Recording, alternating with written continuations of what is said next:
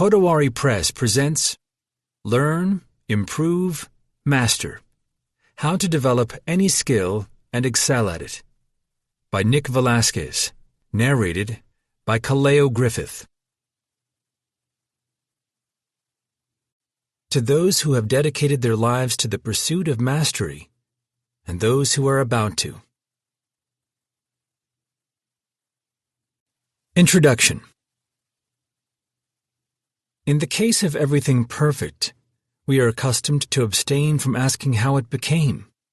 We rejoice in the present fact as though it came out of the ground by magic. Friedrich Nietzsche. A young mother holds the body of her dead child across her lap. She looks down at him in a moment of overwhelming love and sorrow, her grief forever captured in stone by one of the greatest artists that's ever lived, Michelangelo Buonarroti. The details of this sculptural masterpiece, the Pietà, make us forget we are looking at marble. What we see instead are figures of flesh and drapery so vivid they keep our gaze fixed, awaiting their movement. It is one of the most beautiful works of art ever created. In response to people's admiration of his Pietà, Michelangelo is supposed to have said, "If people knew how hard I had to work to gain my mastery, it would not seem so wonderful at all." What seemed like the product of pure genius was the result of years of labor and many more learning his craft. We tend to think of mastery as something magical or the consequence of raw talent, but it comes from effort and dedication over many years, in most cases, a lifetime. We usually see a master's polished performance or the refined final product of their efforts, but not the process behind it, and so we believe that what they do is beyond our capabilities. We think we don't have the talent or special abilities to do what they do. It's like watching a magic illusion. A magician vanishes a card and makes it reappear in an impossible location. As spectators, we see the end result and are amazed by it, but we do not get a glimpse at the mechanics that made it possible. If we could peek behind the illusion, we would find a process anyone can replicate through the study and practice of sleight of hand.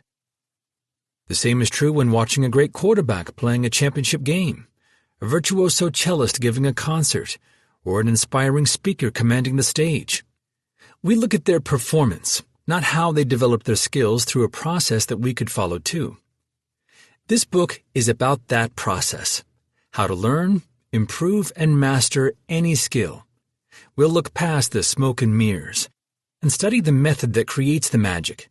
We'll begin by exploring the principles of learning and common misconceptions, foundation.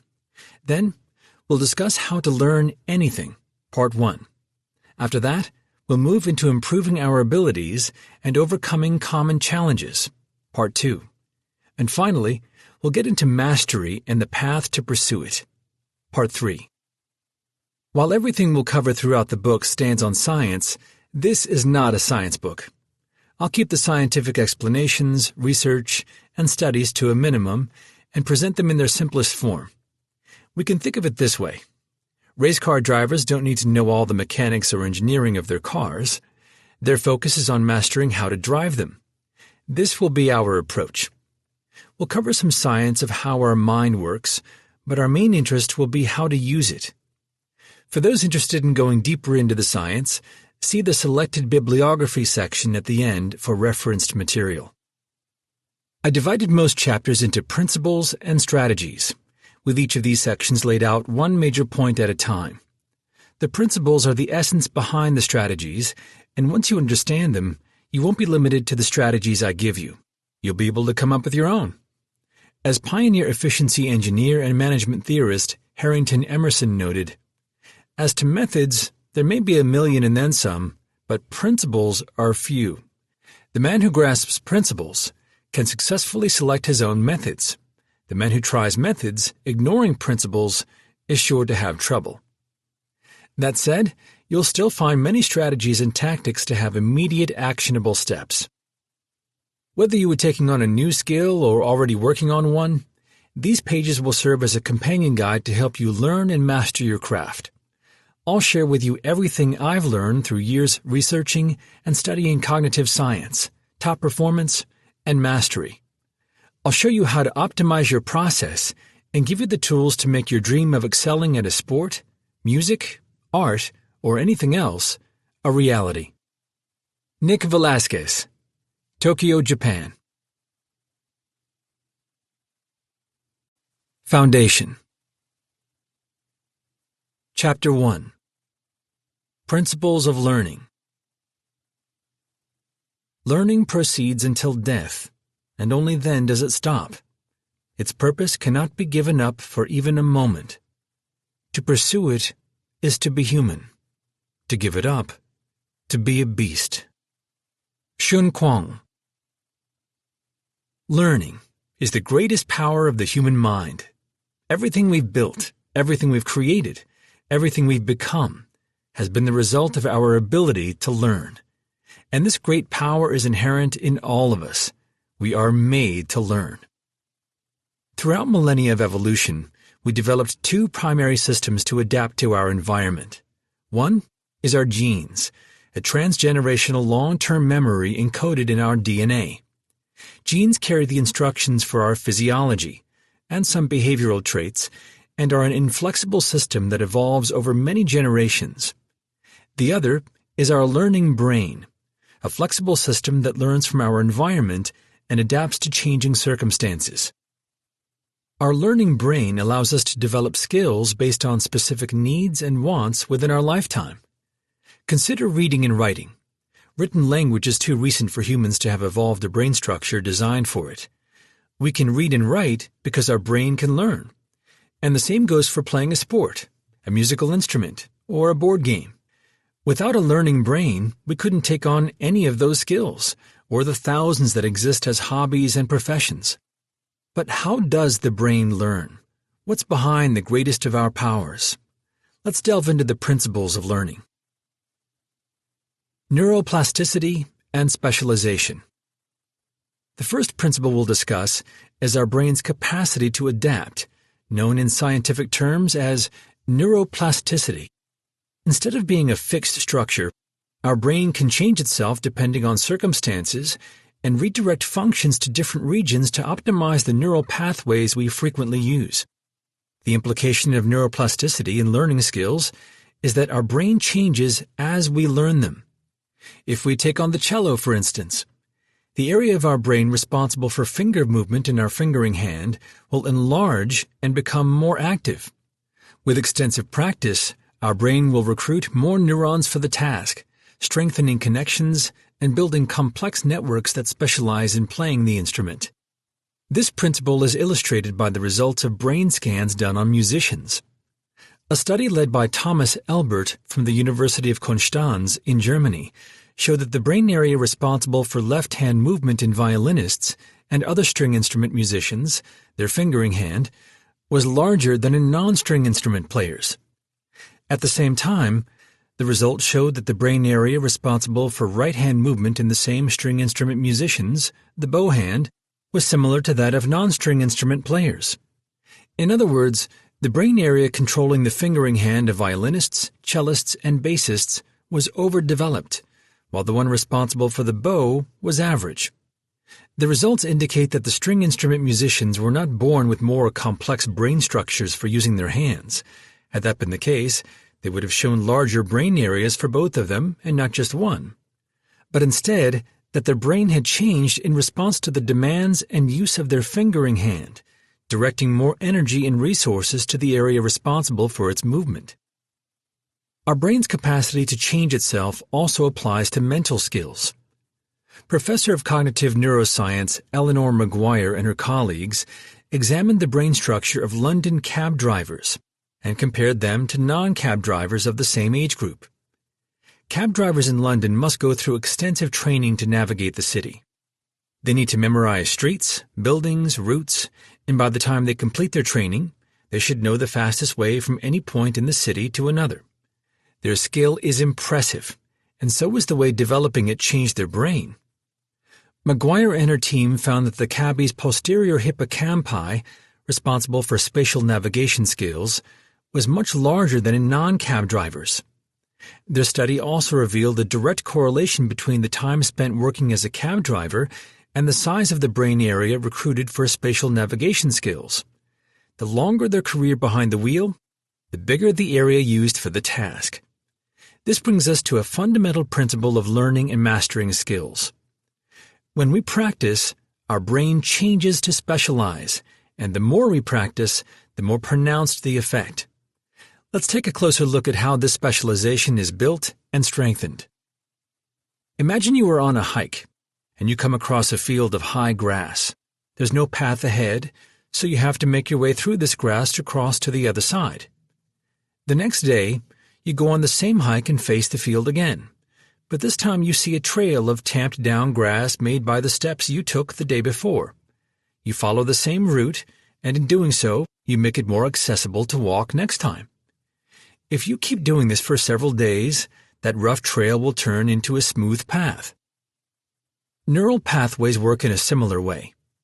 First, we create a primary neural connection for a behavior or thought process, the rough trail going from one neuron or group of neurons to another. But as we keep using the connections, they become faster and stronger, allowing information to move more efficiently from one side to the other. Without getting too technical, this efficiency builds as a substance called myelin surrounds the neural connections we repeatedly use, a process called myelination. Myelin works as an insulator that supports stronger and faster signal exchange between neurons. The amount of myelin surrounding neural connections depends on the frequency of use. The more we use them, the more layers of myelin they get. Myelination is the internal process for getting better at anything. Through practice, we build layer upon layer of myelin on the neural pathways related to our skill, making them robust and specialized, the neural equivalent of turning a rough trail into a path. And if we continue our practice over the years, that path evolves into a speedway.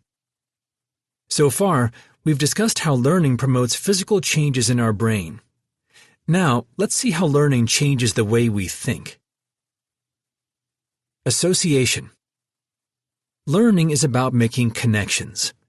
Neurologically, these happen when neurons get excited simultaneously, making them bond to each other, a process first described by neuropsychologist Donald Hebb as neurons that fire together, wire together. Cognitively, they happen when we associate ideas, concepts, patterns of thinking, and behavior. Let's take speaking a language as an example. We started learning our native language by making associations between sounds and our environment. The sound mom or mama or maman in Spanish and French respectively was just noise. But after training from our parents, we began to associate the noise with our mother. Over time, the connection got reinforced and turned both the word and its meaning into a single unit. Mom stopped being noise and became permanently linked to what it represents. Throughout life, we make thousands of these associations between noises and concepts, developing fluency in our native language. These connections become so strong we can't separate them. If someone is talking to us in our native language, we can't help but interpret concepts and meaning instead of hearing noises. Association plays a primary role in developing skills. When learning to play the piano, for instance, we create connections between finger movements and sounds we want to produce. In hockey, we associate how we hit the puck with where we want it to go. And the same applies for other sports, arts, or anything else. We build our abilities by creating connections and reinforcing them over time. Chunking. When associations grow complex, they lead to chunking. This is when our brain groups and processes several pieces of information as a unit instead of individually. When reading, for instance, we look at letters but process them in groups as words. Two associations are at play here. One between each letter and its sound, and a larger one for what they mean and sound like when put together to form words. Taken one step further, we chunk words together and interpret them as sentences. When learning to drive, Making a turn seems like a long list of tasks that need to happen in close succession. Use the flasher to signal the turn. Reduce your speed. Check your mirrors. Verify the road is clear. Rotate the steering wheel. Adjust speed as you turn. At first, each step stands on its own. 1, 2, 3. And we create separate connections between each step and how our body should move. But with practice, we chunk the steps together until turning becomes one fluid sequence. We no longer process all the steps of the turn individually, but see them as part of a larger action. The same principle applies to all other learning. We start by making individual associations between concepts and behavior, and then group them to form more complex, larger chunks. As we get better at processing these associations, they move from our conscious awareness into our subconscious. We no longer read letters, but see words instead, and we pay little attention to our body movements as we drive. Let's take a look. Automatic processing. When we reinforce connections between thinking patterns or behavior, they start becoming automatic. Consider walking, a skill we learned early in life. At the time, it was difficult for us, but we don't pay attention to it now. Walking became a seemingly automatic process. We no longer think of how or in what order to move our legs and balance our body. With enough practice, we can automate tasks, or parts of them, and reduce the conscious awareness we give to their execution. This automation is valuable in learning because it frees up conscious energy to work on other things and build on top of what we already know. Masters take this process to the extreme. They practice their craft to a point where they can execute outstanding technique without thinking much about it. Their conscious mind is not occupied with the mechanics of the task and can instead focus on higher-order thinking, such as expression, creativity, or strategy. Consider the speed of professional violinists. They move 4 fingers from one hand through the fingerboard, landing on the right position at the right time, while the other hand moves the bow at the correct angle with the right speed to get the desired sounds. That's too complex for the conscious mind to process. Professional violinists can play fast because they have reinforced the neural connections associated with the mental and physical tasks of playing the instrument to the point of automation. They no longer focus on where to put their fingers or what angle to move the bow to hit the right notes. With the subconscious handling those parts, the violinist's conscious energy can be directed to their interpretation and other areas of their performance. An important note to keep in mind is that automatic processing, aka automaticity, does not discriminate between desired behaviors and undesired ones. If we repeat bad habits or keep making the same mistakes, that's what will reinforce and automate, and they will be harder to correct later on. We must be careful then of what we automate to avoid transferring the wrong things into our subconscious. The principles we've covered, neuroplasticity, specialization, association, chunking, and automation, are the foundation of all learning. Our brain rewires itself through practice, creating clusters of neural connections composed of associations between thoughts, feelings, and behaviors that specialize in what we repeatedly do. When reinforced, these connections move from our conscious awareness to our subconscious, becoming almost automatic. Then our conscious mind is free again to process new tasks and add complexity to our growing abilities.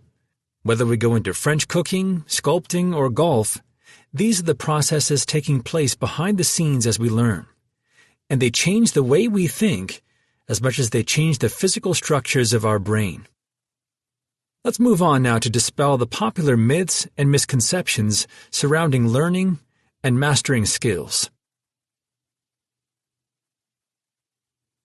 Chapter 2. Myths and Misconceptions.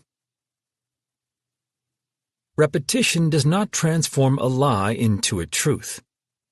Franklin D. Roosevelt. Learning should be fun. Old dogs can't learn new tricks. You either have it or you don't. It takes 10,000 hours of practice to master any skill. These ideas have been repeated so often they are now accepted as truth, but they are myths and misconceptions, and believing them can hurt our progress, give us a poor perception of our capabilities, and even keep us from learning something in the first place.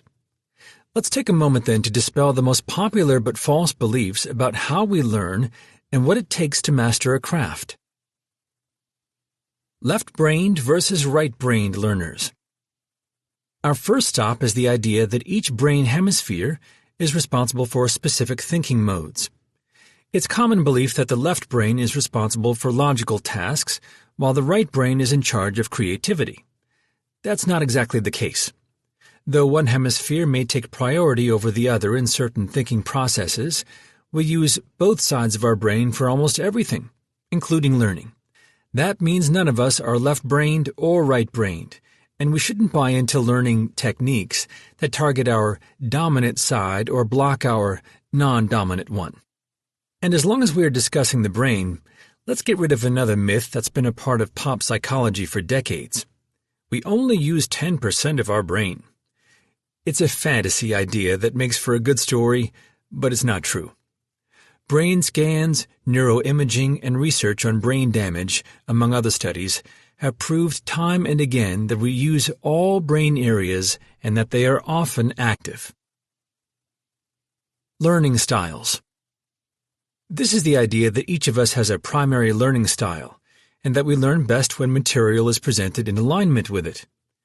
Many theories have stemmed from this concept. Without getting into details, for they are beyond our discussion, a well-known example is the VAC-VARC learning styles theory, which categorizes learners into either visual, auditory, reading, or kinesthetic. Another one is the Honey-Mumford model, which divides learners into activists, reflectors, theorists, and pragmatists. While all these theories propose different styles, they share the idea that we learn best if we study based on our dominant one, a premise unsupported by research. These theories come from observation and experience in classrooms, not from rigorous testing. There is no evidence that we learn better if new material is presented in what we think is our style of learning. When psychologist and cognitive scientist Harold Pashler and colleagues set out to test the claims of different learning styles theories, they couldn't find any supporting studies, and instead found ones that contradicted them. What's true is that we do have preferences in the way we learn, though this doesn't mean our preferred style makes the most difference in our learning. Other factors, such as the type of subject we are studying, how we perceive ourselves and our capabilities, prior knowledge, and our ability to extract underlying principles from the material, play a far more important role in how we learn. Limited research exists on learning style theories, so even if some have validity, there's currently no thorough research to support them. In that sense, we cannot write them off as a myth, but we cannot structure our learning based on them either, much less define ourselves by their categories. Old dogs can't learn new tricks.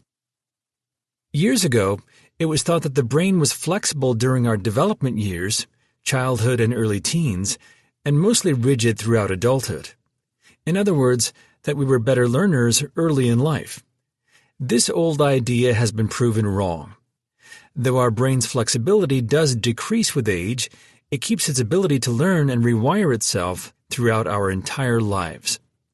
What does get worse with age, however, is how good we are at rote learning, repeating information over and over until we commit it to memory. But rote learning is inefficient for memorizing in the first place. More on this in Chapter 6. We'll explore more effective memory strategies that aren't age-dependent, so we shouldn't be concerned with our diminished ability to rote learn later in life. Despite the scientific findings, it still seems like young people learn faster. But the explanations are found in psychology and behavior rather than biological differences in age. One factor has to do with our mindset.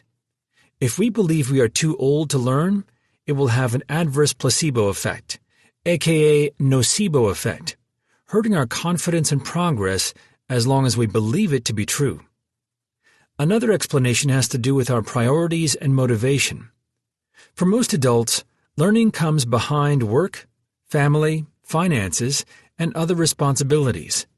But for many young people, their hobbies come first, be it skateboarding, playing drums, or video games, and they dedicate them as much time as possible.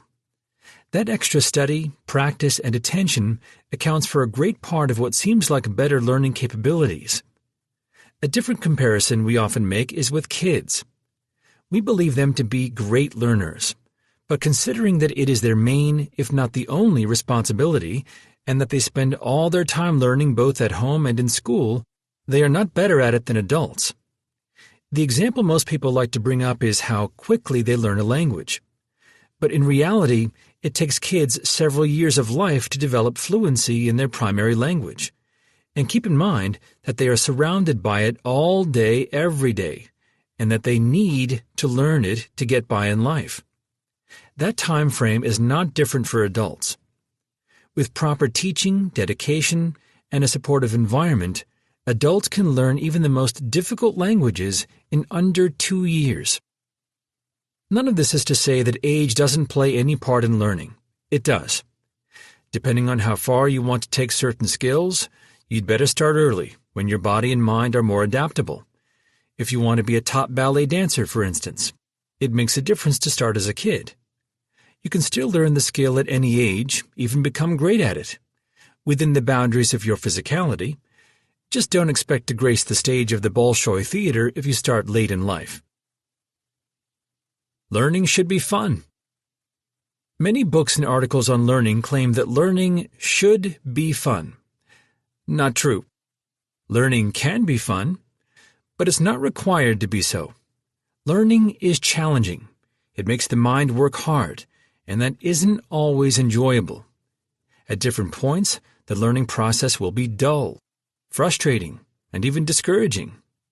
As Aristotle once noted, youths are not to be instructed with a view to their amusement, for learning is no amusement, but is accompanied with pain. That's the process. We have to embrace it and strive forward with perseverance, even when it's painful. In that sense, the condition we should be after is enthusiasm, not fun.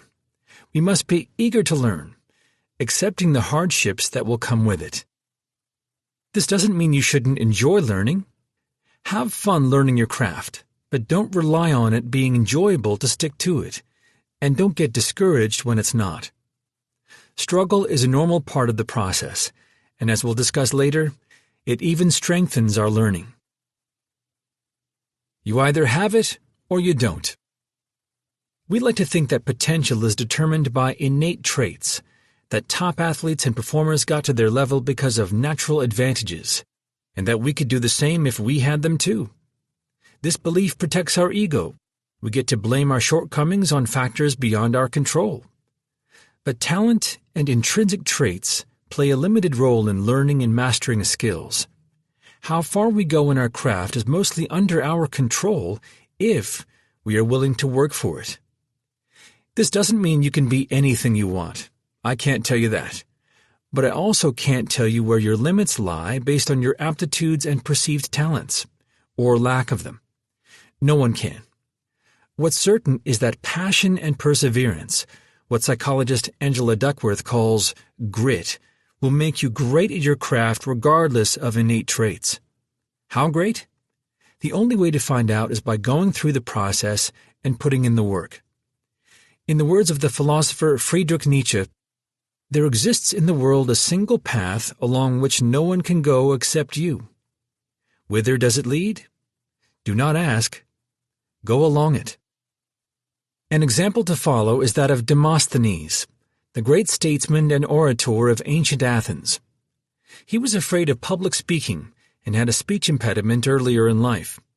But through years of dedicated practice, he honed his speaking skills and became one of the best orators of his time, despite what seemed like crippling disadvantages. Like Demosthenes, all masters had to spend countless hours learning and refining their craft, regardless of their aptitudes or talents. No exception, none, ever.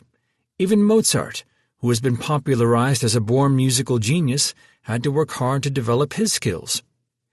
"It is a mistake to think that the practice of my art has become easy to me," Mozart said to the conductor leading rehearsals for Don Giovanni. "I assure you, dear friend, no one has given so much care to the study of composition as I. There is scarcely a famous master in music whose works I have not frequently and diligently studied." Attributing Mozart's mastery to innate abilities is a disrespect to the lifetime of dedication he put into his craft. Expertise and expert performance studies in many fields show that innate traits and abilities have limited effect in developing excellence. The exceptions are physical qualities, such as height and body structure, but they only matter in a few areas, mostly specific sports, and only to an extent. And even in those domains, people with natural advantages still have to work hard to become great. In other words, masters are made, not born. As German writer Johann Wolfgang von Goethe put it, "Everyone holds his fortune in his own hands. Like a sculptor, the raw material he will fashion into a figure. But it's the same with that type of artistic activity as with all others. We are merely born with the capability to do it. The skill to mold the material into what we want must be learned and attentively cultivated." Let's take basketball as an example, one of the few fields in which natural traits have a larger influence. The game gives an advantage to tall players, but being tall does not mean you are automatically good at it, nor are the tallest players the best ones. A good reference is Stephen Curry, who is several inches shorter than the average NBA player, and yet one of the best to step onto the court. Learning and mastering basketball takes years of dedicated training, not just height. Basketball skills, like ball handling, shooting, passing, and rebounding, have little to do with being tall. A 7-foot stature may be an advantage, but it's not necessary for developing the skills that make up the game. Those can be learned by anyone. And if basketball had height divisions like fighting sports have weight classes to account for physical advantages, there would be top-ranked players of all heights for any playing position. They would just belong to different divisions. Whether we're talking about basketball, public speaking, or any other skill, the most relevant impact that talent and natural abilities may have in our development is how thinking about them affects our psychology.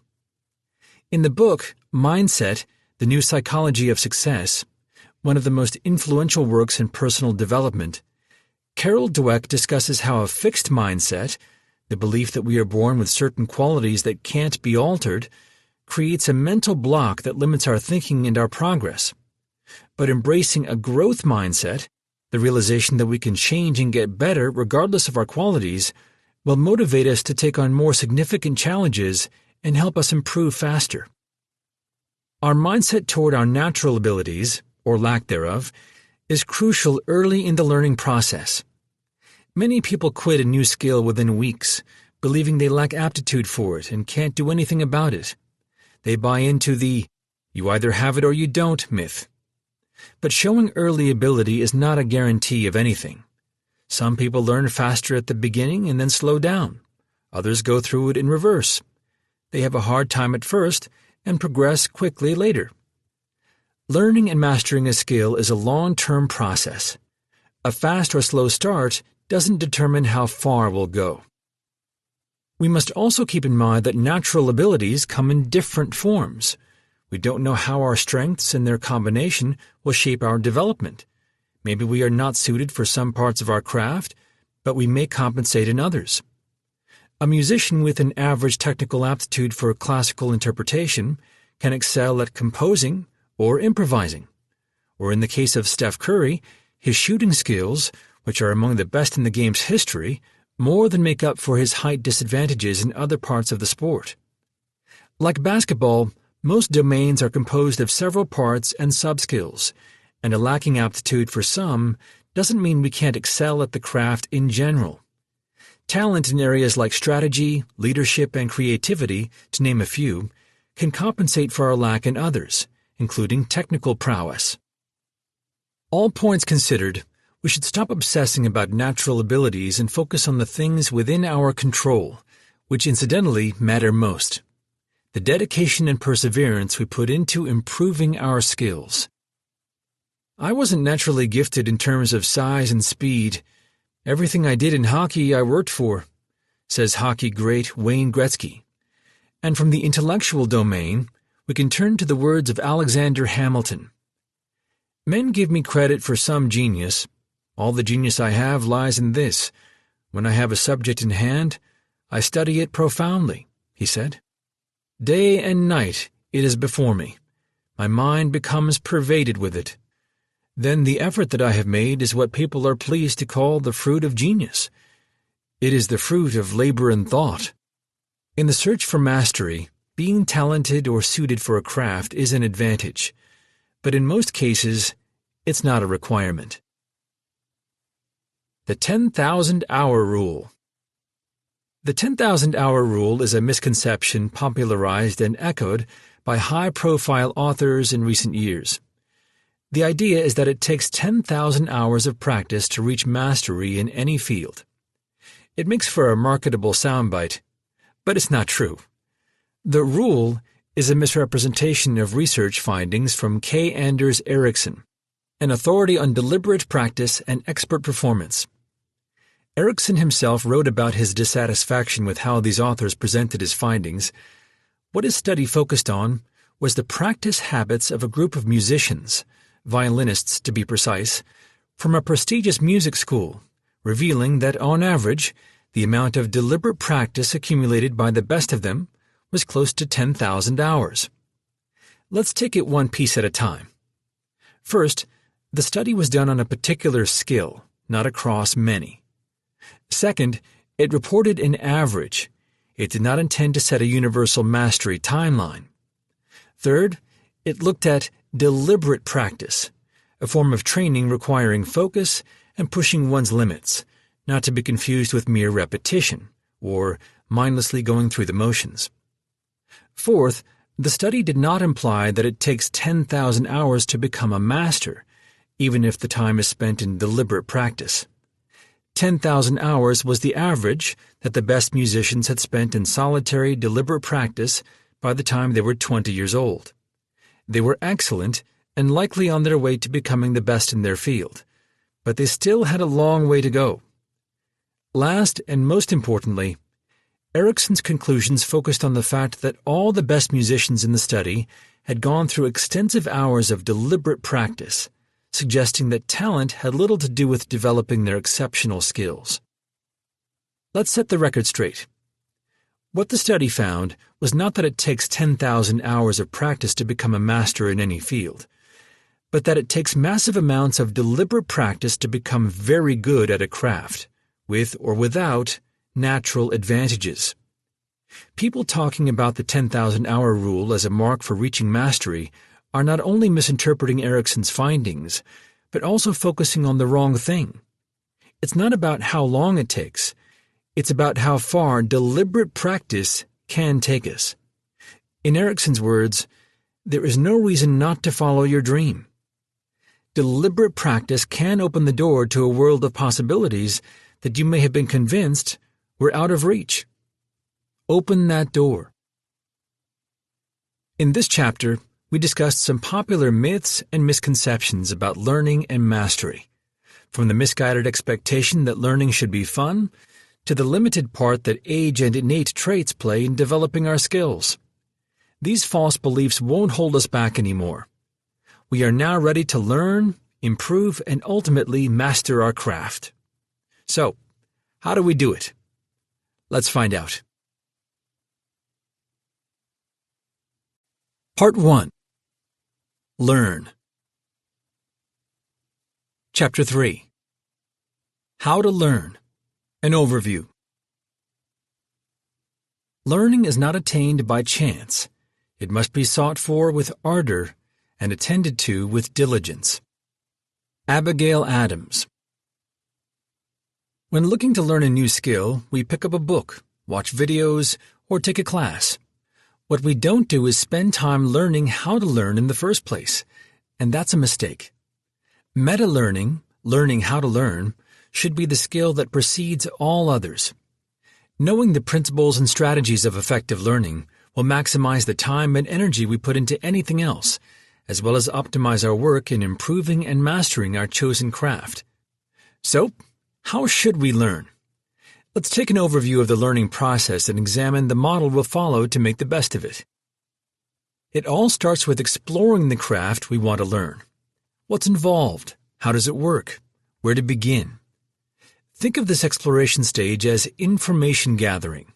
We'll read about the skill, watch videos, go to an introductory class, talk to people already practicing it, and watch masters performing it.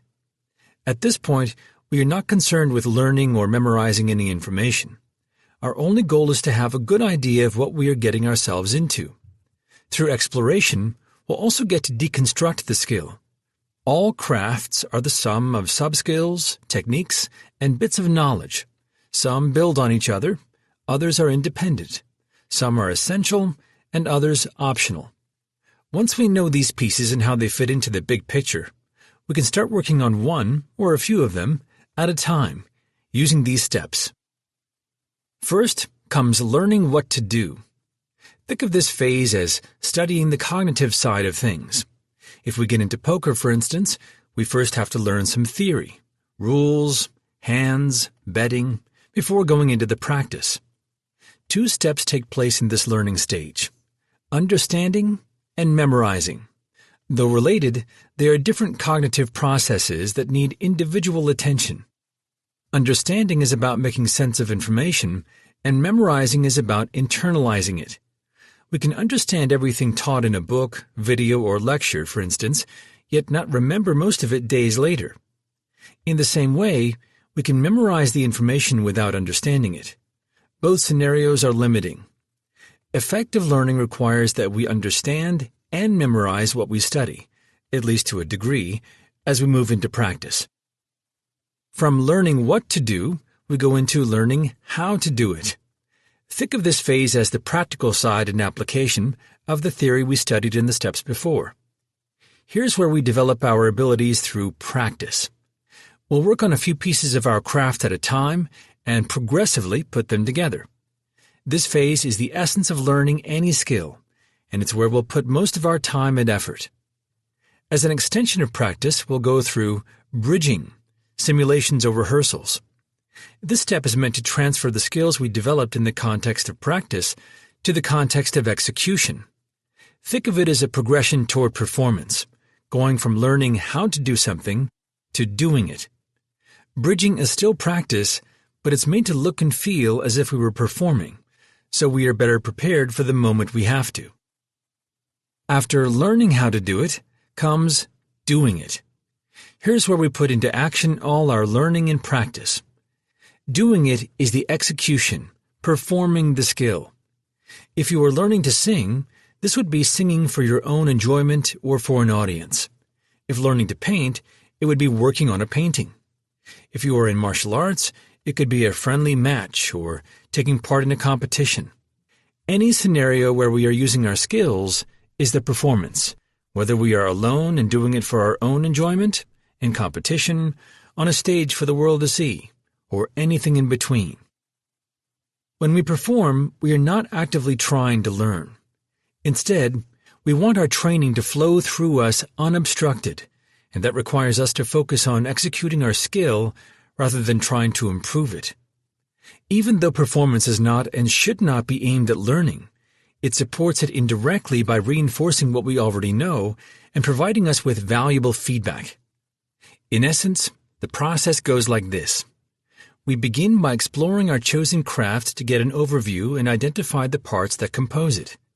Next, we work on one or a few pieces at a time, first understanding and memorizing the concepts behind them, and then going into practice to transform the knowledge into abilities.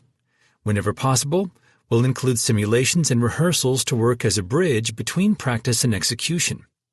And finally, we take all our training and put it to use as we perform to the best of our ability, an indirect learning step that reinforces what we've worked on and provides us with feedback. Let's see the process in action. Imagine we are going into cooking. After an exploration, we decide to start by building our knife skills, an essential element of cooking, and a great place to start. Among the different knife techniques, we'll take chopping, cutting ingredients into bite-sized pieces, as our example. Keep in mind that we don't learn a craft as a whole. We build it piece by piece. In that sense, we don't learn cooking, because that's only a term encompassing a series of principles, sub-skills, and techniques. Chopping is one such technique, and we would then apply the same learning process to all the others and progressively put them together to build what we recognize as the skill and art of cooking. Learning to chop. Knowing what to do. For this phase, we could take a cooking class, read an explanation, watch a video, or have someone show us how to chop. That takes care of understanding the steps. Then we need to memorize them. We have to internalize the knowledge so we can minimize the times we'll interrupt practice to restudy. Here are the steps. Grip the base of the knife's blade with your index finger and thumb and wrap the remaining fingers around the handle. Hold the ingredient with the index, middle, and ring finger of your other hand, middle finger slightly forward and the other two behind, and keep them perpendicular to the cutting board. Guide the blade along the flat surface between the knuckles of your middle finger as you push it down and slightly slide it forward to cut. Knowing how to do it. Now that we understand and remember the steps, we'll practice them. Here's where we take the concepts we learned and turn them into an actual skill, turning chopping knowledge into chopping skills. Once we feel comfortable with the technique, we can set up practice scenarios that simulate real performances.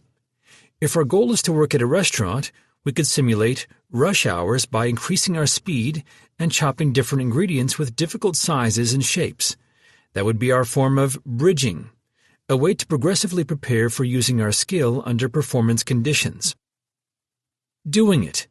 This is the execution of our new skill, either for cooking at home or in a professional kitchen. Though we are not learning directly in this phase, we are reinforcing our technique and getting feedback to improve it.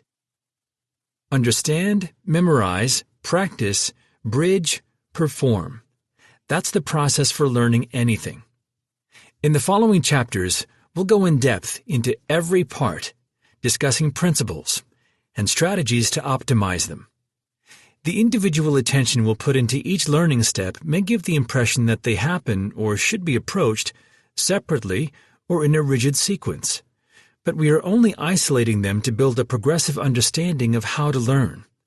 In reality, we may jump from practice back to memorizing because we forgot something, or leap straight to performance without time for bridging.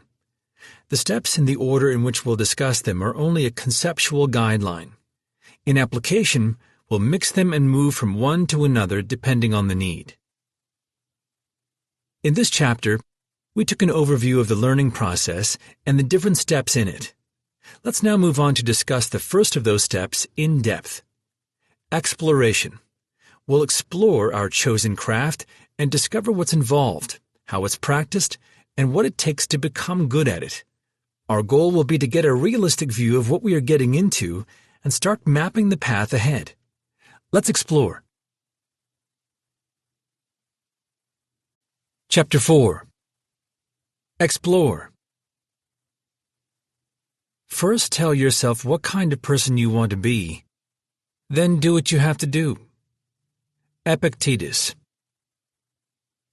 What draws us to learn a new skill? Most of the time, it's seeing the work or performance of those who are great at it.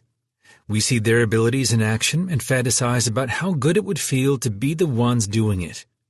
But we are only looking at a part of the picture, the performance, and not the years of study, practice, and effort behind it. To get the full picture, we need to explore the craft, learn how it's practiced, what it comprises, and what it takes to excel at it. We must know its challenges, pleasures, and pains. Without that knowledge, we can't know if it's really what we want to pursue. But how does this exploration phase work, and what can we do to get the most out of it? That will be the subject of this chapter. Note, this chapter is for those new to a craft. If you've been learning yours for some time, you already know what it entails. In that case, Exploration can expand your understanding or help you renew your motivation to keep improving, but feel free to jump ahead to the next chapter. The principles. Exploration gives us a reality check. Many people take up the guitar, drums, or other instruments with the dream of playing live in front of a cheering audience. They imagine how good they would look playing on stage and making the crowd roar. But the path to that goal is usually through thousands of hours of solo practice, followed by more hours composing, refining, and rehearsing songs. Playing live usually accounts for a fraction of what's involved in playing an instrument. We get lost in the spell of the finished product, like watching athletes compete, musicians play a concert, or artists show their work. We are attracted to those moments and dream of getting there ourselves, but those performances are the end results of their efforts. By not looking deeper, we miss what's behind them. The endless hours of practice, the years of study, the discipline, the sacrifices, and in some skills, the physical toll on the body. Dancing appears glamorous, easy, delightful, but the path to paradise of the achievement is not easier than any other, said renowned dancer Martha Graham. There is fatigue so great that the body cries, even in its sleep. There are times of complete frustration. There are daily small deaths. That's what it takes to get where we want to go. We need to know that. We need to see behind the glamour of performance. This reality check can be demotivating, as we may realize our chosen craft is not what we were looking for, or that we don't want to do the practice it requires. But knowing what the skill is about, how it's practiced, and where it can take us, could also make it more appealing. The point is, we need to explore it to find out. Exploration helps us deconstruct the skill. Exploration is also a way to discover the different parts that make up the craft. These are the sub-skills, techniques, and principles that comprise it. Learning to play the guitar, for example, involves music theory, scales, chords, picking technique, and left-hand finger dexterity, among other things. And those parts have subparts in turn. Scales are divided into major, minor, pentatonic, and so on. We need to deconstruct our chosen skill and become familiar with the different elements involved. Doing so will help us develop a better plan for which ones to focus on, in what order, and how to approach them. There's a lot to learn in a craft, and if we don't break it down and focus on what matters most at a given moment, we'll drown in its magnitude. Exploration primes the mind to learn. Exploration brings perspective, context, and purpose to the day-to-day learning and practice, the grind, and how they fit into the overall craft. When we see the big picture, it's easier to stay motivated and internalize the smaller pieces and sub-skills. Let's take rock climbing, for instance. Rope work and tying knots are an important part of the sport. But if we start learning those parts without knowing their role, the information remains abstract and hard to memorize, even boring. It's when we understand their use and how they fit into rock climbing, when we see the context and purpose around them, that we become engaged and prime our mind to learn them. Exploration leads to better questions. If we are delving into writing and ask, how do I become a good writer? We'll get the answer, write a lot and read a lot. That's good advice, but it's also vague, and that is so because the question is vague. If we ask instead, how do I energize a piece of writing? We'll get something like, speed up the pace by shortening your sentences, using frequent paragraphing, and cutting most adverbs and adjectives. That's the power of asking better questions. We get specific answers tailored to our goals and circumstances. But we can't ask them if we don't build basic knowledge first. That's where exploration comes in. With an overview of our chosen craft, we'll develop enough understanding to ask those better questions and get better answers. The strategies. The voice of experience. A great way to start our exploration is by talking to people already involved in what we want to learn. from beginners to advanced practitioners to pros, coaches, and teachers. We'll ask them about the process and anything they can share on learning, practicing, and performing. What do they find most challenging? What mistakes should we try to avoid? What deserves special attention? Their insight will provide us with a real sense of the path ahead. At the same time, they can help us deconstruct the skill by telling us the different pieces that compose it and their level of importance. That information will give us a structure for the sub-skills and techniques we'll be learning later on. Uching. Uching means getting a taste of what we are going into, to dip our toes before we dive. I came across the term in the book Decisive: How to Make Better Choices in Life and Work by Chip and Dan Heath. The idea of uching is to try things before committing to them, such as taking a short painting class before applying to art school. Other ways to uch would be to attend classes as a spectator or observe artists as they practice. In these options, instead of getting involved, we would be looking from the outside, trying to absorb as much as we can. But the goal remains the same: develop a better understanding of the craft before we make a more significant commitment to it. Uching also gives us a better sense of what the day-to-day practice looks like. This is important because some skills are different from what they seem. As an example, I took flying lessons thinking that flying a plane would give me a sense of freedom. But after a few lessons, I realized it was not what I thought. What I expected to be liberating fun was replaced with attentive planning, weather analysis, communication protocols, operational checklists, and following airspace regulations. Still a good experience, but not what I was after. On the opposite side, I thought I wouldn't enjoy surfing. I'd never had an interest in water sports, and riding a wave didn't sound like a good idea considering my, let's call it, acquired respect for water after almost drowning twice as a kid. But surfing turned out to be different from what I had imagined. I enjoyed floating in the water, appreciating nature, and feeling the waves' movement until it was time to ride the next one, and the thrill that came with it. The point is, we need to try things out to see them for what they really are. Media. Another way of exploring our craft is through articles, interviews, books, documentaries, and videos that document a master's skill beyond the performance. We've already been exposed to the performance part many times. It's what got us interested in learning the skill in the first place. We take on the guitar inspired by great performances from guitar players we love, or we go into tennis because we want to own the court like our idols do. What we don't see often is the process behind it. Someone practicing scales or working on their backhand. But at this stage, that's what we should look into. For someone who wants to become a sprinter, this could be watching videos of how the pros train. Top sprinters make the sport look easy.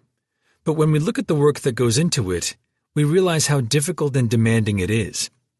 Usain Bolt offers us a glimpse in an interview. I think a lot of people see you run and then they say, "Oh, looks so easy, looks effortless," Bolt says. But before it gets to that point, it's hard work. It's day in and day out sacrifice, day in and day out just dying. That's what awaits any aspiring sprinter, and they better know it going in. Insider's point of view. The previous strategy centered on looking behind the scenes rather than admiring the performance. But here, we'll do the opposite. We'll look at the performance, though we'll do so from an insider's point of view. Imagine we sat down to watch a movie with a director and she broke down the scenes, story, and characters for us. This would give us a different experience of the film. So even though we would be looking at the end result of the craft, the finished movie, we would get a peek into the world of directing and what goes into filmmaking. The idea applies to any skill. We can watch a football game with someone knowledgeable in the sport's tactics and plays, listen to a political speech with a professional public speaker, or go through an art museum with an art connoisseur. The goal is exploring what we are interested in through the perspective of those who know what's happening and why. Exploration gives us an overview of our chosen skill from study, to practice, to execution, and with it, a good sense of whether it's something we want to pursue. Through exploration, we also identify the sub-skills and techniques that make up the craft and even take a peek at the path ahead. But this stage has been about discovery, not learning. The goal was to know better, and now that we do, we are ready to learn. How do we do it? Let's find out. Chapter 5. Understand. What we do not understand, we do not possess. Johann Wolfgang von Goethe. Learning is most effective when we understand the principles, logic, and purpose of what we study. For this reason, understanding sits at the base of learning anything. We need to make sense of what we are doing, how it works, and why, so we can optimize the rest of the process. Let's use an example from Brazilian Jiu-Jitsu, a grappling martial art. If we want to learn how to do an arm bar, a submission technique that attacks an opponent's elbow joint, we must start by understanding the steps involved in the move. To keep things simple, here are the 5 main steps, from a full guard on the right side. If you want to see the armbar, you can go to unlimitedmastery.com/armbar. 1. Hold your opponent's right arm against your torso. 2. Place your left foot on your opponent's right hip. 3. Bring your right leg behind your opponent's left shoulder and push him down. 4. Pass your left leg over your opponent's head. 5. Extend your body against your opponent's right elbow joint. Before we practice the move, we should know the purpose behind it. In this case, making our opponent tap out. We should also understand the steps, their sequence, and why they matter. We control our opponent's arm, step 1, before placing our foot on his hip, step 2, because without that control our opponent can escape and even pass our guard. Next, we bring our leg behind our opponent's shoulder and push him down, step 3, to break his posture. If we don't, he'll have more balance and space to move. It will also make it harder for us to pass our leg over his head, step 4. Finally, we extend our body, step 5, to create leverage against our opponent's elbow joint and make him tap out. Understanding the logic behind each step makes the move easier to process, memorize, and practice. It also gives us insights into the principles behind the technique, which apply to many other moves in the martial art, such as restricting an opponent's movement to trap them, breaking their posture to throw them off balance and limit their movement, and using our body as leverage to attack joints. Understanding sets the foundation for all learning. Knowing what we must do, why it matters, and why it's done the way it's done improves all other learning phases. But what influences how we process and understand information? And how can we get better at it? That will be the subject of this chapter. The principles. Input modes. We'll start with the different ways we take in information. Observation. Watching someone do what we want to learn. Imitation. Following along as someone else does it. Explanation. Reading or listening as someone else breaks down the subject. Experimentation. Trying to figure things out on our own. Depending on the situation, some input modes work better than others. In learning the arm bar, reading about the move or just winging it on the mat wouldn't be useful and could get someone hurt. And the same is true in other sports. We are better off having someone guide us or following along with a video or coach. In other instances, a book or audio course might work well. It depends on what we are learning. Whenever possible, we should mix several input modes in our learning. Have a coach or teacher explain it to us. Explanation. Watch others do it. Observation. Follow along. Imitation. And then experiment on our own. Experimentation. Using more than one input mode will make for a stronger understanding and help with memorizing later. Context. We learn better when we know the context of what we are studying and how it fits into the larger picture. Think of context as the image on the jigsaw puzzle box that shows you what the finished puzzle should look like. Without this guide, it would be difficult to make sense of the hundreds of pieces jumbled around your table. Or imagine how confusing it would be to study opening moves in chess without first knowing what the game is about or the rules to play it. Context gives new knowledge structure, making it easier to understand. At the same time, it makes information more engaging. Seeing how each part of what we learn, regardless of how small, plays into the big picture makes us pay attention and study it with motivation, two essential qualities for better learning. Schemas and previous knowledge. A schema is a conceptual framework made of previous knowledge and experience that helps us process new information. Let's assume you've never seen a leopard. If I were to explain it to you, I could start by naming its characteristics one by one, such as its size, weight, and that it has pointy ears, a long tail, and 4 legs. Or I could tell you to think of a big wild cat and then explain its unique features, like its distinctive spotted coat.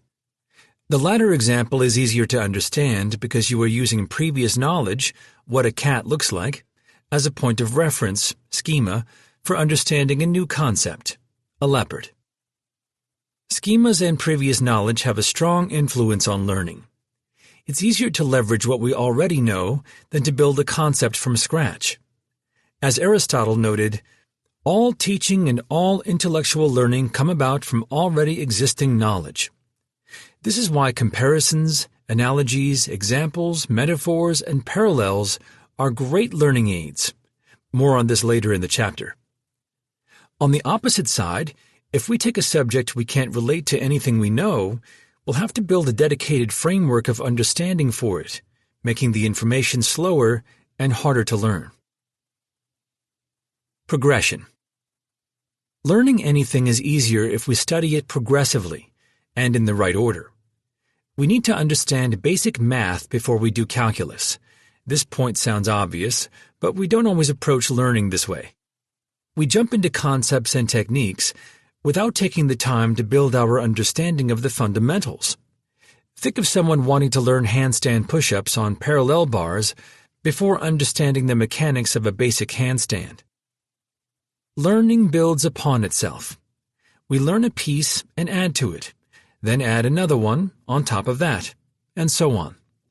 Following the wrong progression will only slow us down. A guideline to keep in mind is to study from general concepts to specifics, from simple processes to complex ones, from concrete information to abstraction, and from principles to techniques and strategies.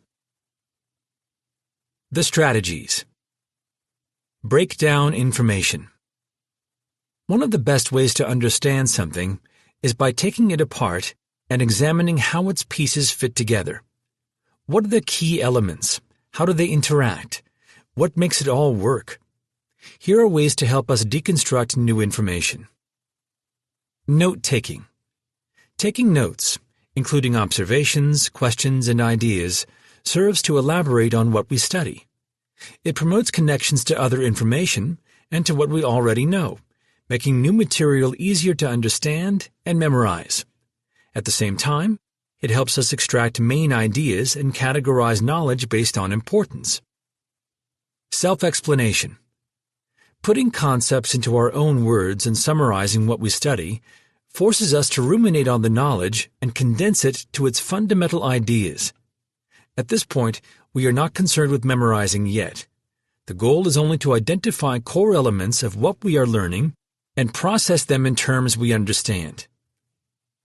Concept maps.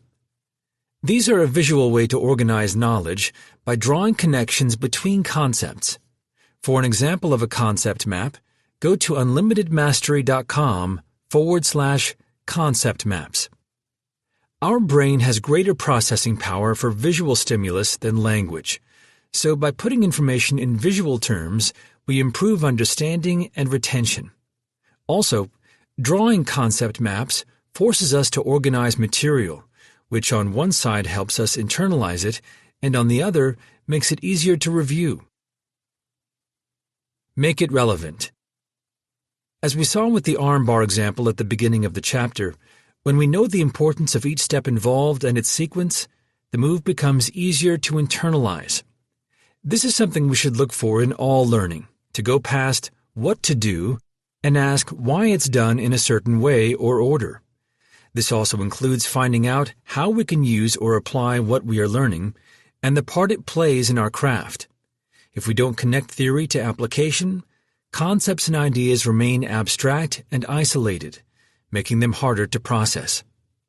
Our approach, then, will be to find the value of what we study and see how it contributes to the big picture. Doing so will make us more receptive to learn, as well as improve our understanding of the craft and its underlying principles, which will do more for our development in the long term than focusing on what to do. Elaborative questioning. Elaborative questioning is about trying to deduce the logic behind what we are learning before we are taught the answers. In the previous section, we talked about the importance of knowing the why behind what we do. Here, we are adding a step in between. Instead of going straight to the answers, we'll try to come up with them ourselves. In our armbar example, this would mean trying to figure out on our own why each step matters and why they follow that sequence. Even if we don't come up with the right answer, the effort we put into trying to figure it out forces us to think of the principles and the concepts behind the steps. This questioning primes our mind to learn, so that once we are given the right answer, the information becomes easier to process and takes better hold in our memory. It also has the benefit of making us scrutinize what we study instead of accepting it at face value, benefits that result in improved learning. Connect to what you know. We come back to using what we know to learn something new. It's an essential principle that will turn into an active strategy by looking for connections between what we already know and what we are trying to learn. We'll spend time thinking of how the new information relates, even remotely, to something we are already familiar with. For this, we can use analogies, metaphors, examples, and any form of comparisons, which are especially useful if they are visual and concrete. In The Little Book of Talent, Daniel Coyle makes a case for thinking in images and using analogies. Touch the strings as lightly as possible is an example he contrasts with touch the strings as if they were burning hot, which is easier to interpret. Same with trap the soccer ball gently versus let the ball kiss your foot. Analogies and visual examples such as these are the marks of great teachers. They use relatable, simple, and concrete comparisons to things we know to help us grasp new information and then expand from there. I had the great opportunity of training Muay Thai under Mark Delagrati before he became a sought-after trainer for UFC fighters. Mark was the best trainer I've ever had. Aside from being an amazing teacher, he was dedicated to all his students, not just the ones showing the most promise or discipline. He wanted to get the best out of each of us. Something that caught my attention about Mark's teaching was his use of analogies and comparisons.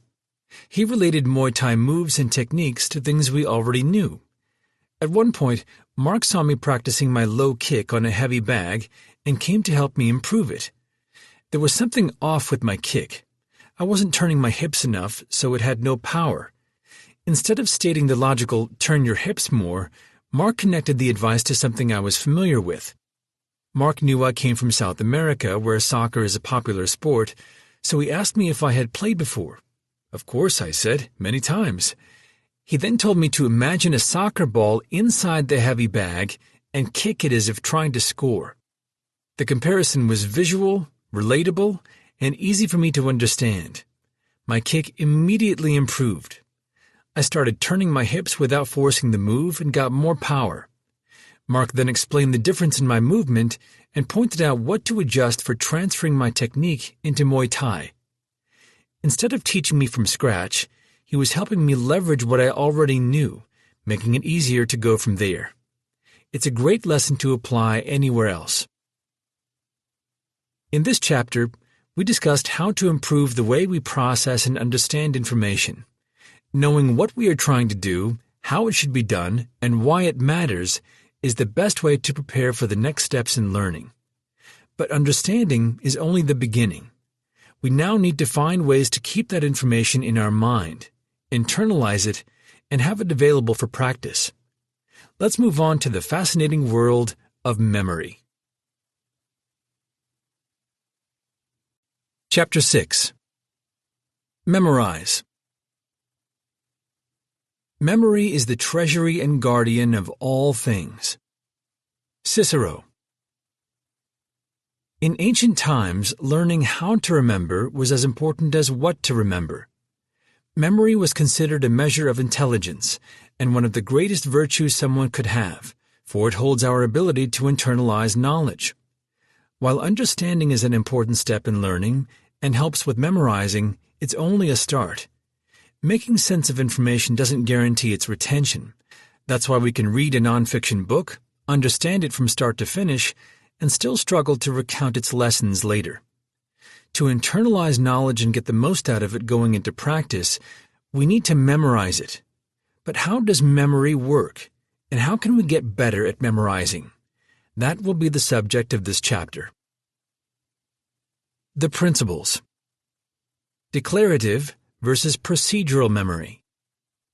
From a learning perspective, there are two types of memory, declarative and procedural. Each serves a different purpose, but both play an essential role. Declarative memory is about remembering facts, and procedural memory deals with processes, such as remembering how to drive a car or play a sport. In learning a skill, declarative memory is knowing what to do, memorizing theory, steps, concepts, and procedural memory is knowing how to do it. In science, the difference is referred to as knowing that and knowing how, respectively. Different skills require a different mix of declarative and procedural memory. There's little theory involved in learning how to ride a bicycle, for instance. We rely on our procedural memory to memorize how to move our body, pedal, and keep our balance. Other skills, such as photography, public speaking, or design, involve learning more concepts, a task for our declarative memory. The focus of this chapter is on declarative memory, what to do. We'll be developing our procedural memory, how to do it, in the next chapter, practice. Recognition versus recall. We access information in our memory in two ways, recognition and recall. Recognition is identifying something we are exposed to as something we've experienced before. It's the, "Oh, I've seen this movie before," or "Oh, I've heard the song before" effect. Recall, on the other hand, requires retrieving from memory something we've experienced in the past without being exposed to it again. Let's look at a practical example. You meet someone at a party for the first time. Weeks later, you recognize this person on the street but can't recall the name. What's happening? Recognition is an easier process for the mind. We don't need to reconstruct information from memory. We just run the input against our database and see if there's an existing match. Have I met this person before? Yes, I have. Recalling that person's name is different. We are not hearing or seeing the name anywhere and have no input to run against our previous experience. Instead, we have to retrieve the name from long-term memory into working memory with limited help. A more complicated process than recognition. So when people say, "I'm better at remembering faces than names," it's not only them. It's everyone. If they had to describe the new acquaintance's face without looking at it, they would find it difficult too. Recognition is easier than recall. The same principle makes multiple-choice tests easier than fill-in-the-blank ones. Multiple-choice questions ask us to recognize the answer, but when we have to fill in the blank, we are forced to retrieve it from memory. It's also why reviewing something we've studied in the past can feel as if we already know it, even if we don't. We recognize the material, even feel familiar with it, and it creates the illusion that we've committed it to memory. But we'll know we've memorized it only when we can recall it on our own. Memory and association. Memory is associative. We connect events, facts, and experiences to form webs of knowledge. This makes it possible for a single cue, partial or distorted, to trigger a series of memories. Think of when you tell a story from your past. As you move through it, you remember more of what happened. Pieces from the story trigger other memories, and those trigger more in turn. The same happens between stories. You start telling one and then remember 2 or 3 different ones. Before you know it, you've recounted several stories in a row, most times with only a detail connecting them. This associative quality of memory is a great feature. We get to create clusters of memories and knowledge that are accessible from multiple points. It's a way of improving recall and making things harder to forget. Without it, everything we encode in our memory would exist alone with a single point of access. And if that point were lost, the memory would become inaccessible and otherwise forgotten. Imagine there is only one road to your house. If that path gets blocked, you can't go home. It doesn't mean your home disappeared, you just can't get to it. But if there are many paths to it, if one gets blocked, you can take another one. Our memory works the same way. If we have only one link to a memory and it fails, we'll lose access to it. It doesn't mean it disappeared, we just can't reach it. But if we have multiple pathways leading to it, we'll have more access, making it less likely to be forgotten. An example of the relationship between association and memory is the famous Baker-Baker paradox. In a study, researchers showed 2 groups of participants the picture of a man. One group was told that the man's last name was Baker. The other group was told that he worked as a baker. Days later, both groups were shown the picture again. Those in the name group were asked to recall the man's name, and those in the job group were asked to recall the man's job. The participants who were told his name had a hard time remembering it, but those who were told his job had more success. The word is the same, baker, but working as a baker is easier to recall. We can associate the man's image with the set of preconceptions or schemas we have about baking. Cooking bread, being covered in flour, pastry smell. Our mind creates more connections, or paths, between the man's image and his job. On the other side, the name, baker, is harder to remember because it doesn't give us much information to associate with. This effect goes beyond remembering facts, events, or experiences. It also translates into acquiring knowledge and skills. Associating new learning with things we already know creates a larger web of knowledge that's harder to forget. So, the more connections we create between what we are learning and what we've learned before, the more likely the new knowledge will stick. Memory and chunking. Chunking relates to the principle of association. It happens when we group or associate several pieces of information into fewer, more manageable ones. Our short-term memory is limited and can only handle around 7 pieces of information at a time and hold them for just a few seconds. Chunking keeps us from overwhelming our short-term memory by making high information volume more manageable and facilitating its transfer to our long-term memory. Let's look at an example. Try memorizing the following letters in order. CNNJFKTVNASA. Now, let's chunk them together and try again. CNNJ, FKT, VNASA. Both examples have the same letters in the same order, but the second one is easier to memorize. The difference is that we grouped the 12 independent pieces of information from the first example into 3 chunks to contain them, a number that's more manageable for our short-term memory. Now, if we organize chunks in a meaningful way, they become even easier to memorize. Let's take a look. CNN, JFK, TV, NASA. Those groups of letters have meaning to us, so by chunking them like that, they take a stronger hold in our memory. Now, if we want to go further still, we can take advantage of something our memory is especially suited for. Narratives. We'll use each chunk to create a story linking them together. It could be something like this. CNN was doing a segment about JFK on TV, but it got interrupted by a live rocket launch from NASA. With that story, We chunked the 4 independent groups of information into a single one that's easy to memorize.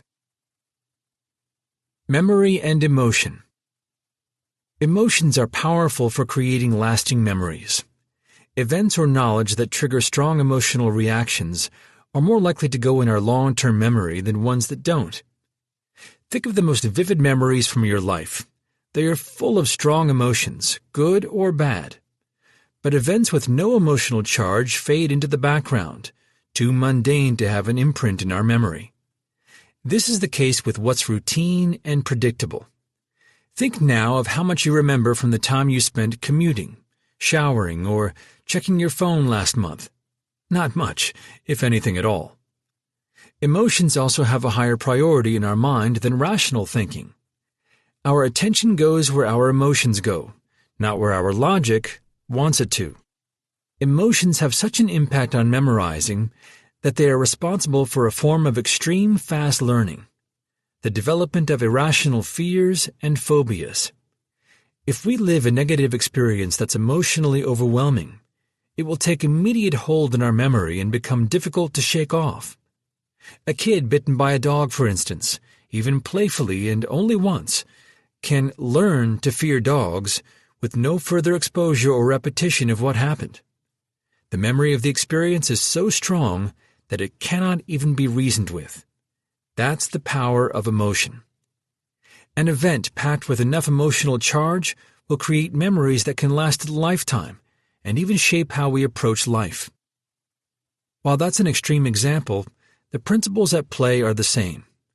Strong emotions create strong memories, and we can use this to our advantage. If we are passionate, interested, and engaged in what we are learning, we'll create stronger memories.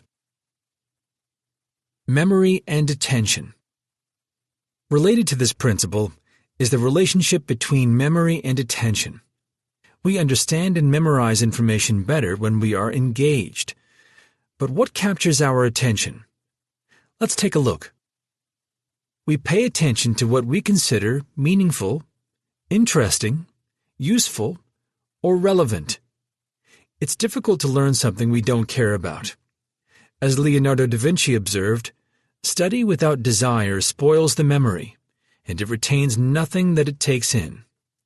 Think of the lessons our parents tried to teach us when we were kids that started with, "This will be important when you grow up." We forgot most of them long before we needed them. Those lessons were not relevant to us and had no immediate use, so we ignored them. We cared about other things, such as learning to ride a bicycle, and when that moment came, it had our undivided attention. Whatever we consider meaningful, interesting, useful, or relevant has a magnetic effect that not only draws us in, but also keeps us in. We pay attention to what's new, outstanding, or unexpected. As we move through life, we recognize patterns and create models of the world based on them. We then expect things to be and behave the way they have in the past. And when those patterns get broken, they capture our attention. The same goes for novelty. We get used to what we see often and stop paying attention to it. But new things attract us. It's the reason we remember a walk around a new city during a vacation, but recall little from a routine walk in our hometown. The vacation breaks our day-to-day patterns and exposes us to new experiences, making us more attentive. Time seems to move slower as we live those moments. A 2-week vacation feels like months' worth of memories. But it's because we are noticing more, and our memory is stimulated to record more of the experience. On the opposite side, when we follow a routine, weeks pass unnoticed. They fail to grab our attention and make a mark in our memory because there's no novelty in them. We pay attention to what sparks curiosity. We are curious by nature. If something intrigues us, we want to dig deeper and find out as much as we can. It doesn't have to be something significant. Curiosity can come even from trivial things.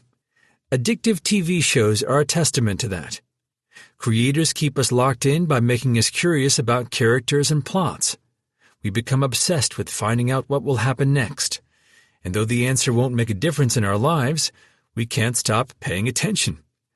We watch episode after episode looking for relief, but find another cliffhanger we have to resolve. Curiosity keeps us attentive for an impressive, sometimes worrisome amount of time. Memory and repetition. We remember what we experience repeatedly. Through repetition, aka rote learning, we can eventually drill almost anything into our memory. But rote learning is inefficient compared to other principles for creating new memories, like association, attention, and emotion. Using repetition to memorize is like taking a wheel, laying it on its side, and then pushing it. We'll make it move and get it where we want it to go, but it's not the best way to do it. Repetition may feel like the right approach to memory, but that's because we are used to it. We've been conditioned to memorize this way since early childhood, and it's human nature to resist changing what we've always done, especially if it works, no matter how inefficiently. This is not to say that repetition doesn't play a role in memory. It does, but not the way we've been taught. Repetition is inefficient for creating new memories, but it's valuable for solidifying existing ones. Back in Chapter 1, we discussed how our neural connections get faster and stronger through repeated use. It's here that repetition proves most useful. It helps us reinforce what we already know. Our approach for memorizing anything, then, will be to use other strategies for creating new memories. We'll discuss them shortly, and rely on repetition and repeated exposure to give them a better hold. Domain-specific memory. Not long ago, the basketball star LeBron James made the news for a skill that seemed unrelated to basketball: memory. During a post-game news conference in 2018, James broke down several plays in detail as he described how the Cleveland Cavaliers allowed the Boston Celtics to rally late in the game. What happened? We ran them. The first possession, we ran them down all the way to 2 on the shot clock. Marcus Morris missed the jump shot, fouled it up, they got a dunk. We came back down, we ran a set for Jordan Clarkson, and he came off and missed it. They rebounded it, and we came back on the defensive end, and we got a stop. They took it out on the sideline. Jason Tatum took the ball out, threw it to Marcus Morris in the short corner. He made a 3. We come back down, missed another shot. Then Tatum came down and went 94 feet, did a Euro step, and made a right-hand layup, timeout. There you go. His memory was so accurate it amazed reporters and made some speculate he had a photographic memory. As impressive as it seems, LeBron's memory for the game, though difficult to develop, is not uncommon for elite performers across fields. Top dancers remember complex sequences after seeing them once. Skilled musicians can play chord progressions after one listen, and chess masters can play multiple games at a time in their mind, known as blindfold chess or mental chess. Through many hours of study and practice, elite performers develop a complex understanding and improved memory for their craft. They can also chunk large amounts of information into meaningful pieces that are easier to process and memorize. We can think of elite performers' ability to chunk information related to their field using language as an analogy. While elite players see the game as words and sentences, the rest of us see it as individual letters. Let's use the sentence, "He is a great basketball player," from 3 different perspectives as an example. A young child who knows her ABCs but does not know how to read words will see HEISAGREATBASKETBALLPLAYER. That's 26 individual pieces of information, each letter in the sentence, and would be very difficult for the child to remember. A Japanese native who is learning English as a second language and doesn't understand the meaning of each word will see, "He is a great basketball player." That's 6 pieces of information, each word in the sentence, instead of 26, making it easier to memorize. Finally, let's look at it from the perspective of a native English speaker. For him, a single read of the sentence, "He is a great basketball player," is enough to lock it in his memory. The native English speaker can memorize the statement with ease, But we cannot claim he has a better memory than the Japanese woman or the young child. He just has less information to memorize. His proficiency in English enables him to chunk the information into a single piece. The sentence. To get an idea of the effect, imagine I asked you to memorize that same sentence in Japanese, assuming you don't know the language. Here it is, romanized. Kare wa subarashii basketboru senshu desu. Not as easy to remember, is it? This domain-specific memory is what's behind LeBron James' amazing memory for basketball. He doesn't see every pass or every move in isolation, but as part of a larger construct. He sees a play as a whole, as a sentence, not as individual letters. The proficiency he's developed in the language of basketball allows him to process and memorize larger pieces of information than the rest of us. Let's take a turn and look at chess, a game where people often see their top players as having a prodigious memory.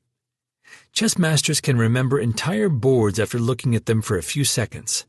They can recreate games they played or studied in the past, and even play several games at a time in their minds. Memory in chess plays such an important role that a player's memory for the game directly links with their ability to play it well. What's surprising is that chess masters don't have a great memory in general. They have a great memory for chess, but an average memory for other things. As with LeBron James, chess masters' amazing memory is domain-specific. In psychological studies, chess masters could only keep around 7 pieces of non-chess-related information in their short-term memory, the same as most of us. Even more revealing, when asked to memorize the position of chess pieces arranged in a way that could not resemble a real game, masters could only memorize a few of them, not significantly different from lower-rank players or even non-chess players. Chess masters' incredible memory for the game relies on seeing, interpreting, and memorizing the relationship between pieces, not each of them individually. They look at 3 pieces on the board, for example, and recognize it as an attack formation they've seen in the past. They interpret it as one chunk, not 3 different things. So when masters were shown pieces on a board that couldn't resemble a real game, they saw them like the rest of us. No context, no interconnectedness. That's why they had an average memory for their position. Another important factor in chess masters' memory for the game is that they see each match in relation to the inventory of matches and positions they experienced over years of practice. Novices, on the contrary, don't have as many points of reference for moves or positions. They see each game as something new, making it harder to process and memorize. Here, we circle back to the influence of previous knowledge in learning or memorizing new information. In terms of our language analogy, chess masters have a more complex vocabulary and fluency for the game. They no longer see individual letters, chess pieces. Instead, they see and remember words and statements grouped in relation to each other. A narrative. This allows them to chunk information on the board in meaningful ways, such as attack or defense formations, patterns, or areas of tension. And it's the reason they have a better memory for it. The domain-specific memory displayed by LeBron James, chess masters, and other elite performers reflects the amount of study and practice they've put into their craft. They were not born with a better memory than the rest of us. They developed it through practice in their fields. It is a byproduct of the work they put into mastering their craft, and carries the implication that we could achieve the same if we put in the work too. Memory of content versus memory of location. During the Middle Ages, information was hardly available. Books were rare, and their access limited. If you had the privilege of coming across one, you would do everything possible to memorize its content. Later, during the Renaissance, learning was aimed at the mastery of a few texts instead of shallow reading of many. Unfortunately, today's overwhelming amount of information has tilted the value toward quantity of reading, even if superficial. And our easy access to content makes it feel as if we no longer need to memorize it. We rely instead on noting its location. We dog-ear book pages, underline paragraphs, bookmark websites, and save videos. Our memory has become an index of knowledge, It shows us where to find what we are looking for, but never holds the knowledge itself. While it's good to remember the location of knowledge, not memorizing the information itself limits our use of it. Imagine you read a book on first aid. You dog-eared it, underlined the most important parts, and placed it back in your bookshelf for future reference. That's a great start, but if you need to give first aid to someone on the street, it's useless to know where to find the book on your bookshelf or which chapter to review. Videos, books, and all other forms of external memory are a great advance of our race. They allow us to share and record information. We should take advantage of their increasing availability. But we must remember that learning and mastering a skill doesn't happen outside of us. It happens inside. We need to internalize knowledge to make the best out of it and be able to use it when we need it. How do we get better at memorizing then? Let's look at some strategies. The strategies. Practice retrieval. Practice retrieval is the technical name for testing. We know it in the form of quizzes, exams, drills, and flashcards. But testing can also be as simple as going through study material and self-questioning, writing the information down from memory, teaching it to someone else, or having our coach ask us questions.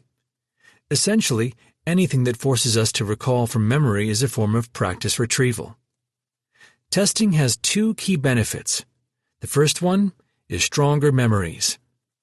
The effort we put into recalling what we learned before strengthens the mental pathways associated with it. And the more effort we put into recall, the bigger the benefit. What Robert Bjork, a renowned expert in learning, calls desirable difficulty.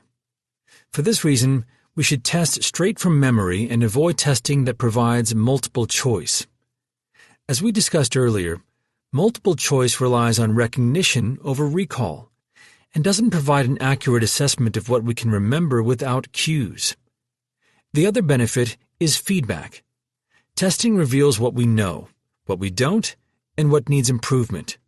SWAT teams, firefighters, pilots, and people in other high-stakes fields use practice retrieval often, in the form of drills, tests, and simulations, to assess their knowledge and stay on top of it.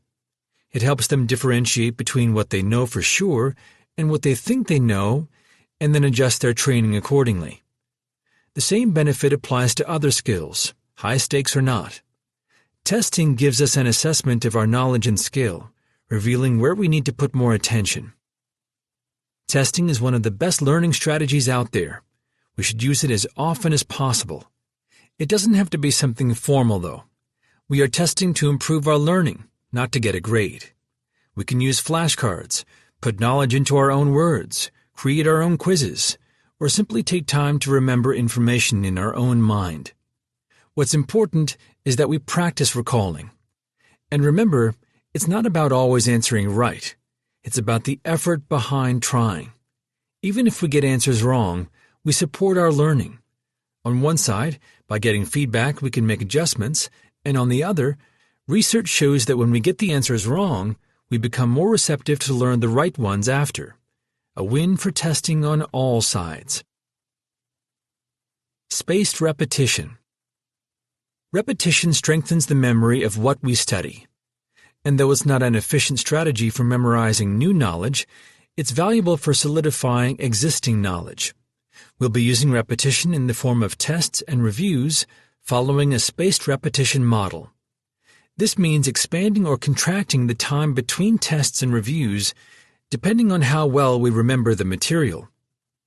Let's imagine we are going into cooking and want to memorize recipes, ingredients, steps, cooking times, and temperatures to start building a repertoire. Here's how to test and review under spaced repetition.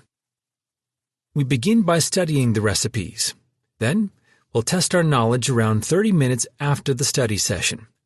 The test will show us which recipes we remember and which we don't. For the ones we remember, we'll retest them the day after. If we still remember them, we'll retest a few days after that, then a week later, then a few weeks later.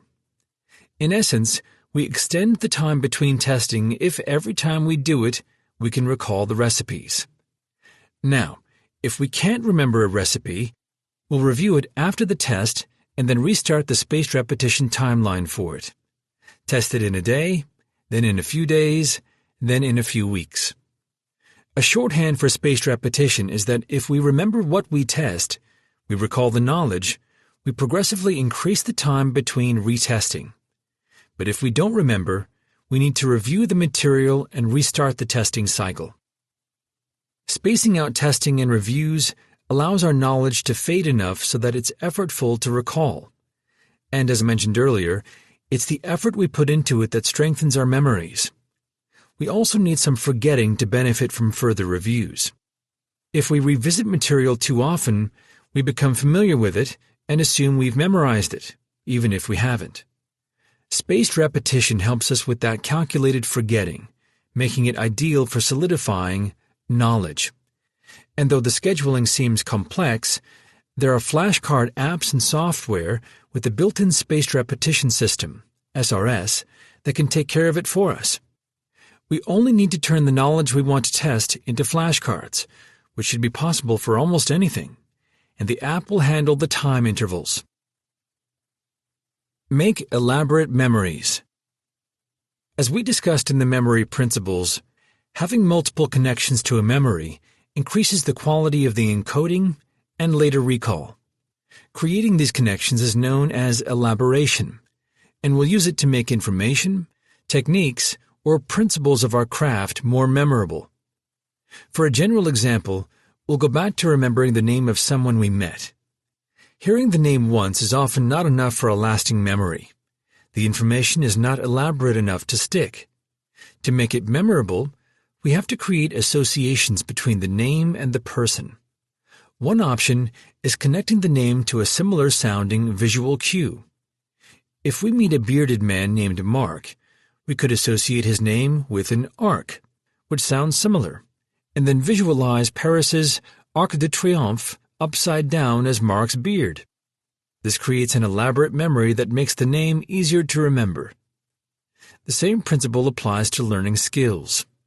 We can elaborate on abstract information and make it memorable by associating it with things that sound or look alike and are easy to visualize.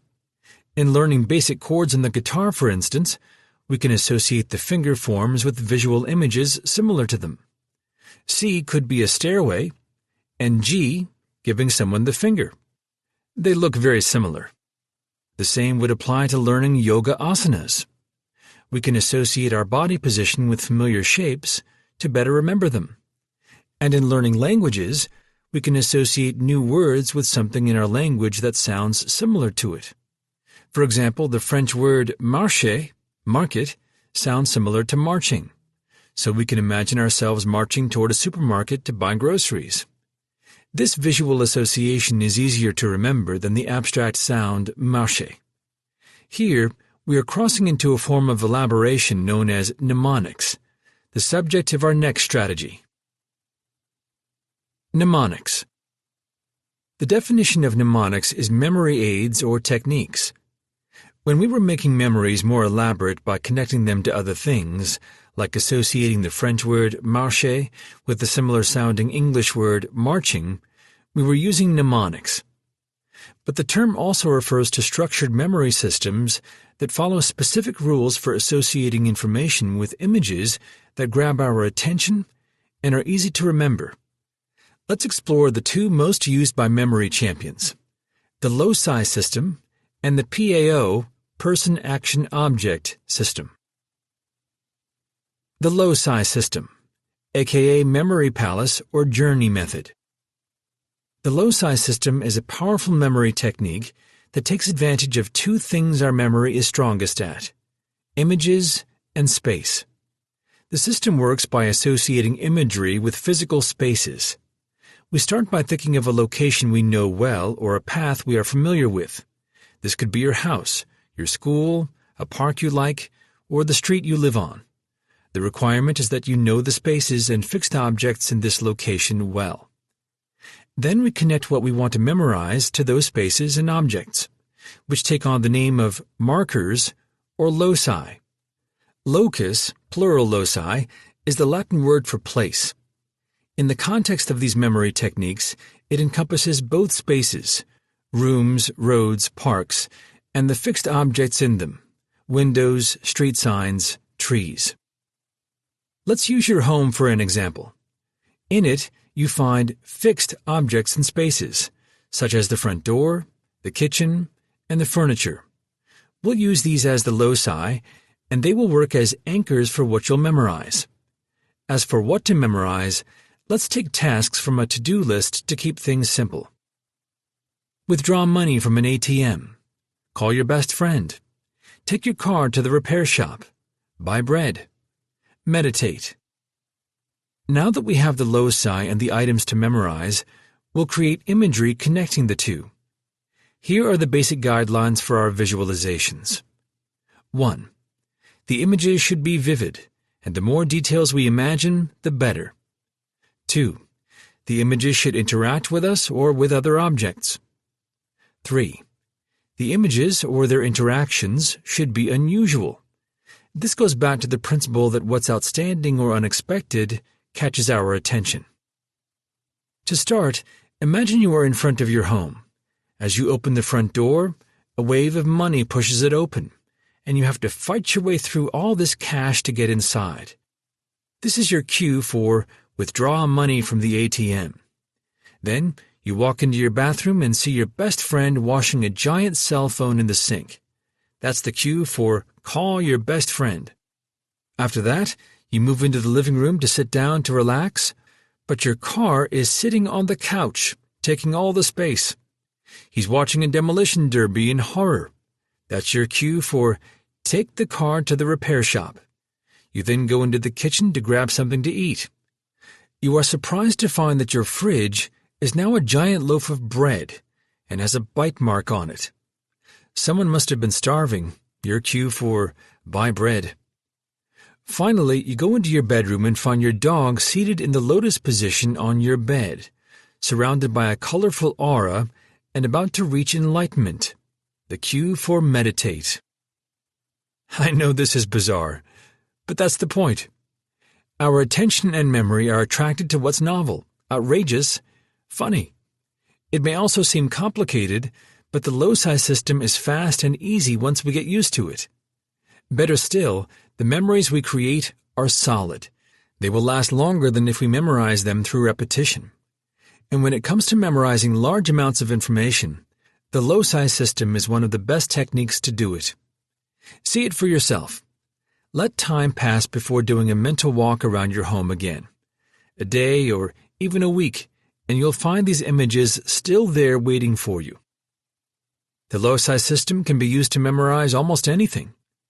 It's only a matter of creating visualizations for what we want to memorize and connecting them to physical objects and spaces in a location. In ancient Greece and Rome, orators used the system to memorize speeches. They attached images representing the main ideas of a speech to loci, and when it was time to speak, they would take a mental walk, going from locus to locus, letting the images show them what to say next. In our times, memory champions have used this method to memorize thousands of digits of pi or the entire Oxford English Dictionary. For our purpose of learning a craft, we can use it to memorize bits of knowledge or steps in a process, such as the ingredient list and cooking steps for making a dish if learning to cook, or pre-landing checks and procedures if learning to fly a plane. I recommend you give the loci system a try. It's impressive how well our memory works when we feed it the input it's meant to process: images, space, emotions, and novelty. If you decide to try it, here are some guidelines to follow. Know the place or path and the fixed objects in it well. You don't want to struggle to remember what was in the location in the first place. Also, only use objects you know will remain in their position and are hard to overlook. Give objects room to be noticed. If you overcrowd a space with them, it will be more likely you'll skip some. Always go through the place or path in the same direction, front to back, back to front, clockwise or counterclockwise. Any direction is fine as long as it's the same every time. and go from object to object in the same order. This will help avoid overlooking things. Choose objects that are different from each other. If two chairs in your living room look similar, use only one as a locus, otherwise it may get confusing. Create images that grab your attention and make an impression. Active, funny, sexual, ridiculous, dramatic, out of the ordinary. Visualize details, and when possible, have the images interact with you as you walk around. It will make them easier to remember. If you want to store information permanently in a location, make sure you don't use it to memorize anything else. Also, revisit it once in a while, so the knowledge doesn't fade. If you are storing information temporarily, make sure you do a mental sweep of all the associations attached to the loci so they can be used again. This may sound strange, but going over them in your mind and mentally vanishing the previous connections will clear the space to start anew. The PAO, Person Action Object System. The Person Action Object System works as a preset of mental images we can assign to bits of information to make them easier to remember. The technique is used for things we repeatedly need to memorize in a changing order. In memory championships, for instance, competitors use it to memorize a random series of numbers or playing cards. The PAO system gives that information, which is hard to visualize and memorize, a set of images that better stick to our memory, all while keeping the information in order. Let's look at an example. We'll use the system to memorize playing cards, a skill that could get you banned from casinos and hated by your blackjack gambling friends. In this instance, the PAO system consists of assigning an image of a person, P, doing an action, A, on an object, O, to each of the 52 cards in a deck. It can be any person, any action, and any object, as long as it is memorable and easy to differentiate from the ones you assign to other cards. For example, the 10 of diamonds could be the boxing legend Muhammad Ali punching a boxing bag, the 7 of spades the scientist Carl Sagan launching the Voyager probe, and the Jack of clubs, the philosopher Friedrich Nietzsche hugging a horse. Once we have an image for each card, a person acting on an object, we can combine them to memorize 3 cards in a row. If we want to remember the sequence 7 of spades, Jack of clubs, and 10 of diamonds, for example, we take the person we assigned to the 7 of spades, Carl Sagan, performing the action we gave to the Jack of clubs, hugging, on the object we associated with 10 of diamonds, a boxing bag. The image for the 3 cards in that order, 7 of spades, Jack of clubs, 10 of diamonds, becomes Carl Sagan hugging a boxing bag. If the sequence were instead Jack of clubs, 10 of diamonds, and 7 of spades, we would take the person for Jack of clubs, Nietzsche, then add the action for 10 of diamonds, punching, and the object for 7 of spades, the Voyager probe. This time we end up with Nietzsche punching the Voyager probe. Let's do one more. We'll take the sequence 10 of diamonds, 7 of spades, and Jack of clubs. Here, we'll visualize the person for 10 of diamonds, Muhammad Ali, doing the action for 7 of spades, launching, on the object for Jack of clubs, a horse. Now we have Muhammad Ali launching a horse. Since we assign a person, an action, and an object to every card in a deck, we can memorize sets of 3 with a single image or story. In doing so, we are chunking 3 pieces of information into one. In our example, we'd have either Carl Sagan hugging a boxing bag for 7 of spades, Jack of clubs, 10 of diamonds, Nietzsche punching the Voyager probe for Jack of clubs, 10 of diamonds, 7 of spades, or Muhammad Ali launching a horse for 10 of diamonds, 7 of spades, Jack of clubs. If we wanted to memorize longer sequences, we could combine those chunks. Let's say we want to memorize the following card sequence: 7 of spades, Jack of clubs, 10 of diamonds, Jack of clubs, 10 of diamonds, 7 of spades, 10 of diamonds, 7 of spades, and Jack of clubs. Note, we are repeating the same cards in a different order to keep things simple, but in practice it works the same way with different cards in any sequence.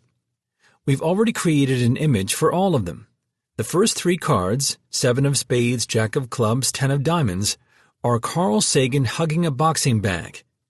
The next three, Jack of Clubs, 10 of Diamonds, and 7 of Spades, are Nietzsche punching the Voyager probe.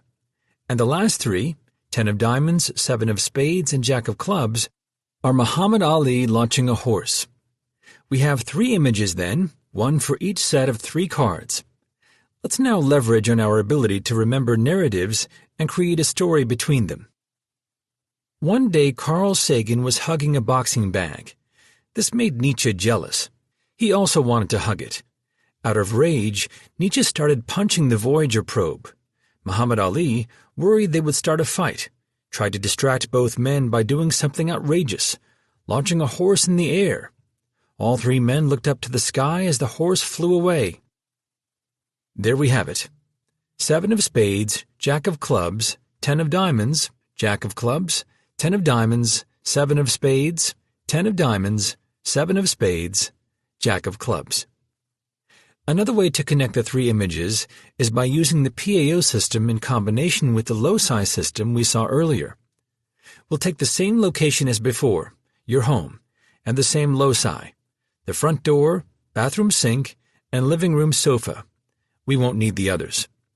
Let's now attach each image, Carl Sagan hugging a boxing bag, Nietzsche punching the Voyager probe, and Muhammad Ali launching a horse, to those loci.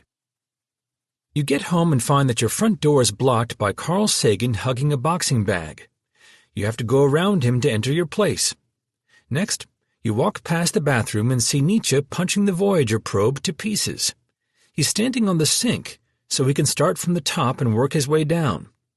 Finally, you move into the living room and see Muhammad Ali ready to launch a horse into space. He's using your couch as a launch platform. 7 of Spades, Jack of Clubs, 10 of Diamonds, Jack of Clubs, 10 of Diamonds, 7 of Spades, 10 of Diamonds, 7 of Spades, Jack of Clubs. The PAO system is a powerful memory tool. Though we used it here to memorize playing cards, it can have applications across domains. In music, for instance, it can be used to memorize chord progressions. Musicians use the same chords all the time. It's the order that changes depending on the song. So, just as Carl Sagan hugging a boxing bag was the 7 of Spades, Jack of Clubs, and 10 of Diamonds for a card player, it could be E minor, D, G for a musician. And the same can be done for dance moves and choreography, football plays in a game, or anything that involves an inventory of recurrent parts we need to memorize in different orders. The downside of the PAO system is that it takes time to set up. We have to assign and memorize a person, action, and object for each piece of information, each chord, dance move, football play, or card in a deck. But once the system is set up, it makes memorizing sequences fast and easy.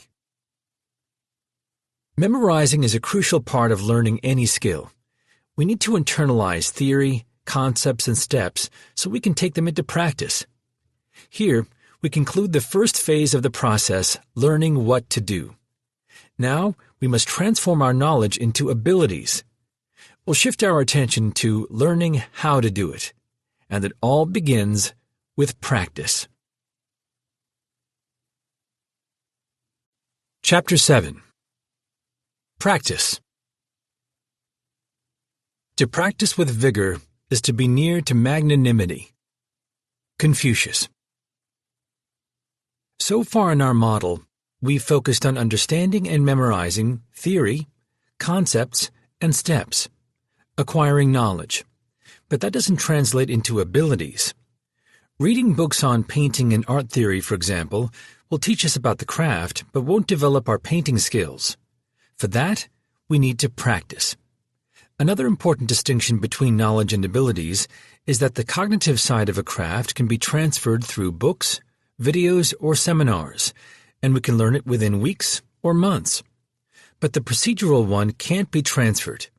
We have to develop it ourselves, and it may take years to do so. This can make it feel more gratifying to focus on learning theory than putting in the practice. We move more quickly through books and videos and get a sense of accomplishment from having finished them than we improve abilities through action. Practice is hard work and improvement slow. too slow to give us the immediate gratification and illusion of progress we get from focusing on the knowledge side of our craft. But without it, we can't develop our skills. We can't read or watch our way to mastery. We must practice. It's the essence of learning any craft. And despite some people's negative feelings toward it, it can be the most exciting and rewarding part of learning. So, what makes good practice? And how can we maximize the results we get from the time and effort we put into it? That will be the subject of this chapter. The principles. Practice versus repetition. We have two goals in practice: increase our current level and solidify what we already learned. Repetition helps us with the latter, solidifying our abilities, but it's not a way to expand them. Think of how long you've been brushing your teeth or walking. That's years of repetition without getting better. At some point, you felt proficient enough and stopped trying to improve. All the repetition you've done since then only reinforced the way you brush your teeth and walk, not improved it. Repetition can be good or bad, depending on what we repeat. The process does not discriminate between right or wrong. Think now of people who've been driving for years and are still terrible at it. Repetition didn't make them better drivers. It only solidified their driving style, with all its mistakes and bad habits. The main role of repetition is reinforcement, so for it to be useful, we need to repeat the right things. That means building our abilities correctly in the first place. For that, we turn to a different process: deliberate practice. Deliberate practice. This is the ideal form of practice. The term and concept were introduced by the renowned expert in expertise, K. Anders Ericsson. In his words, deliberate practice is purposeful practice that knows where it is going and how to get there. Let's look at key elements to satisfy those conditions. Deliberate practice has well-defined goals for the practice session. Practice should always have an aim, and it can't be as vague as to get better. We need to know exactly what we want to work on and then design a session for it. The goal could be to improve a specific part of the skill, fix a mistake or bad habit, or refine a difficult technique. What's important is to know what we want to achieve and then go after it. It's not enough to simply show up. As an added benefit, having clear goals makes progress easier to track and notice, helping us stay motivated. Deliberate practice needs to be deliberate. We have to give practice our undivided attention, not just our time. If our mind is wandering and we are cruising through a practice session, we'll fall into mindless repetition. Deliberate practice demands all our energy. It's exhausting, but the payoff is worth it. 1 hour of deliberate practice will yield more results than several hours of mindless practice. Think quality over quantity.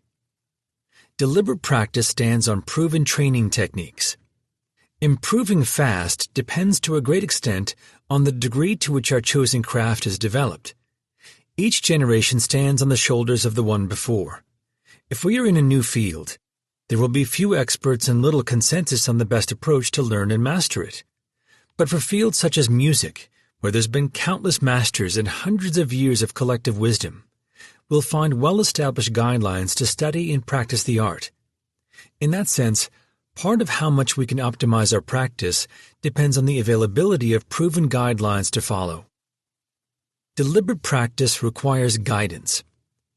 Closely related to following proven training techniques is having a coach or teacher to guide us through the process, someone who can show us the way, teach us those proven training techniques, and challenge us to be better. The value of a good mentor can't be overstated. They play a key role in developing our skills. We'll discuss mentors in depth in Chapter 13. Deliberate practice builds on good feedback. Feedback is a key element of improvement. It shows us what we are doing right and what we are doing wrong. Without it, mistakes would go unnoticed, and we wouldn't know what to improve. We'll be dedicating a chapter to this important subject, Chapter 10. There, we'll cover what makes good feedback, ways to get it, and how to make the most out of it. Deliberate practice happens on the sweet spot. Practice is most effective when we do it at the edge of our capabilities, where we reach outside our comfort zone. This is often called the sweet spot, a point where our abilities are challenged enough to keep us engaged, but not too much that it overwhelms us. The renowned psychologist and author of Flow, The Psychology of Optimal Experience, Mihai Csikszentmihalyi, calls it the right ratio of the difficulty of the task over our ability to perform it. Challenge/skill ratio. If what we are doing is too easy, we disengage from it and fall into repetition mode. But if it's too hard, we get frustrated, start to break good technique, and lose control trying to keep up. How much should we challenge ourselves to reach the sweet spot? Dr. Csikszentmihalyi writes that the general thinking is to stretch our capabilities by about 4%. That's difficult to imagine, but the point he wants to make is that it doesn't take much. For a more practical standard, we'll refer again to Dr. Erickson. He describes the sweet spot as the place where we get things right between 50% and 80% of the time. Practicing on the sweet spot is a struggle, and not always enjoyable. In fact, Dr. Erickson considers struggle the defining emotion of deep practice. And while training under these conditions can be engaging, gratifying, and even addictive, top performers rarely describe it as fun. "I love to write," Ernest Hemingway said, "but it has never gotten any easier to do, and you can't expect it to if you keep trying for something better than you can do." As a guideline, if we feel absent-minded, at ease, or mostly having fun during a practice session, it's likely we are not on the sweet spot. That said, effortful practice doesn't mean dreadful. Challenges are enjoyable, but they are still challenges. Think of video games. We get bored if they are too easy. The joy of playing them comes from being challenged and having to get better because of it. Challenging ourselves is desirable, but we must be careful not to push too hard too soon. Pressure disrupts learning and makes it inflexible. The literal and metaphorical idea of throwing someone in the water so they learn to swim creates a traumatic experience that can affect future learning. So, even though some people will learn to swim after being thrown in the water, such a shocking experience can make it harder for them to learn proper technique later and even discourage them from taking on swimming as a sport. The ideal way to develop our abilities is through small progressive stretches, not by overwhelming our system. And this is especially important in developing physical skills, where pushing too hard too soon can get us injured. Massed versus distributed practice. While deliberate practice centers on how to practice, we also need to consider how often and for how long to do it, the frequency and length of practice sessions. There are two approaches: massed practice and distributed practice, also known as cramming and spaced practice, respectively. Cramming is when we try to pack long hours of practice or study into a few sessions. Distributed practice, on the other hand, is when we space out our practice sessions over longer periods of time. Let's say we have 8 hours a week to practice. If we put them all in one day and don't do anything else for the rest of the week, we are cramming. But if we distribute those 8 hours into 4 two-hour practice sessions throughout the week, we are doing distributed practice. Research on learning has made it clear. Distributed practice is a better strategy for long-lasting learning. It's more effective to practice for 1 hour 5 times a week than to cram 5 hours of practice into a single day once a week. Similarly, practicing 3 days a week for a month is better than doing it for 12 days straight and not practicing again until the following month. Cramming feels like rapid learning, but it's because we are exposed to the material for long hours. In reality, only a small percentage of it is internalized. If we were to spend the same amount of time on either distributed practice or cramming, distributed practice would yield better results. Studies looking to measure the effectiveness of the two approaches shows that when students are tested soon after cramming, hours or a day later, they score higher than those adhering to a spaced practice routine. But the boost doesn't last long. When the same students are tested days or weeks later, the spaced practice students remember more than those who cram. Spaced practice has better long-term benefits because it offers an advantage cramming cannot. Balance. We need enough time between practice sessions to process what we learn and consolidate new memories, but it can't be so long that we lose our progress. Distributed practice follows this principle. Manageable practice sessions followed by moderate breaks. Cramming, on the contrary, gives us too much to process at once. And if our cramming sessions are few and far between, we lose most of our progress from one session to the next. Another form of balance we get with spaced practice is moderate forgetting. We want some of our learning to fade, though not too much, as can happen with distant cramming sessions. Moderate forgetting supports learning in two ways. First, it shows us which parts didn't have strong encoding in the first place and need more attention. And second, the effort we put into trying to recall what we studied reinforces the memory of it once reviewed or remembered. If this sounds familiar to our practice retrieval discussion in the previous chapter, it should. Spaced practice is a form of practice retrieval. By allowing time between practice sessions, our next one works as a test, forcing us to recall what we've learned before. Let's take a practical example. Imagine you are learning Surya Namaskar, the sun salutation in yoga. After an hour of practice, you can remember the poses and how to transition into them. Instead of practicing for another hour when it's still fresh, it's better to wait until later in the day or the next day. You will forget some of it, but it'll work in your favor. The effort you put into remembering the poses and transitions will reinforce the learning. Yes, it feels harder to learn this way, but it makes for strong learning that lasts. The question then becomes, how much time should we allow before practicing or studying the same thing? It depends. It's different for different people, different skills, and different levels of difficulty. There is no fixed rule, but here's the principle to follow. Leave enough time so it feels effortful to remember, but not so long that you forget most of it and have to relearn it.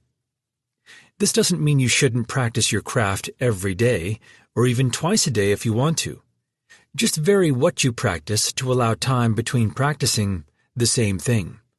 You can even do this within a practice session. If you plan to practice for 4 hours one day, for example, you could practice one thing the first hour and again in the final hour instead of doing it for 2 hours straight. More on this in the interleaved practice section under the strategies. Though we just declared distributed practice a better learning strategy than cramming, we were referring to cramming as an intense but inconsistent approach, long practice or study sessions every now and then. The only benefit that comes from this is a short-term boost in performance with minimal long-term impact. But under certain conditions, cramming can be useful. A valuable form of cramming is immersion, sustained cramming. This is an intense and consistent approach. Long practice or study sessions frequently over several weeks or months. Sustained cramming triggers plastic changes in the brain, the conditions we are looking for in learning. In other words, it works. A great example of learning through immersion comes from Tim Ferriss, an avid and successful learner, and the author of several productivity and self-improvement bestsellers. In his book, The 4-Hour Chef, which Ferriss describes as an accelerated learning book disguised as a cookbook, he explains his approach to learning cooking skills in a short time. Ferriss immersed himself in the subject. For weeks, everything he read and watched was related to cooking, and more to our discussion, he crammed most of his learning. When writing about cramming and its criticism, Ferriss argued, "Cramming isn't pass-fail. Let's say you attempt culinary cram school, cramming 6 months into 48 hours as I did. Let's then say that you retain only 40% of what was taught. If you develop the motor patterns to continue practicing correctly, which is exactly what happened to me, did you fail? Of course not. Even 40% of 6 months means that you absorbed 2.4 months of skills in 48 hours. A key phrase in Ferriss's statement is to continue practicing correctly. He never claimed that the 48-hour cram was enough to learn the art of cooking, but that it was an excellent way to jumpstart the learning process. If you want to cram or enjoy doing it, the way to get the most out of it is to counter the low retention rate by either sustaining the cramming and turning it into immersion, like Ferris did to learn cooking skills, or following it up with consistent spaced practice. What you shouldn't do is cram one day and not practice or review again for days or weeks. You'll lose most of your progress between sessions. Another good approach to cramming is to use it during two learning steps unrelated to practice: exploring and understanding. This is when we are getting an overview of our craft, gathering a lot of information, and making sense of concepts, but not yet concerned with memorizing or practicing. Cramming is a good strategy here because we get to explore and process large amounts of knowledge in short periods of time. When I take on a new skill, I research it for days, cramming as much information as I can. It's my way of exploring and understanding the pieces involved. During this time, I'm not expecting to retain what I study. What I'm after is gathering knowledge, seeing the big picture, and getting a better idea of what awaits me.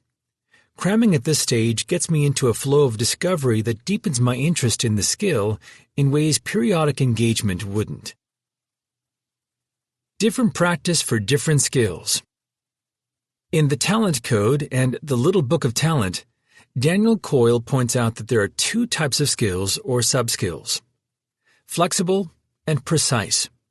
Certain crafts are composed of both, while others are dominated by one. And depending on the type, we need to adjust our practice. Let's explore both types and how to approach them.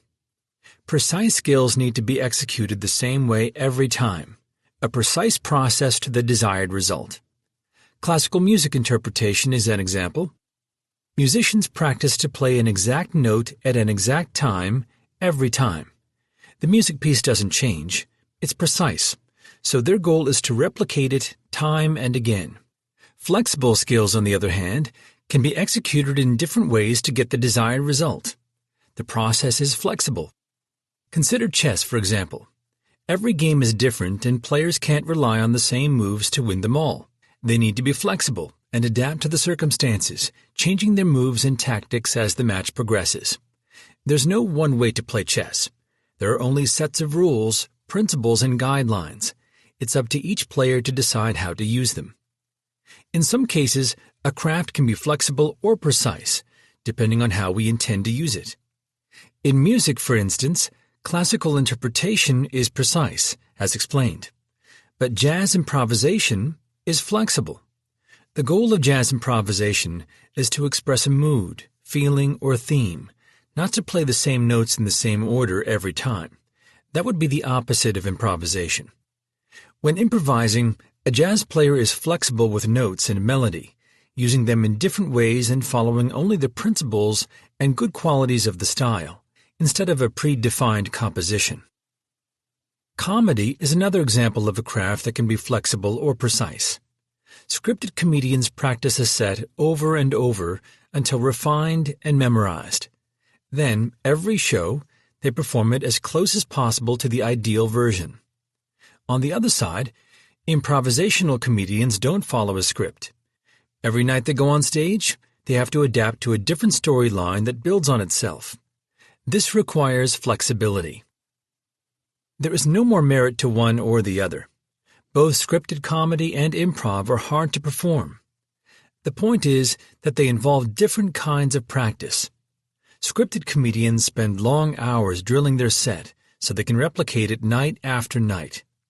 That's precision. The improv comedians work on learning to use the principles of comedy in an always changing array of stories and scenarios. That's flexibility. Since flexible skills have multiple paths to the desired result, we must learn to navigate different scenarios. This requires building diverse experience to internalize underlying principles and patterns. In chess, players need to play and study many games to develop their skill. It's how they form a base of moves, strategies, and structures they can use as points of reference and guidelines for playing future matches. Again, diversity of experience is key here. We wouldn't expect a chess player to get any better repeating the same game for weeks. As for precise skills, doing the same thing over and over is not only expected, it's desired. The goal is to refine an exact process that leads to a desired result. This requires building specific experience. For classical music interpreters, it means practicing the same piece over and over until it's right. The notes, chords, or melodies of the piece are always the same, so the focus is on playing them as precisely as possible. Again, specific experience is key here. A classical music interpreter can't jump from one piece to another, never practicing each more than once, and expect to sound great at any of them. A simplified way to think about flexible and precise skills is that in flexible skills, there are many roads to achieve our goal. The process can vary. While in precise skills, there's only one. The process is not meant to change. The focus of practice for flexible skills, then, is on internalizing principles and patterns and learning to apply them in different ways, developing flexibility. And for precise skills, the focus is on executing the same moves in the same way every time, developing precision. Flexible skills can be frustrating for people who want certainty and fail-proof methods to everything they do. By their nature, those skills don't have a right answer, and it's this need for flexibility that makes them thrilling for those who pursue them. On the other side, precise skills can frustrate those wanting variety in the process. Such precision demands sticking to defined moves and practicing them repeatedly until they are right. For some of us, having a clear sense of what we need to do and progressively moving toward it, such as getting better at playing a song we love, is very gratifying. This is not to say that you should choose one skill over another based on your personality. You should be in the craft you are passionate about, but be prepared to put in the type of practice it requires. The strategies. Embrace practice. Learning a skill takes practice, hours upon hours of practice. We can use strategies to optimize it, but there are no shortcuts. We'll still have to practice. Everyone does. For the few hours we see a musician on stage or a great athlete on the field, there are countless hours of training to make that happen. In that sense, if we want to play the piano, we must be ready to practice the piano. The dream of performing our favorite piece will never happen if we are not willing to go through the hours of work it takes to learn the instrument. As Hemingway once wrote, "There are some things which cannot be learned quickly, and time, which is all we have, must be paid heavily for their acquiring." Our first strategy, then, is to embrace practice. Without a commitment to doing the work and even learning to take pleasure from it, we won't get far.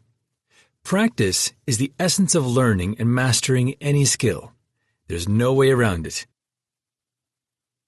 Deconstruct, isolate, chunk, reconstruct. Every skill is composed of different parts. It would be overwhelming and counterproductive to try to learn all of them at the same time. The right approach is to deconstruct the skill into smaller parts first and practice those in isolation. Then, as we get better, chunk the parts back together until we reconstruct the whole. Think of how we learned to write. Starting out, we studied individual letters. Then we put them together to form words, then put words together to form sentences, and so on. We started from the simplest form and added complexity as we got better. This progression is the basis for learning any skill. It sounds obvious, but we often forget that learning builds on itself. We are meant to start small and add to it, instead of trying to do all at once. A great example of learning from simple to complex comes from one of the best books on learning I've come across, The Art of Learning, An Inner Journey to Optimal Performance by international chess master and martial arts champion Josh Waitzkin. In the book, he explains his approach to learning chess. Instead of learning the game starting with the full board and working on openings, he worked on endgame with few pieces on the board. Dealing with a small number of pieces, and thus fewer variables, allowed him to focus on smaller parts of chess and add complexity as he got better. In Waitzkin's words, this approach also helped him to touch high-level principles such as the power of empty space, tempo, or structural planning. Starting with low complexity gave him insights into the governing principles of the game, what Waitzkin calls learning the macro from the micro. It might seem counterintuitive to learn chess starting with endgame. For many, it's a backward approach, but it makes sense once we realize we are reducing complexity. When teaching children to swim, for instance, we don't start them with all the variables. Instead, we deconstruct the skill for them in two parts: kicking movement and arms movement. We make them work on one part in isolation first, and then add the other. The deconstruct, isolate, chunk, reconstruct process is not only for learning a skill in the first place, but also for improving it. Even the great swimmer Michael Phelps would do practice drills using just his arms or legs. It's hard to know which parts of your technique can be improved if you are doing everything at once. By deconstructing a style and isolating parts of it in his practice, Phelps could find what was holding him back and work on it. Once improved, he could then chunk the pieces back together and reconstruct the whole technique now better than before. Focus on fundamentals. Aside from exploring how to practice, we also need to discuss what to practice. Even if we follow effective practice principles, we'll waste time and effort if we are learning the wrong things. Tim Ferriss put it best: material beats method. What we study can make a bigger difference than how we study it. Ideally, we want to have both on point, but his lesson is that effective learning doesn't lie in the process alone, but also in the content we put through it. So, what should we practice? Learn the fundamentals of the game and stick to them, says golf great Jack Nicklaus. Our focus must be on the fundamental parts of our craft, the moves, knowledge, and techniques that are most frequently used and that make the strongest impact. These parts form the base for everything else and are essential for mastering the skill. Betty Edwards, author of one of the most respected books on drawing, Drawing on the Right Side of the Brain, makes a clear point about fundamentals. All drawing is the same, broadly speaking, always involving the same ways of seeing and the same skills, the basic components of drawing. You might use different mediums, different papers, large or small formats, but for drawing still life setups, the figure, random objects, portrait drawings, and even imaginary subjects or drawing from memory, it is all the same task, always requiring the same basic component skills. Edwards adds that in learning how to draw, our focus should be on the fundamental skills of drawing and not on subject matter such as landscape drawing or figure drawing, or on drawing mediums such as charcoal, pen and ink, or mixtures. She is telling us not to get lost in details and minor differences, but to work on the fundamental parts and develop an understanding of the principles of our craft before we move into specifics and specialties. So, how do we identify the fundamentals of our craft? Instead of trying to figure them out on our own, we'll ask teachers, coaches, or advanced practitioners. They can help us deconstruct the skill into smaller parts or sub-skills and separate the essence from the optional. Depending on the skill, we may need to take an extra step and identify the component parts of those fundamentals. Form and sequence. Tim Ferriss makes the distinction between the two concepts in his book, The 4-Hour Chef. In his words, form refers to things like grip, stance, and balance. Sequence refers to the order the parts move in. In powerlifting, for instance, form has to do with the way lifters hold the bar, the position of their hands, the distance between their feet, and the alignment of their back. And sequence has to do with what moves first, second, and so on. For a power clean, a move where you lift a barbell from the floor to your shoulders, you start the force from your legs and hips to create momentum. Then, you shrug your shoulders and bring your elbows under the bar. You need to follow that sequence so you can generate the power and flow to complete the move. Both form and sequence are important. In this powerlifting example, having poor form and/or poor sequence will hinder the lifter's force, kill momentum, and even put the athlete at risk of injury. Powerlifters need to give attention to both components so they don't end up obsessing over one when it's the other that's holding them back. Or as Ferris puts it, a lot of times people will think they have poor form when in fact it's their sequencing that's off. And though form and sequence don't play a key role in every skill or sub-skill, for those where it does, as we see in powerlifting, it's crucial to pay attention to them. As a final note on fundamentals, there will be parts or sub-skills in our craft that are not essential for everyone, but are important to us individually. These depend on our preferences, what we like, or how we are planning to use our skills. When I was learning to play guitar, I only liked heavy metal and didn't want to play anything different. While I had to learn the fundamentals of the guitar, as any other guitar player would, there were other techniques I needed specifically for metal. 2 examples are palm muting open string strokes with your right palm, and power chords played on the top 2 or 3 strings. These techniques are not fundamental to music or guitar in general, but they were an essential part of the skill for me. Without them, I could not play the music I liked. So, aside from spending long hours working on the foundation of guitar playing, I also dedicated time to the techniques necessary for my preferred music style. The same will apply to any craft you are learning. Focus your practice on fundamentals, but also make sure to add what you like most or what fits your needs. First things and relevant things first. As important as what to practice is the order in which to practice it. We must work on our skills progressively and avoid jumping to advanced techniques if we haven't learned the basics. It's the idea of learning to walk before learning to run. First things come first.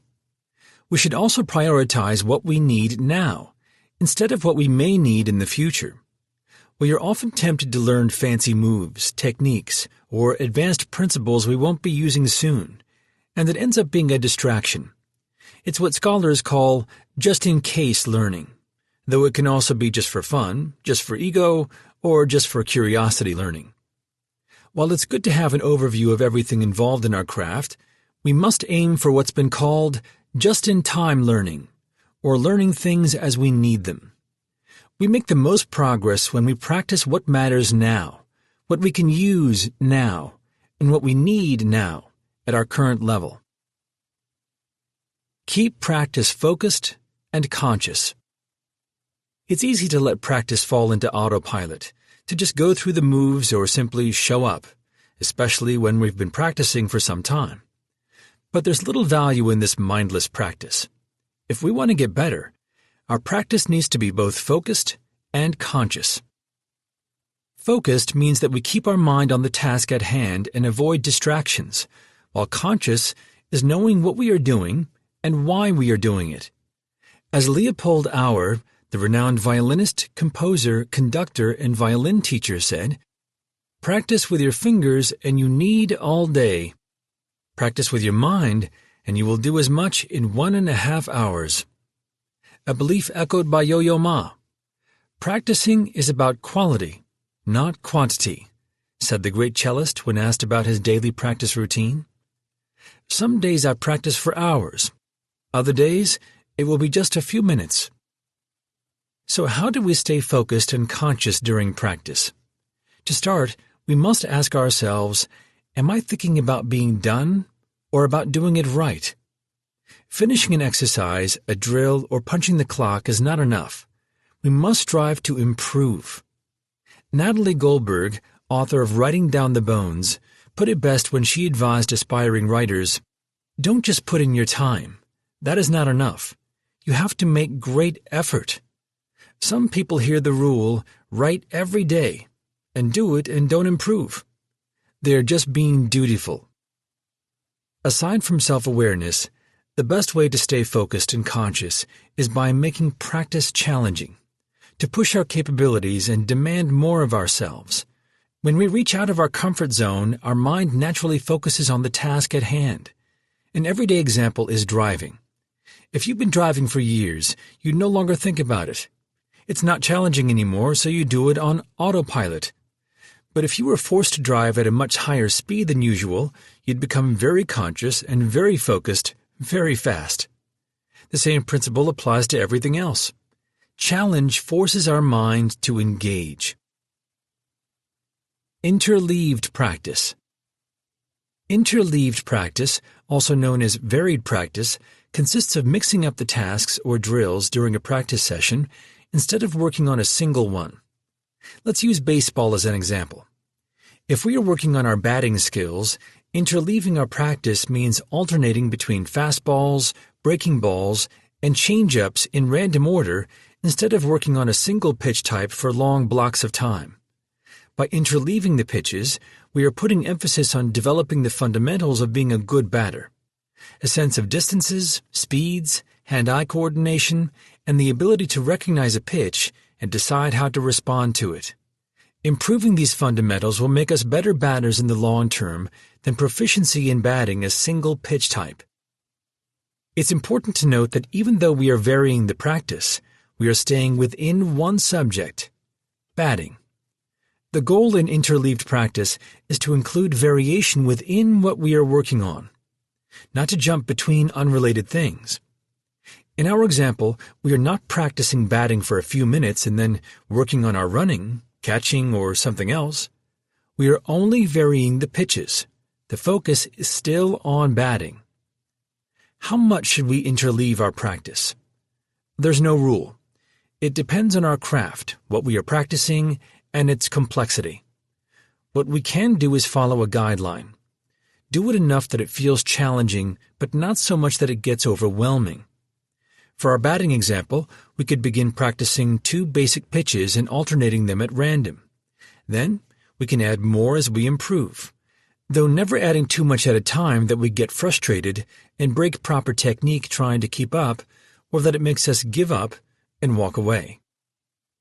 Interleaved practice feels slower and more challenging than working on the same drill for hours at a time, known as blocked practice or non-varied practice. But it results in stronger learning. We can think of interleaved practice as a form of spaced practice within a session. The variation we are adding with interleaved practice allows time between practicing the same thing, making it effortful again when we come back to it. It's the same benefit we get from spaced practice, but on a smaller scale. Aside from making practice more effortful, varying our practice also develops underlying abilities we need for our craft in general, not just for one piece of it. This is especially important for flexible skills where we need to analyze patterns and adapt to them. Back to our baseball example, we want the ability to adapt and be proficient at different pitches, not just one. But interleaved practice can also be used for precise skills. If we are learning to play the piano, for instance, instead of working for hours on one scale, we can alternate between a few of them within a practice session. The same applies to chords. We can choose 3 or 4 and change from one to another in a different order. This will improve the underlying abilities we need to be better at playing chords, such as improved finger independence and sense of positioning on the keyboard. If working on a music piece instead, we can choose a few sections and alternate between them. We can practice one section for some time, move to another, then back to the first one. Note that we are staying within the same music piece. We are just alternating the time dedicated to each section. Solo practice. Solo practice is one of the best things we can do for our progress. As Pablo Picasso said, "Nothing can be accomplished without solitude." In the studies carried out by Dr. Erickson on developing expert performance, all the students involved agreed that the most important factor for improvement was a solitary practice. Practicing alone develops discipline and focus. It also helps us find the sweet spot, the place at the edge of our abilities. World-class performers from all fields spend long hours practicing alone, even those in team sports. In basketball, for instance, Michael Jordan and Kobe Bryant would arrive early for team practice so they could work on parts of their game on their own. Another example is chess. We think of it as a 2-person game, but dedicated players spend hours alone studying games from the past, their own and those of masters. This solo study of the game is a key component of becoming a top chess player. Regardless of the nature of our craft, whether a team sport or an individual field, we must look for ways to practice, or at least study, in solitude. Few strategies can match the impact of alone time in our skill. Practice partners. While spending solitary time immersed in our craft is crucial, practicing with others also has its benefits. Practice partners give us insight into our own level, our strengths, and our weaknesses. MMA fighting legend Frank Shamrock says we need what he calls the plus-minus equal. Someone better than us we can learn from, plus, someone lesser we can teach, minus, and someone equal to challenge ourselves, equal. Each of them helps us in different ways. Those above our level can teach us how to get better. It's a model that's been successful throughout history. Experienced practitioners are paired with those on the intermediate and beginner levels to show them the ropes and help them improve. On the other side, with those below our level, we become the teachers, which has its learning benefits too. Teaching forces us to understand our subject better and to organize it so we can pass on the knowledge. At the same time, teaching works as practice recall and review, reinforcing the knowledge we already have. Finally, those at our same level make us stretch our ability through healthy competition and mutual challenge and encouragement, benefits that are not as present when training with someone far above or below. Mental practice. As the name suggests, mental practice happens in our mind. It consists of vividly imagining ourselves practicing the skill. This may sound like New Age nonsense, but there's solid research supporting it. Through brain imaging experiments, we know that our brain reacts to what's vividly imagined in similar ways to what's real. More related to our discussion, our brain recruits the same areas when we imagine moving parts of our body than when we move them in real life.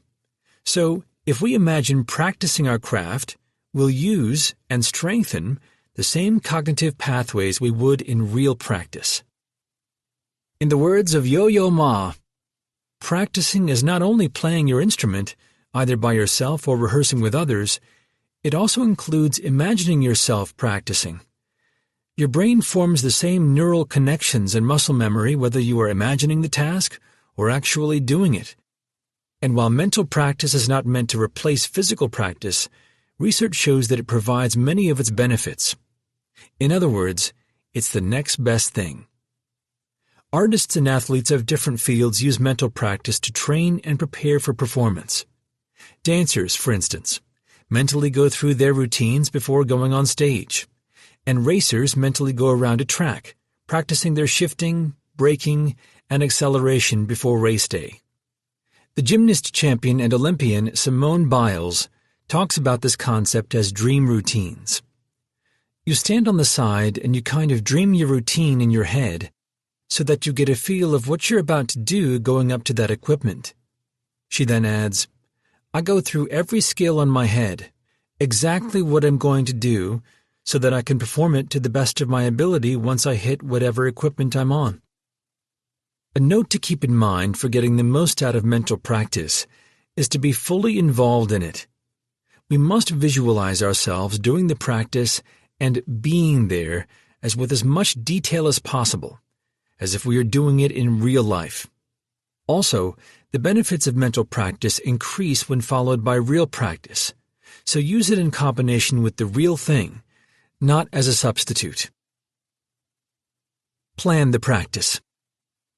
We need to plan our practice to get the most out of it. Knowing in advance what we want to work on and how we are going to do it will help us maximize our efforts. Let's look at key points for planning our practice sessions. Purpose. Practice is not about showing up, going through the moves, or putting in the time. It's about making progress. As legendary boxer Muhammad Ali advised, don't count the days, make the days count. And to make progress, we need clear objectives. It doesn't have to be a detailed plan, but we have to go into each practice session knowing what specific part of our skill we want to work on. Having an objective in mind will make it easier to choose drills and exercises to reach it. Few things at a time. Related to having clear objectives for our practice sessions is working on a few things at a time. It's tempting to practice many parts of our craft in one day, but learning requires focus, effort, and time. If we try to do too much at once, none of it will get the attention it needs. We should choose between 1 to 3 things to practice in any given session. Remember, there will be a time for everything, just not everything at the same time. Checklists. Checklists are a way to remind ourselves of important points to pay attention to during practice. For someone going into bodybuilding, a checklist for a squat practice, workout, may include keep back straight, gaze forward, control the move, keep knees in line with feet. For someone learning tennis, the checklist would be related to the way to hold the racket, the position on the court, and the ideal height at which to hit the ball. When we have checklists, we get to refer back to them during practice and make sure we are not leaving important things out. Length and breaks. Deliberate practice is exhausting. If we don't give ourselves breaks, we'll burn out and have diminishing returns. Ideally, we should take between 5 and 20-minute breaks for every 40 to 55 minutes of intense practice, and do no more than a 4 to 5 hour session in a day, practice and breaks included. Getting better at anything involves stretching beyond our capabilities, but also letting our mind recover and adapt to the newly gained territory. Here we can use the analogy of building muscle. Weightlifting doesn't make the muscles grow. It only stimulates them to grow. The actual growth happens while we rest and recover, mostly during sleep. Similarly, practice stimulates our abilities to grow. But the adaptation, consolidation, and actual growth happens while we rest and recover. That means breaks, recovery, and sleep should be considered active components of getting better at anything, and must be an integral part of our practice plan. Build the practice habit.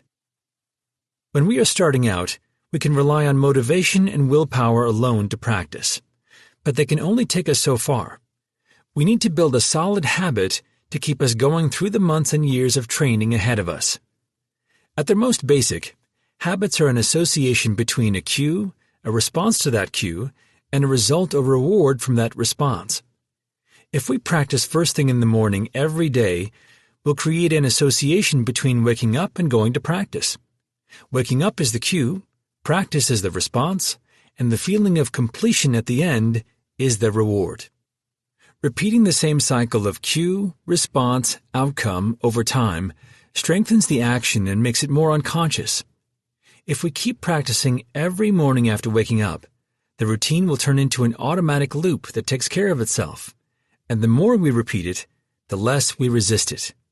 We'll wake up in the morning, and without thinking about it or having to fight our excuses, head out to practice. That's the automation we are after. The challenge with habits is that we can't reason our way into them. Knowing which habits we want in our lives, and even why we want them, is not enough.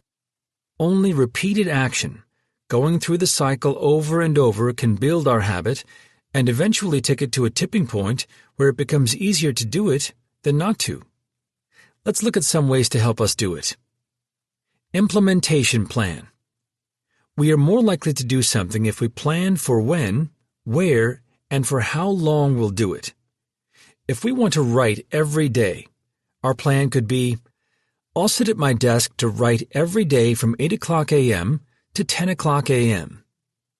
In this example, we state specifically when, where, and for how long we'll write.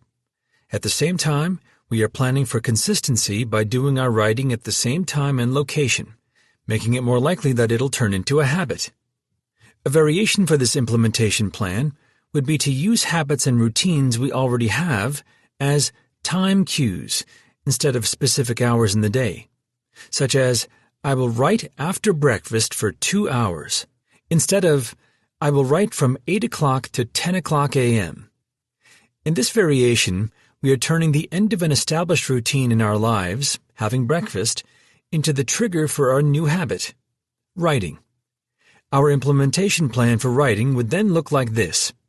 Every day after breakfast, I'll sit down at my desk and write for 2 hours. This habit stacking, adding writing after breakfast in our example, is one of the most effective ways to build new habits. It takes advantage of the association principle by connecting what we want to do with something we are already doing. With enough repetition, the stacked habits will form a chain where the first one automatically pushes us into the next one. Rules. If we want to have an even more detailed implementation plan, we can add rules to it. These will be the things to do and not to do around our practice habits. Let's look at an example for someone learning golf. Rule 1. Practice Thursday through Sunday for a minimum of 2 hours per session. Rule 2. Don't go more than 7 days without a coaching session. Rule 3. Study the games of the Masters for 2 hours on Mondays. Rule 4. Document every game I play so I can study them. Rule 5. Study my own games within 2 days of having played them. Rules can also follow what-if scenarios, also known as if, when, then plans. In our example, that could be something like, if I don't have a busy week, I'll practice an extra day on Wednesday. Or, if I feel stuck with a lesson, I will schedule another coaching session that same week instead of waiting for the next one. By defining the behavior and contingencies around our practice beforehand, we'll know what we are supposed to do at any given time, making it easier to follow through. Our implementation plan can have as many rules as we want, but we need to be careful not to make it overwhelming. We should also add rules progressively. If we give ourselves many rules from the start, our practice can feel rigid. It's better to start with a few rules and add more as we get used to them. First consistency, then intensity. Habits get built through long-term consistency instead of short-term intensity. Many of us try to practice too much too often in the beginning, making it more likely that we burn out and quit. The right approach to building our practice habit is to focus on consistency first and adding intensity second, to start small and build upon it. An example would be to start with short practice sessions a few times a week for a month, and then lengthen the sessions or add more of them per week once we've established the habit. This progression is more effective in building a new habit than trying to cram our way into it. Rewards and penalties. Ideally, practice should motivate us. There should be no need for rewards or penalties. But the reality is that we'll go through times of frustration and discouragement, and we'll need an extra push. It's during these times that rewards and penalties can keep us going until we regain our intrinsic motivation. On the reward side, we should use something that encourages more practice. If you have the goal of painting every day, your reward could be to buy a new set of brushes or better quality paint if you stick to your habit for a month. Using those new painting tools as a reward will encourage more painting and keep the habit going. Opposite to rewards, some people find it easier to stick to a habit when facing a penalty for not doing so. This could mean donating to a cause you disapprove of, not eating your favorite snack for a week, or any penalty that comes to mind. It doesn't have to be harsh. Even small penalties can go a long way. Try rewards, penalties, or both if you are having trouble sticking to your practice habits and need the extra push. But make sure not to rely on them often. Going deeper into our craft and getting better at it should be our motivation to keep practicing. If it's not, we might be in the wrong field. Rewards or penalties should only be used to give us a boost when we need it. Get back on track as soon as possible. There will come a time when we'll break our practice habit. It happens. We'll miss a day or cut our practice short. That's normal, and we shouldn't beat ourselves up for it. Missing a day is not a big deal, but we should be careful not to let it snowball. What happens often is that we miss a few days and fall into what's been called what the hell mode. We think that since we already missed a day or two, all is lost, and there's no point in practicing for the rest of the week. We think, I missed 2 days already. What the hell, I will start again next week. We should avoid this pattern at all cost. It will turn a small sidetrack into a derailment. If we break our practice habits, we must get back on track as soon as possible and not let it escalate into more missed practice. A great piece of advice from James Clear, author of Atomic Habits, an easy and proven way to build good habits and break bad ones, is to be forgiving if we break our habit one day. In our case, missing a practice session, but never allow ourselves to break it twice in a row. Following this rule will keep us from going from missing a day of practice to missing a week or even a month. Make your habit easy to stick to and hard to break. We have better chances of sticking to a habit if we make it convenient to do so and inconvenient to break. For those in bodybuilding, for example, a way to make their nutrition habits convenient is to prepare and freeze their meals in advance. When it's time to eat, they don't have to think about it. They take out their prepared meal and eat it. On the other side, a way for them to make it inconvenient to break proper eating habits would be not keeping forbidden foods in the house. It's hard to stick to a diet if you have a pot of dulce de leche and brownie chunks ice cream staring at you through the freezer drawer. But if you have to leave the house and go to a store to buy the ice cream, it's more likely you won't cheat on your diet. We can use the same principle for a practice habit. If you were into sports, a way to make morning practice convenient would be to prepare your training clothes the night before. Having your gear ready to go takes away resistance from your habit.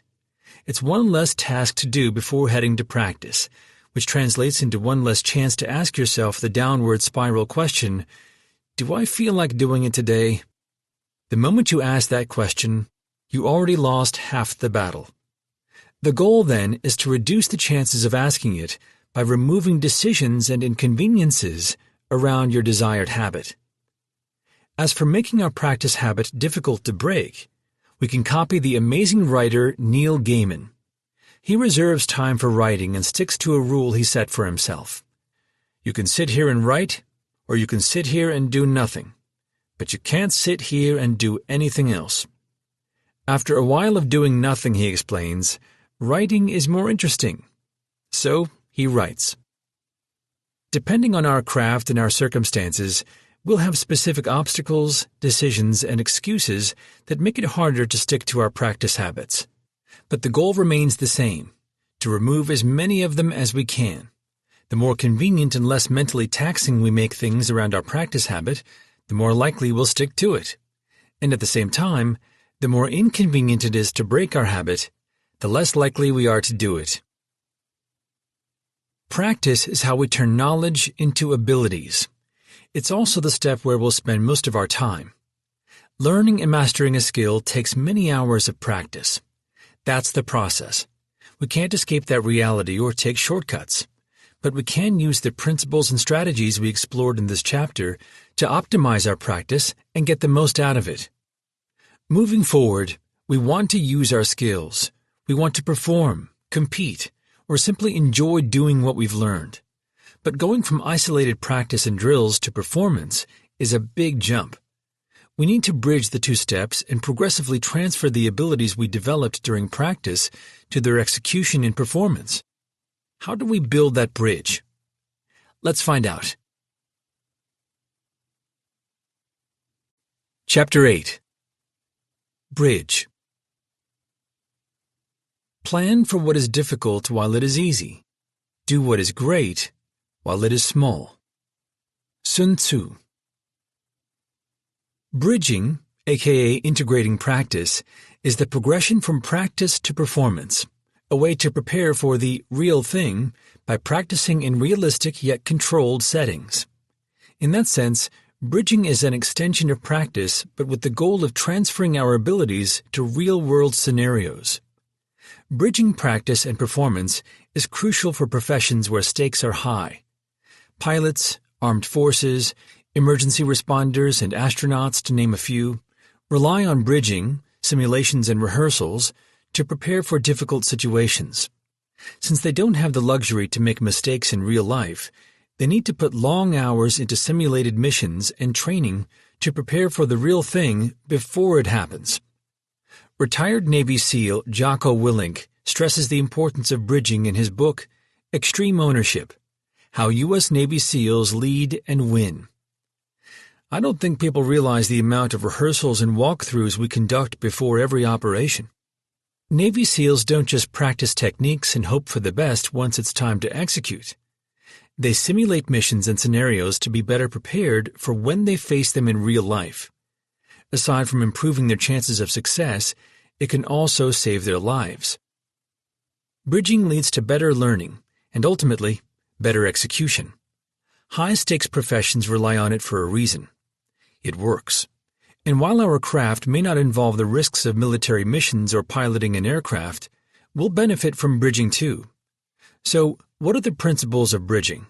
And what strategies can we use to take advantage of them? That will be the subject of this chapter.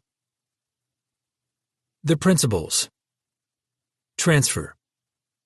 Transfer in learning is the ability to take the skills we develop in one context and apply them in another. Let's look at boxing as an example. Boxers use training pads, shadow boxing, and heavy bags to work on their technique. They practice moves repeatedly, stopping and starting as needed, and removing variables so they can focus on a few things at a time. But a match is a different context than practice. Their opponent will move around and punch back. There are no do-overs, and a mistake can cost them the fight.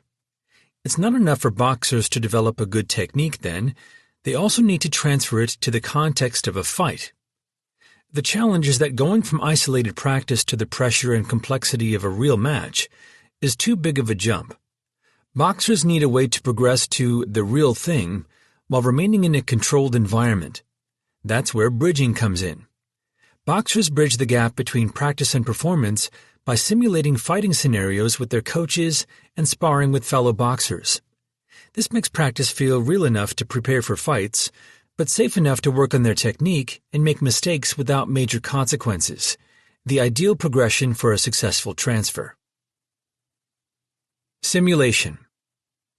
We can divide bridging into two steps that move gradually toward performance: simulation and rehearsal. First comes simulation, which is practicing in realistic scenarios.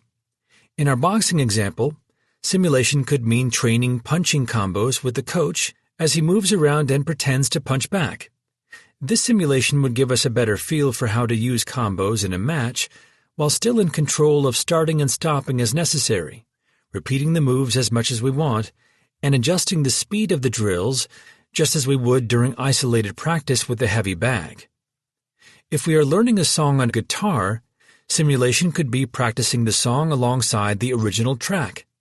This would force us to keep up with the tempo and adjust the details, so we play it as close to the real song as possible. In sports such as basketball or football, it could be done through plays and drills that resemble real games. Anything we do to make our practice more realistic is a form of simulation. There are several benefits in using simulations. When we practice in a simulated environment, we get to see the use and value of what we are learning. Theory becomes relevant and concrete, making it easier to internalize. Simulation also provides a realistic but safe environment that offers us the freedom to try new things without fear of the outcome. Another benefit of simulation is that we can use it to train for rarely occurring but important events. This is especially important for high-stakes fields such as aviation. Fortunately, flight emergencies don't happen often, but that also means pilots have few opportunities to practice for them organically. They still need to learn how to deal with problems in case they happen, so they turn to simulations to do so.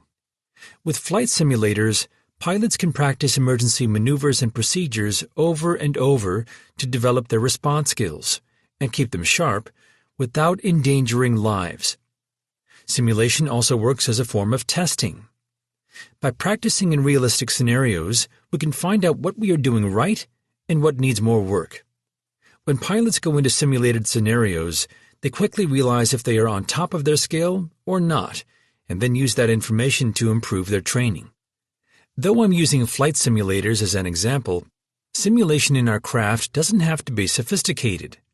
It's only a matter of putting our practice in context and bridging it closer to how we'll execute it in performance. Let's turn now to rehearsals. Rehearsal. The line between rehearsal and simulation is thin.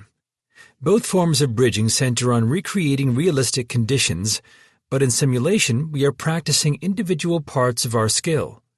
We choose specific things to work on, go over them repeatedly, start and stop as needed, and regulate the difficulty as we like.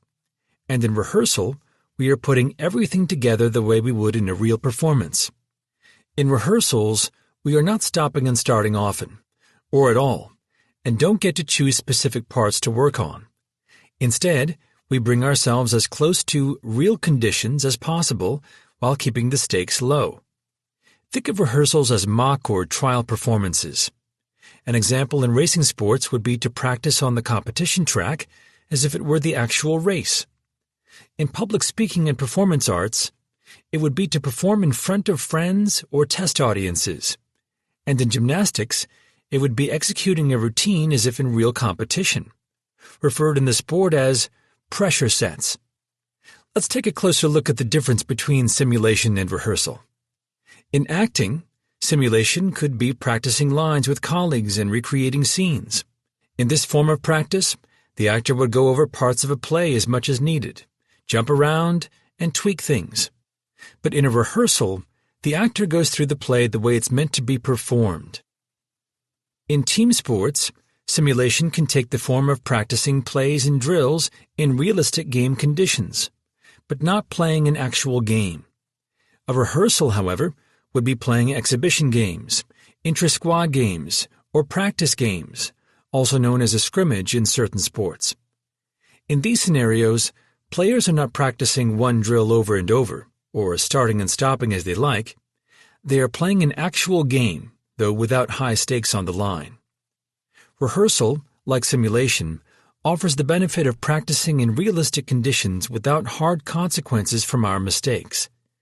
It also tests our abilities and provides feedback on what we are doing right and what we need to improve. But rehearsal has an extra benefit compared to simulation.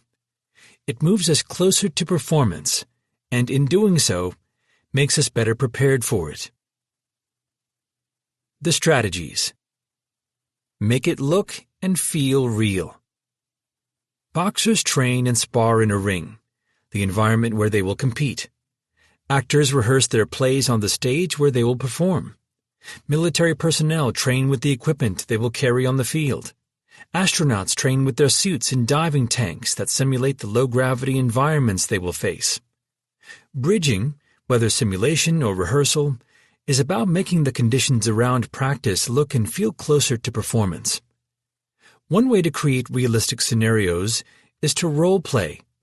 This is especially useful for communication skills such as negotiation or sales, but it's also used in military training, medicine, and other domains. The idea is simple. We pick a scenario and play a role in it to practice for specific situations. In negotiation training, for instance, students divide into groups to represent the different parties of a simulated negotiation. And in sales, one person can play the role of a difficult or indecisive customer to force another to practice handling objections. The same concept applies to other skills. In mixed martial arts, a sparring partner can play the role of different types of fighters: strikers, grapplers, southpaws. In chess, a partner can play the role of a defensive or aggressive player. And in competitive video games, practice partners can play different characters and adopt different playing styles to help us become more adaptable. Another way to create realistic scenarios is to use test audiences, mentioned earlier. Comedians use these often. They go unannounced to venues to test new sets. It helps them prepare for performing in front of larger audiences. It also gives them feedback on how to adjust their delivery, order, or material. The goal with test audiences is not to perform. It's to fine-tune our skills and bridge the gap going into official performances. Tweak the rules. Tweaking the rules means distorting normal conditions of our craft to force ourselves to work on specific techniques or to manipulate the difficulty of our training. Let's look at an example. Imagine we are learning basketball and want to improve on our three-point shots. We could practice shooting repeatedly from behind the three-point line. We could even interleave our practice by shooting behind the line from different distances and angles.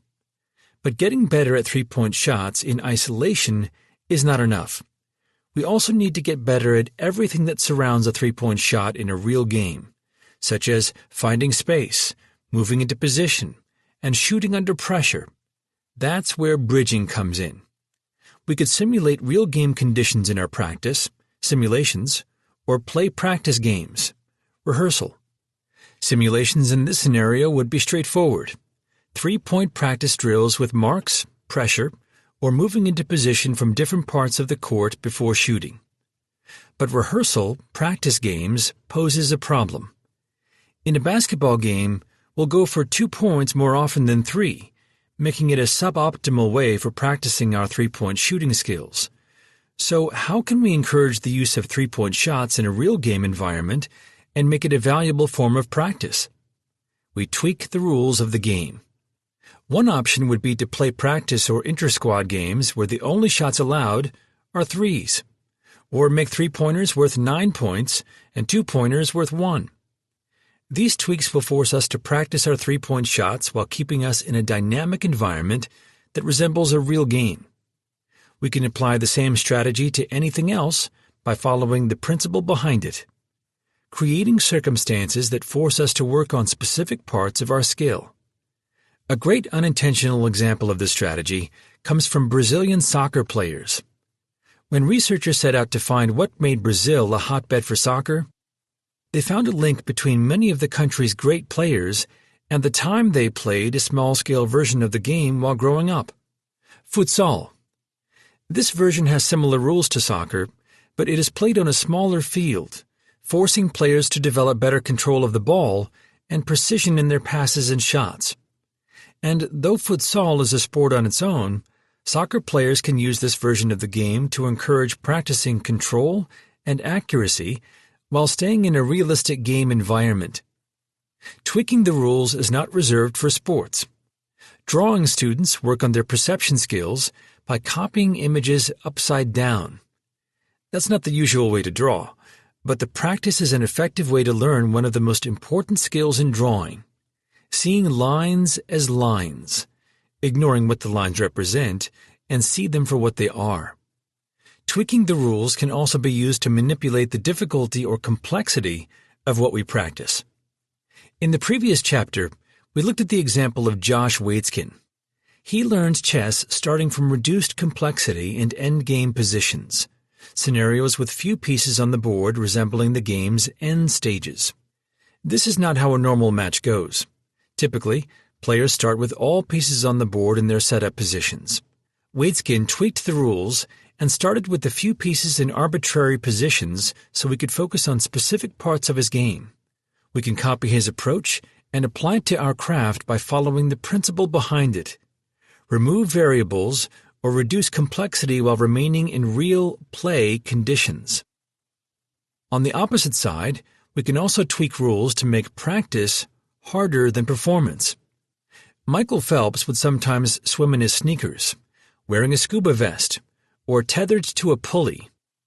Wayne Gretzky would do drills with tennis balls because they are harder to control than hockey pucks. Lacrosse players train with sticks that have a smaller pocket, referred to as fiddlesticks, so it's harder to catch the ball. And musicians apply the same concept by practicing pieces at a higher tempo than needed for performance. The same can be done in our own craft.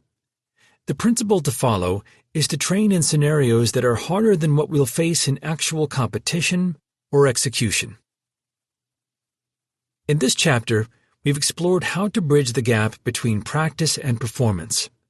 We learned to use simulation and rehearsal to optimize the transfer of our abilities and progressively train for the real thing. Here, we conclude the learning how to do it phase of the process. Now it's time to execute what we've practiced. It's time to perform. Chapter 9. Perform. I have been impressed with the urgency of doing. Knowing is not enough. We must apply. Being willing is not enough.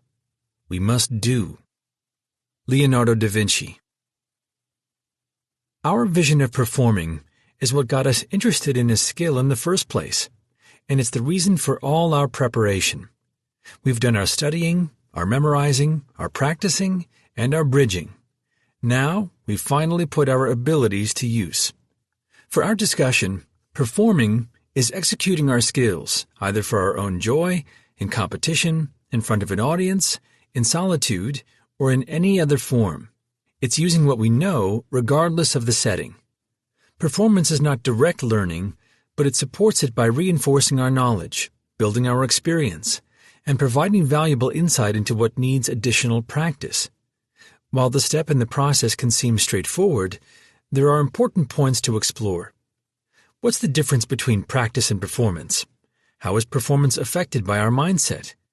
And what can we do to give a performance that reflects the best of our abilities instead of freezing when it matters most? That will be the subject of this chapter. The principles. Performance versus practice. We'll start our discussion by making an important distinction. Performance is not practice. Our goal during practice, including bridging, is to develop our skills, and our goal during performance is to execute them. When we perform, we are not actively trying to learn. Instead, we are letting our training take over and using what we already practiced as best as we can. As an example, when musicians perform, they play what they already know. They are not using the time to learn the songs or work on their skills. Same goes for martial artists. During competition, performance, they are not trying to improve their technique. That came during practice and bridging. Their focus is on things such as strategy and timing, when to use the techniques, instead of how to do them. In the same line, during a football game, a quarterback is concerned with plays, open spaces, and avoiding interceptions, rather than how to rotate his hips to generate more power. That groundwork should have come long before the game. While performance gives us experience and reinforces our learning through repetition, when we perform, we are repeating what we know. It's not an alternative to practice. Practice requires the conditions we discussed in Chapter 7, which are not present during performance. Remember, the purpose of performance is to use our skills, not to build them. Great performances stand on great practice. There are countless hours of practice behind the great performances of the people we admire. We don't see it, but they spend more time and energy refining their skills than executing them. In the words of Usain Bolt, competition is the easy part. Behind the scenes is where the work is done. Most of us want to do the opposite. We want to perform because it's more fun, more glamorous, or more interesting than training. It's also what got us into our craft in the first place. We visualized ourselves executing, not practicing. Those going into music, for example, imagine themselves playing their favorite songs, not sitting alone in a room working on chords and scales for hours, but that's what it takes to get good at playing an instrument. We don't rise to the level of our expectations, Archilochus noted. We fall to the level of our training. We can't expect our skill to improve magically while we perform. The quality of our performance depends on the quality of our practice. So if we want results when they matter most, we must invest time and effort into our preparation. As Michael Jordan once said, "I've always believed that if you put in the work, the results will come. I don't do things half-heartedly, because I know if I do, then I can expect half-hearted results.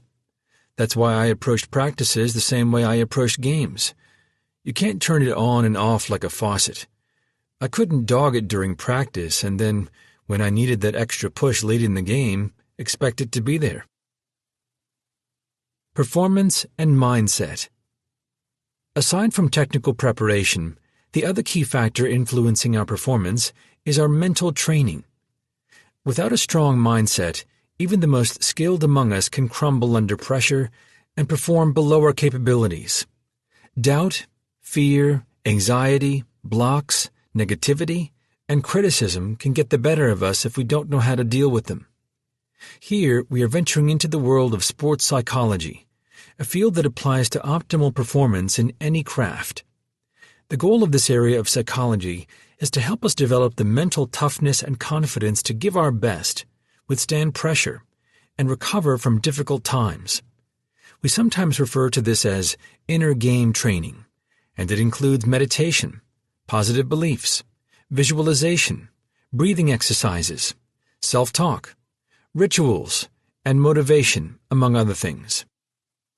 Peak performance and the mental training required for it, a skill on its own, are complex subjects beyond our discussion. We'll touch on them in this chapter and in those to come, but we won't go in depth. For those interested in learning more, I recommend looking into the work of Dr. Michael Gervais, the renowned sports psychologist behind the mental training of the Seattle Seahawks. Dr. Gervais is also famous for helping Felix Baumgartner to overcome anxiety and claustrophobia so he can set the world record for skydiving by jumping to Earth from the stratosphere. The strategies. Trust your training. Many athletes describe feeling like spectators of their own performances, as if they had gone into autopilot. That's the state we are after. Contrary to practice, where it's important to remain conscious, in performances, we want our unconscious to do most of the work. If we give attention to every detail, we'll interrupt the automation we've spent so long developing. When we perform, we shouldn't micromanage, criticize, or be overly conscious of what we are doing. We've already put in the work to prepare. Now it's time to trust our training and let it take over. As jazz great Charlie Parker said, "You've got to learn your instrument. Then you practice, practice, practice. And then, when you finally get up there on the bandstand, forget all that and just wail." Our aim during a performance is to let our abilities flow through us, to get out of our way so our mind and body can do what we've trained them to do. Trusting our training also means sticking to it in the face of challenges. Armed forces go through extensive preparation and are taught to trust that training, even in frustration or despair, because it'll give them the best chances to succeed, and depending on the situation, survive. Trusting our training is not always easy. When things get tough, we'll be tempted to drop what we've practiced and try something new, often making things worse. We see it in fighting sports where, after taking a blow or losing a round, fighters switch up their approach, hoping to turn the tables. They usually end up making more mistakes and giving an advantage to their opponent. It takes discipline to follow our training, especially when the stakes are high and things are not going our way. But if we don't trust our training when it matters most, why put energy to go through it in the first place? Our training can't guarantee the results we want, but staying with it gives us the best chances of getting them. Focus on what you want, not what you don't want. This strategy is straightforward, though sometimes hard to follow. We are not good at thinking in the negative. When we focus on what we don't want, we create mental images of that precise situation and steer our mind toward it. Take motorsports, for example. One of the key lessons for racing a car or a motorcycle is always to look where we want to go. If we fixate our view where we don't want to go, that's exactly where we'll end up. A phenomenon known as target fixation. The same applies to performance in other fields. We go where our attention goes. If you are performing music and keep thinking, "Don't play the wrong note, don't play the wrong note," guess what will happen? You'll play the wrong note. For that reason, we must focus on the moves we want to make and the things we want to achieve, not on what we want to avoid. The difference is subtle, but it has been proven time and again to influence how well we perform. Stay present. A big source of distraction and mistakes when performing is thinking ahead or thinking back. When we wander away from the present moment, we can become haunted by the mistakes we've made or overwhelmed by the magnitude of what lies ahead. Both scenarios take valuable energy away from the task at hand. So whenever we feel our focus shifting time frames, we must bring it back to the present and do our best to keep it there. One way to remain present is by changing our view of the performance from a single large block to a group of smaller, more manageable pieces. Endurance athletes are a great example of this. If a marathon runner or triathlete thinks of the entire race, they can get discouraged and mentally exhausted. They have to concentrate on the current step, then the next one, and then the one after that. Another good example is tennis. The game structure and scoring system leads players to break down their performance into smaller pieces, 1 point at a time, then one game, then one set. We can apply the same concept to our own field. Concert pianists can think of their performance one music piece or subsection at a time. Actors, one scene at a time. Writers, one paragraph or chapter at a time. Football players, one play at a time, and so on. When the stakes are high and our inner doubt creeps in, breaking up our performance into smaller pieces is one of the best strategies we can use. The freediving world champion Mandy Ray Cruikshank put it best when she said, "When I dive constant ballast, I don't think about breaking a record. I can't ever think about the whole dive. It's too overwhelming. I have to chunk it down, create tiny, clear goals. I go through kick cycles. The voice keeps count. I want to pay attention through one cycle, then the next, then the next. Keep the count. That's my only goal. If I keep the count, I can stay in flow for the whole dive." By staying present, we keep our mind free from judgment and expectation, and we get to put all our energy into what's important now. Let go of mistakes. Related to the last strategy is moving beyond mistakes. As we just discussed, going into the past or the future while performing pulls energy away from the task at hand, but going into the past needs a closer look because it involves dwelling on mistakes we've made. This can create a self-feeding cycle of doubt and anxiety that will continue to affect our performance. Here's the reality. We'll make mistakes during performances. It happens. Most of the time, they won't be a big deal. It's our reaction to them that creates a problem. We make mistakes, and instead of moving on, we fixate on them. We let them distract us from the present moment and become the filter through which we judge our entire performance. This fixation splits our attention between execution in the present and judgment of the past, making it more likely we'll mess up again. Once we make a mistake, we can't go back to change it, and worrying about it won't make things any better. What we can do is prevent mistakes from escalating by letting them go and drawing our attention back to what's important now. Our attitude after making a mistake should be, learn what you must, fix what you can, and move on as fast as possible. In theory, letting go of mistakes sounds simple, but we know in practice it's a different story. Let's borrow then from cognitive behavioral psychology to help us get better at it. The field tells us that the power mistakes hold in our mind comes from thinking of them as defining, catastrophic, and beyond our capacity to deal with. The strategy to manage these thoughts is to counter them by reminding ourselves that our mistakes do not define us, that they are likely not as bad as we think, and that we can recover from them. In other words, that things will turn out fine most of the time, especially if we've prepared diligently.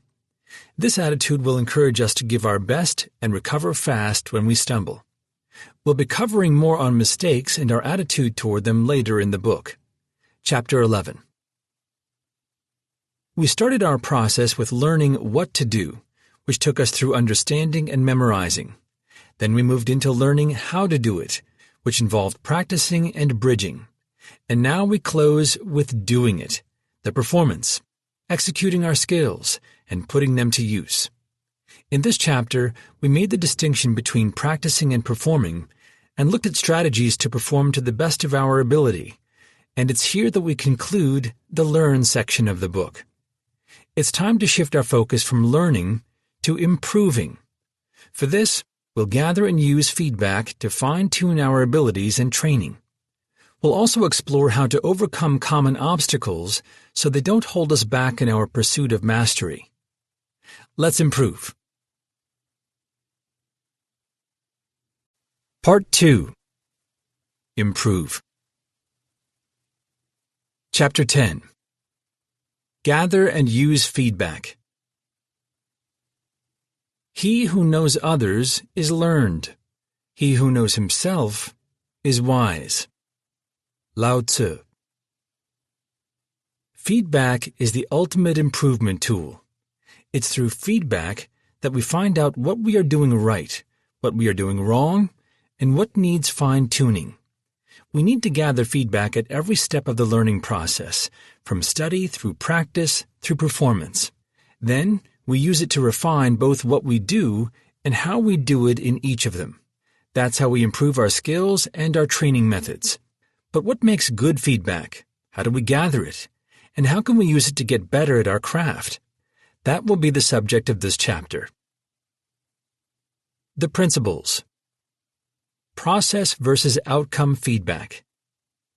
There are two types of feedback. One has to do with how well we do something, process feedback, and the other with the results we get from what we do, outcome feedback. Both are useful, but they require a different analysis. Let's take hockey as an example. Many factors influence the results of a game, and the win doesn't always go to the better team. Players shouldn't rely only on the scoreboard to judge how well they played or to decide what needs to improve. A team could win a game despite a poor performance, or lose it even though they played great. Outcomes matter, but they don't tell the full story. The team must also look at the process, how well they played, and if they are improving overall, despite the score.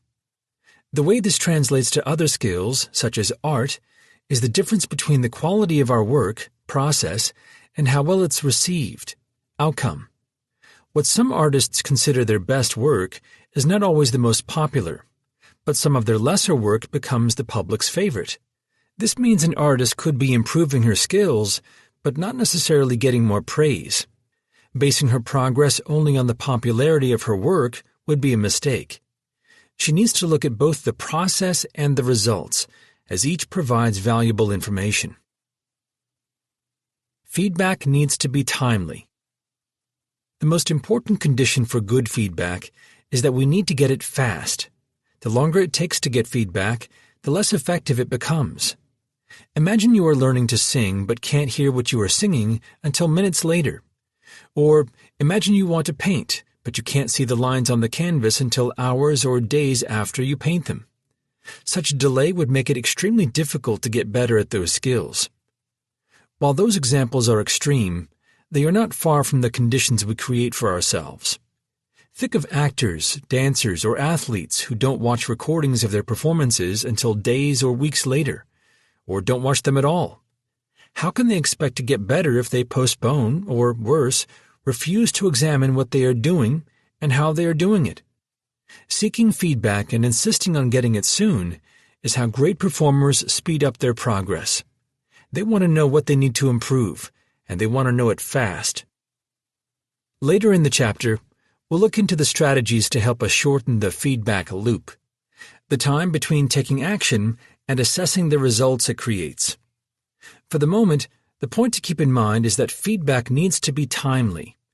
When we shorten the feedback loop, we also shorten the time it takes to get better. Feedback needs to be taken seriously, but not personally. It's easy to get fixated on negative feedback, the mistakes we make, the times we fail, and take them as a reflection of who we are. This obsession can start a cycle of self-defeat, doubt, and negativity. We must avoid those mental states by learning to separate the performance from the performer, and be critical about the former, but sympathetic for the latter. As big wave surfing legend Laird Hamilton advises, make sure your worst enemy doesn't live between your own two ears. Feedback, especially negative feedback, is meant to be taken seriously but not personally. It is only a snapshot of our current ability.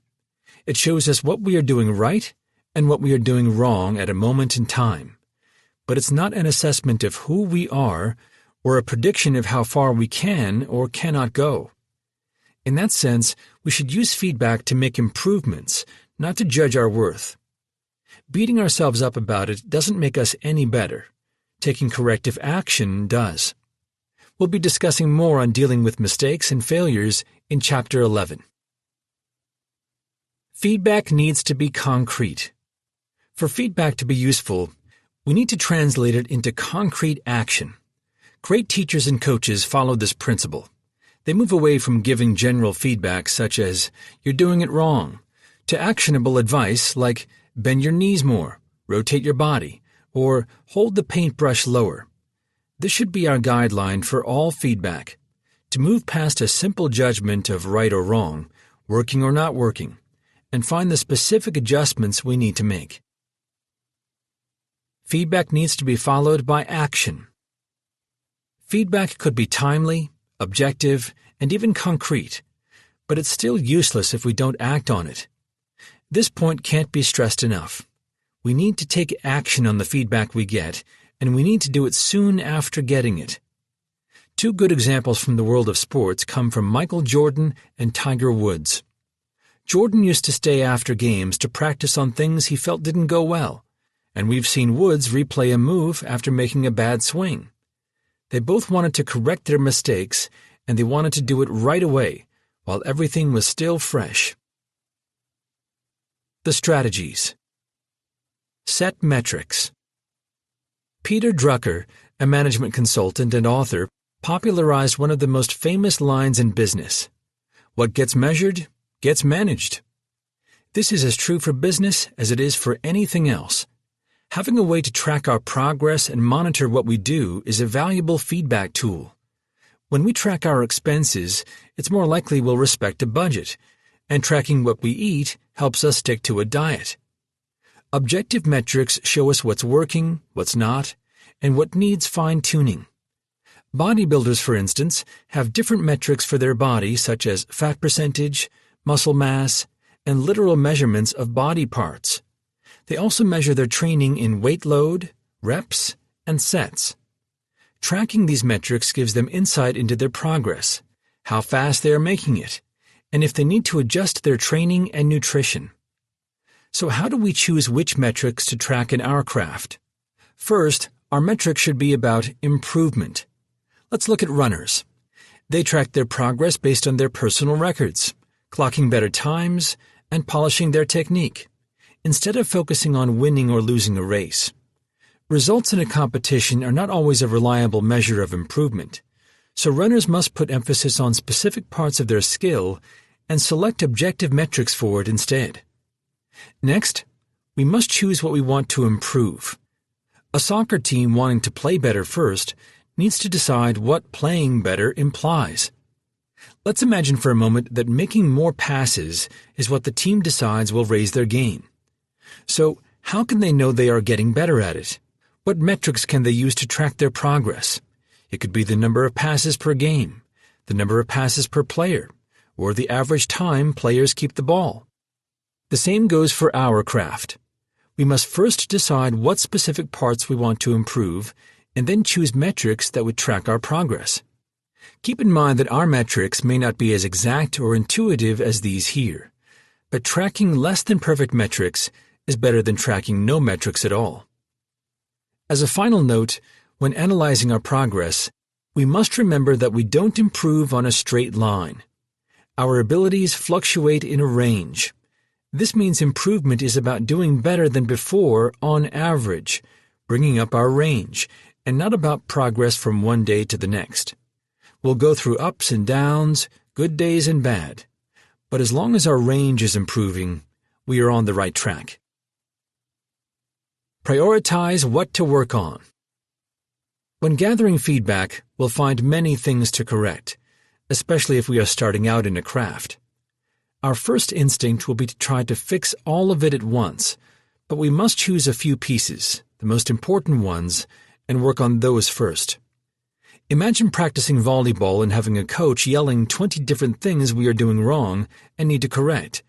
We would get overwhelmed and end up making more mistakes.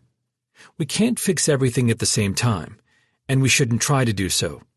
Instead, we need to focus on what's most important to adjust right away, and then progressively fine-tune the rest.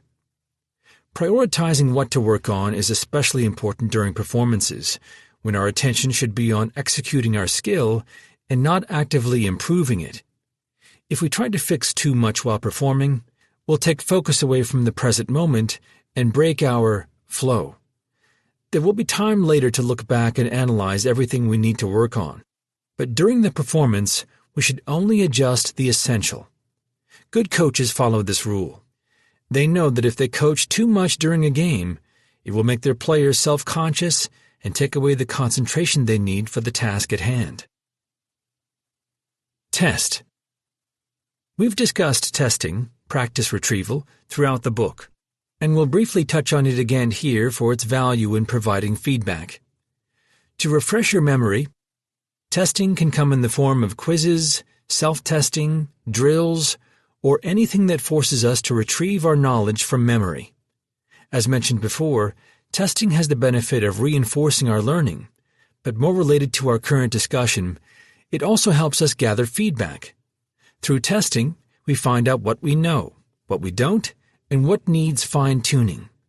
It's how we get a real assessment of our abilities so we can continue to improve them. The humble mirror. Using mirrors is a common practice in many skills. Boxing, weight training, magic, public speaking, and dancing are a few examples. The mirror shows us what's right and what needs adjusting. But most valuable, it gives us this feedback instantly, allowing us to act upon it as we go. Without a mirror, we could do hours of practice only to find out later that our technique was wrong. Using a mirror doesn't apply to every skill, but for those where it does, it serves as one of the best feedback tools available. It's unfortunate that working with a mirror is undervalued even in skills where it can have the most impact. We will not make that mistake. We'll give the humble mirror the importance it deserves and use it whenever possible to assess and refine our technique. Recordings. A related strategy to using a mirror is to record ourselves. The mirror's advantage is that it offers immediate feedback. We can see what we are doing as we are doing it. Recordings, however, have a longer feedback loop. We see what we are doing and how we are doing it only when we go back to check the recording. But what we lose in immediacy, we gain in perspective. Recordings give us a third-person point of view, which is often more objective. What's more, we can review recordings as much as we want and refer back to them when we need to. Recording training sessions and performances has become a common practice in many arts and sports. One example comes from Michael Phelps. I went to Bob, his coach, and asked him for video of all my swims from Athens, Phelps wrote. I took those videos and watched them over and over. When I watched one of the events, I understood clearly that I had gone out too slowly and that the third turn had left me at an impossible disadvantage. It was abundantly clear what I needed to fix. Indeed, we can learn a lot from recording and analyzing what we do. Elite athletes such as Phelps, Kobe Bryant, Serena Williams, Simone Biles, and Tom Brady, to name a few, credit a great part of their improvement to analyzing their own performances. But the use and benefits of recordings are not limited to sports. They also apply to music, dance, sales, public speaking, and many other fields. In working with recordings, we must aim to follow the principles of good feedback, studying the recordings soon after we finish them, to keep the feedback loop short, not taking our mistakes personally, emphasizing concrete pieces we need to work on, and taking corrective action as soon as possible. As an extra step, we can analyze our recordings in comparison with recordings of advanced practitioners. This is especially useful for sports and motor skills. The idea is to look at our practice or performance side by side, or in succession, with that of people better than us. This will help us identify what we need to do differently and what to adjust in our technique. A word of caution. Watching recordings of our practice or performance will be uncomfortable at first.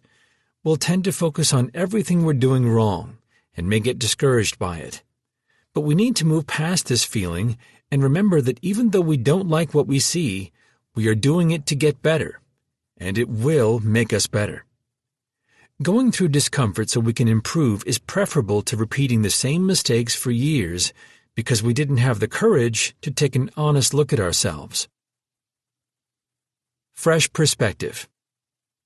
We clearly know that errors are recognizable more in the works of others than in our own, Leonardo da Vinci wrote, and often While finding fault with the minor errors of others, you will ignore your own great ones. To overcome this blind spot and have a more objective view of our work, Leonardo recommends that we look at it from a fresh perspective. His approach was to put a mirror next to the painting he was working on to see it reversed. Leonardo also advises painters to step away temporarily from their work and take a little recreation elsewhere, such as going for a walk, because once they come back to it, they will have better judgment. Additionally, he suggests that they place themselves at a distance from their painting so they can see it from a different perspective, figuratively and literally. In all cases, the goal is the same: to break the familiarity we have developed with our work so we can perceive it as if it were someone else's, or as if we were looking at it anew, and see the faults we might otherwise miss. In many skills, we can access this fresh perspective by reviewing recordings of our practice and performance. We discussed this strategy, recordings, but here we'll add an extra step. Aside from checking our recordings as soon as possible, we'll add additional review sessions spaced out over a few days. In checking our recordings for the first time, what matters most is that we do it soon. We need to get feedback fast so we can start making corrections. The drawback here is that we are still too close time-wise to the practice or performance we recorded, making it hard to take a detached look at it. To compensate for this downside and gain a fresh perspective, we'll review our recordings again days later. By then, we'll have less of an emotional attachment and can see our work, practice or performance, with clear eyes, noticing things we missed the first time. With skills where we can't use recordings, we could do exactly as Leonardo suggests. We could look at our work from another angle, or temporarily walk away from it to regain perspective. Artists could take the piece they are working on into a different room to see it under a new light. They could also cover it for a few days, so when revealed again, it looks fresh. The same goes for writers. They could read a piece they are working on in different environments, or put it away for a few days before coming back to it. This latter approach is part of Stephen King's process. In his book, On Writing, a memoir of the craft, King explains that once he finishes a novel, he puts it away for a while, so once he comes back to it, he can experience it from a fresh perspective.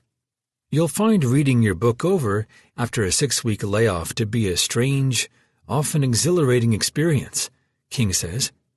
It's yours, you'll recognize it as yours, and yet it will also be like reading the work of someone else, a soul twin, perhaps. This is the way it should be, the reason you waited. It's always easier to kill someone else's darlings than it is to kill your own. When we take distance from our work, we can come back to it and see it in a new light. This fresh perspective becomes a wealth of insight to improve it. Another way to gain a fresh perspective is through other people. Artists in many fields throughout history have relied on close friends, partners, or mentors to review their work and give them feedback. We all need quality opinions, and they shouldn't come solely from our own judgment, regardless of how good we are. A fresh pair of eyes will help us see mistakes we've turned blind to. It's the reason writers work with editors and musicians with producers. There's only so much we can see. So if we want to go beyond our limited view, we'll need to borrow the eyes of others. Guidance. Mentors, coaches, teachers, instructors, play a major role in how we use feedback to improve. While mirrors, recordings, or fresh perspectives are great ways to collect feedback, the information we gather is only useful if we know how to interpret it. Here's where mentors become essential. They have the experience to notice what we can't, the knowledge to teach us what we need, and the wisdom to guide us through the process.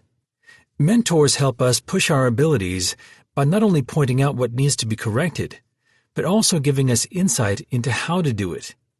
If we want to make the best out of the feedback we gather, we need a mentor on our side. We'll be discussing more on mentors in Chapter 13. Debrief, analyze, and document your work. Debriefing is about reflecting on our practice or performance after the fact. The idea is to analyze what happened, how it happened, and get as much feedback as we can. We can debrief by talking to our coaches or training partners, or even just reviewing everything in our mind. But if we want to get the most benefit out of debriefing, we must do it in writing, using a journal to document our work and our progress. The more linear and organized nature of writing, as compared to talking, provides structure to our thoughts and helps us remember more details, promoting further insight in turn. It's not a coincidence that some of the greatest minds in history shared the discipline of documenting their work. Darwin, Newton, and Ben Franklin are some examples, and one that comes on the extreme is Thomas Edison, who wrote close to 5 million pages of notes relating to his 60-year career as an inventor and businessman. Aside from documenting the details of our practice or performance, we should also keep track of our results. Earlier, we talked about using metrics to measure our progress. Here, we'll keep thorough notes on how we measure against them. This could mean keeping track of your time on a 400-meter butterfly if you are a swimmer, or your body composition and bicep size if you are a bodybuilder. Keeping good records of our progress not only serves as valuable feedback, but also as proof of how far we've come, a valuable motivation aid during times of challenge and self-doubt. Debriefing, documenting our work, and keeping track of our progress can be simple or complex, depending on our preference. Tiger Woods, for instance, is said to keep a record of every practice for future reference, noting down what worked, what didn't, and what to do differently next time. The more elaborate the analysis, the better. But if it feels overwhelming, start small and build upon it. For those ready to go in depth and get the most out of the strategy, here are some questions to use in your debrief. How did the practice/performance go overall? What went well? What went wrong? What do I want/need to improve first? Is there something I need to do more of? Is there something I need to do less of? Is there something I need to leave out? Is there something I need to add in? Is there something I need to balance? What is one thing I can do differently next time? Based on my metrics, am I on the right path? This detailed debriefing leads to better feedback. Questions such as, what should I add in, or what should I leave out, are useful because sometimes we find solutions to problems by adding or removing something instead of changing it entirely. But we can't find these fixes if we are vague in our analysis. Thinking practice didn't go well, I need to improve, is not enough. We need to dig deeper. Why didn't it go well? What changes might improve it? Is it something I'm not doing? Is it something I'm doing too much or too little of? This detailed analysis results in more useful insight. Retired Navy SEAL Jocko Willink writes about the importance of doing such an analysis. The best SEAL units, after each combat operation, conduct what we call post-operational debrief. No matter how exhausted from an operation or how busy planning for the next mission, time is made for this debrief because lives and future mission success depend on it. And it is not a shallow debrief either, as Jocko continues to explain. A post-operational debrief examines all phases of an operation from planning through execution in a concise format. It addresses the following for the combat mission just completed. What went right? What went wrong? How can we adapt our tactics to make us even more effective and increase our advantage over the enemy? This analysis requires discipline and dedication. The payoff, however, is well worth the effort. Jocko then concludes, such self-examination allows SEAL units to reevaluate, enhance, and refine what worked and what didn't so that they can constantly improve. Though most of us won't face the high-stakes situations of Navy SEALs, doing detailed debriefs and analysis will still provide immense value in our path. It is tedious work, yes. It also takes time and won't always be fun, but it leads to greater improvement. In this chapter, we've learned how to gather feedback and use it to improve.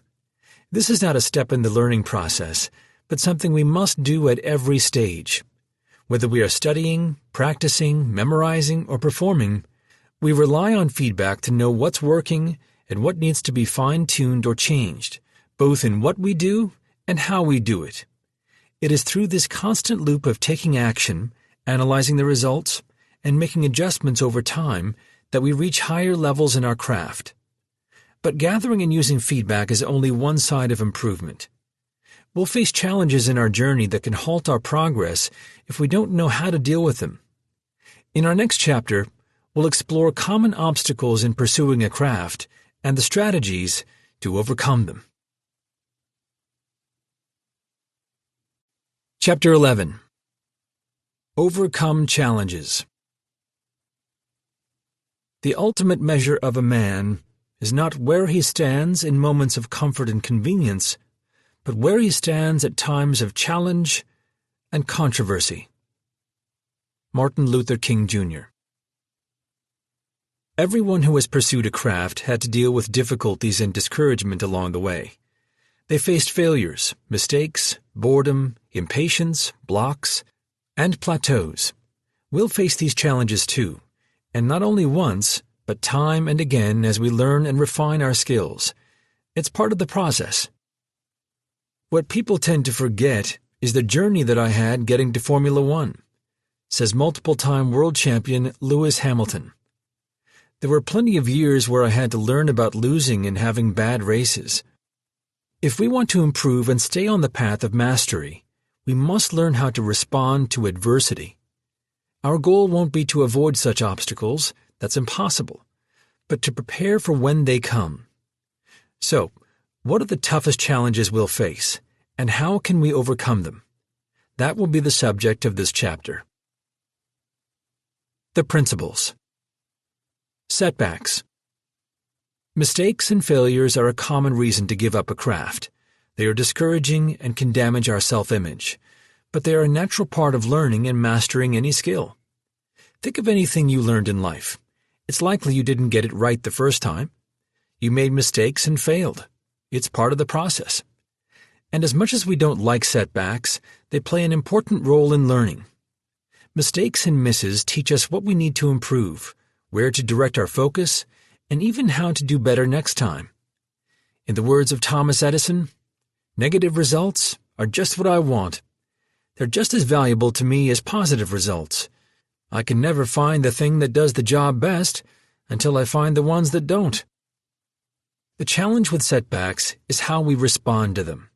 We tend to take them as a reflection of who we are and as a measure of our capabilities. We think, I am a failure, or I'll never be good at this, when the narrative should be, I failed. I'm not good at this yet, but I can learn from this experience and use it to be better next time. Imagine if we had the former toxic attitude while we were growing up. We wouldn't know how to walk, talk, ride a bicycle, read, or anything else. We would have given up after the first stumbles.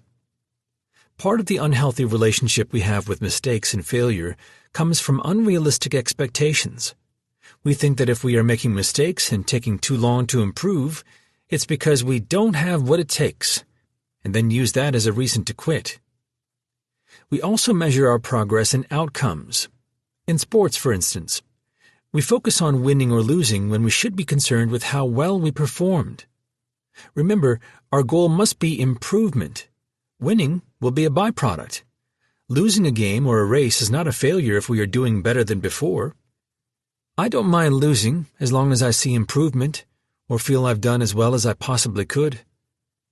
Olympic gold medalist Jackie Joyner-Kersee said, If I lose, I just go back to the track and work some more.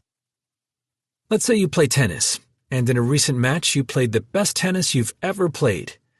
But let's also say your opponent was better and won. The way you process that event will impact your motivation and the way you see your abilities. On one side, you can focus on how well you played, the improvements you've made, and what you need to do to play even better next time. Or on the other, you can focus on having lost the match, think of it as a failure, and beat yourself up about it. Nobody likes to lose or miss their mark, but we must be mindful of our attitude when it happens. It can be the defining factor to stay on track and master our craft, or a reason to quit it. So, how can we develop a better relationship with our inevitable setbacks? First, we must see our mistakes and perceived failures as experience. Let's stay with our tennis example. In learning the sport, you will lose a lot of games. A lot. These are not useless failures, however. These games are experience, especially if you gather feedback from them. Every game you play, whether you win or lose, adds to your knowledge of playing styles, tactics, and the game itself, making you better in the long term. Second, we make mistakes and fail more often when we are at the edge of our skill. They are proof that we are testing our limits, and that's a good thing.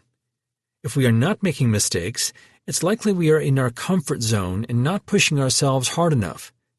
As Nobel laureate in physics, Frank Wilczek once put it, "If you don't make mistakes, you are not working on hard enough problems, and that's a big mistake." This doesn't mean we should go out and make mistakes or fail for the sake of doing it. The point is that mistakes and failures are a side effect of pushing our limits, and our goal should be to get better at recovering from them instead of trying to avoid them. In the words of tennis great Serena Williams, "I really think a champion is defined not by their wins, but by how they can recover when they fall." Finally, we must also adopt the attitude Michael Jordan lives by. "I can accept failure. Everyone fails at something. But I can't accept not trying." We need to embrace setbacks as a requirement of pursuing mastery and consider the only failure not to try, not to put in the work, or to walk away at the first sign of difficulty. Impatience. Another challenge we'll face at different stages in our path is impatience. Starting out, our impatience will be about how long it takes to get better. This feeling often comes from unrealistic expectations. We forget that even masters had to start from nothing and follow the same path. Picasso had to learn to draw before becoming a great painter, and Bach had to learn chords before composing his masterpieces. Everyone begins as a beginner, and everyone has to go through intermediate stages before reaching an advanced level. It's a long process, and though some move through it faster than others, no one escapes it. We won't either. It takes time to learn a craft, much more than we'd like to think. An example of this is learning to play musical instruments. It takes a while from the moment we start to when we can make half-decent sounds, let alone play through a song. This is not what we want to hear when we begin, but it's a reality we must accept. If we fight it and become impatient, we'll start jumping from method to method or teacher to teacher, looking for an easier, faster way to get results. And though there's nothing wrong with searching for efficiency, if we don't commit to any practice for some time, our search for a better method creates a paradox. We spend so much energy switching our approach that we never work on getting better. Impatience will also come at later stages in our path in the form of boredom. With time, the novelty of our craft will wear off, and we'll get tired of practicing the same thing over and over and over again. Our boredom will tempt us to practice new, though many times useless, things to feel novelty again, like flashy techniques or moves we want to learn just in case, or just for fun. We must push through this boredom and stick to practicing what matters most, even when it feels old. If we start chasing novelty, we'll never reach the higher levels of our craft. Impatience can also take the form of frustration. We'll eventually hit plateaus, and sometimes they will last long enough to overrun our patience. But as frustrating as they are, plateaus are a normal part of learning any skill. We must learn to accept and work through them as they come. Let's take a closer look. Plateaus. Plateaus are periods where there's little or no improvement, real or perceived, in our abilities. They can be discouraging because they feel like stagnation. No matter how much we practice, we don't seem to get better. But there's more to plateaus than what we see on the surface. Let's discuss the different types and why they happen. Consolidation plateaus. A consolidation plateau is a time where there's no perceived improvement. We are putting in the work and pushing ourselves to get better, but it feels as if we are not making any progress. Our feelings are not necessarily right, though. It takes time to internalize new abilities, and what sometimes looks like stagnation is a process of solidifying what we know. During consolidation plateaus, We are internalizing, strengthening, and automating parts of our skills so we can free conscious energy to build upon them. This phase is not as gratifying or evident as when we see expansion, but it's still progress, only that it happens behind the scenes. Comfort zone plateaus, aka OK plateaus. These plateaus are when we are actually stagnant. These are not consolidation periods, but we are no longer trying hard to improve anymore ones. We fall into these plateaus for one of two reasons. One, we feel good about the level we've reached and want to stay in that comfort zone instead of challenging ourselves. We become complacent. Or two, we've fallen into repetition mode. We show up to practice but just go through the motions as if on autopilot instead of engaging in deliberate practice. We've become detached. Equipment plateaus. These plateaus happen when the equipment we are using puts a barrier to our progress. If our craft relies on a piece of equipment, there's only so much we can do without the proper one. If we are into photography, for instance, having to use a smartphone instead of high-quality cameras and lenses will limit our development and creative expression. The same principle applies to motorsports. If we never upgrade to a more powerful machine, we won't be able to push our limits and will eventually plateau. This is not to say that tools make the master. That's never the case. Masters can do amazing things even with limited equipment. A great painter can make beautiful art with a single brush. A great photographer can take outstanding photographs with an average camera. And a professional motorcycle racer can make amateurs eat dust with a mediocre bike. But for the focus of our discussion, having access to equipment that promotes our progress instead of hindering it will make a difference in how fast we improve. Technique plateaus. These plateaus are caused by poor form, bad habits, or wrong technique. In playing string instruments, for instance, incorrect fingering can prevent us from playing fast pieces or getting the best sound out of our instrument. In weightlifting, the wrong technique will keep us from lifting heavier weights and doing so without getting injured. And in golf, a flawed swing will hold us back regardless of how much time we spend hitting balls. Depending on how much we need to correct, this plateau can be the most challenging to overcome. We'll need to unlearn and relearn parts of our technique so we can start making progress again. At the same time, since we are changing the way we've been doing things, the way we were already proficient at, we'll often get worse before we get better. A tough psychological position that will add to the already challenging situation. A good example of this plateau comes from Tiger Woods.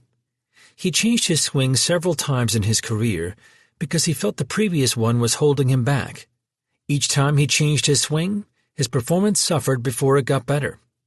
In his words, "I took some steps backward to go forward, to make some giant leaps forward." It takes courage and trust to take those steps back, and that's exactly what it took for Woods to overcome his limits, and later in his career, his injuries. It's also what it will take for us to overcome our own technique plateaus. We have to be willing to let go of the good to get the great. The strategies. Manage expectations. Unrealistic expectations are the cause of a lot of frustration in learning a craft. If we had a better idea of what to expect during the learning process, the time it takes to get better at our skill, and the common setbacks we'll face, we would be more forgiving of our mistakes and more patient throughout the process. As a personal example, I went to a motorcycle racing training over a weekend. Motor racing is a challenging, thrilling, and sometimes dangerous sport. At the end of my first day, I took a turn too fast, lost control of the motorcycle, and fell hard. I hit the ground head first and rolled several times before I came to a stop. Everything happened in a flash, and I had no idea how badly I'd fallen. I was scared. I remained still for a while, worried I might have broken something, and would make things worse by trying to stand up. Luck was on my side that day, and somehow I walked away unharmed, physically at least, though I cannot say the same for the bike. Almost immediately I became afraid of riding a motorcycle again. I kept playing the fall over and over in my head, and every time it made me more terrified of going back to the track. But I still had another day of training and wanted to finish what I had started. I also didn't want my motorcycle racing experience to end like that. So, against common sense, I went to the track again the next day. When I saw my teacher, I told him about my fall from the day before, making a big deal out of it, which, in my mind, it was. But he didn't give me the sympathy I was expecting. "There are two types of riders," he said. "Those who have fallen and those who are about to fall. It's great that you got your first fall out of the way. Now you know what it's like." Riders fall off their bikes learning and practicing the sport. It happens. I didn't know this. I thought falls were rare and had made a drama out of mine, to the point where I considered quitting my training. It turned out I had not been the only idiot, as I thought of myself, who fell on the track the first day. 8 other riders from different classes had fallen too. And it also turned out I was not the only lucky bastard, as I also thought of myself, who had walked away unharmed. Most of them were fine. Had I known that falling wasn't a big deal and that sometimes it happens in the sport, I would have avoided the self-loathing, the fear, and the endless rants to my friends that night of how I had cheated death. Our expectations create a filter through which we see the world and ourselves, and the same is true in learning skills and judging our abilities. If we have the wrong idea of what it's like to learn our craft, we may get discouraged once we face reality. Our best strategy is to find out early what to expect in our journey, the exploration we did in Chapter 4. We can do this by talking to people in our craft, teachers, practitioners, professionals, and asking them about the difficulties, time investment, and commitment needed to learn the skill.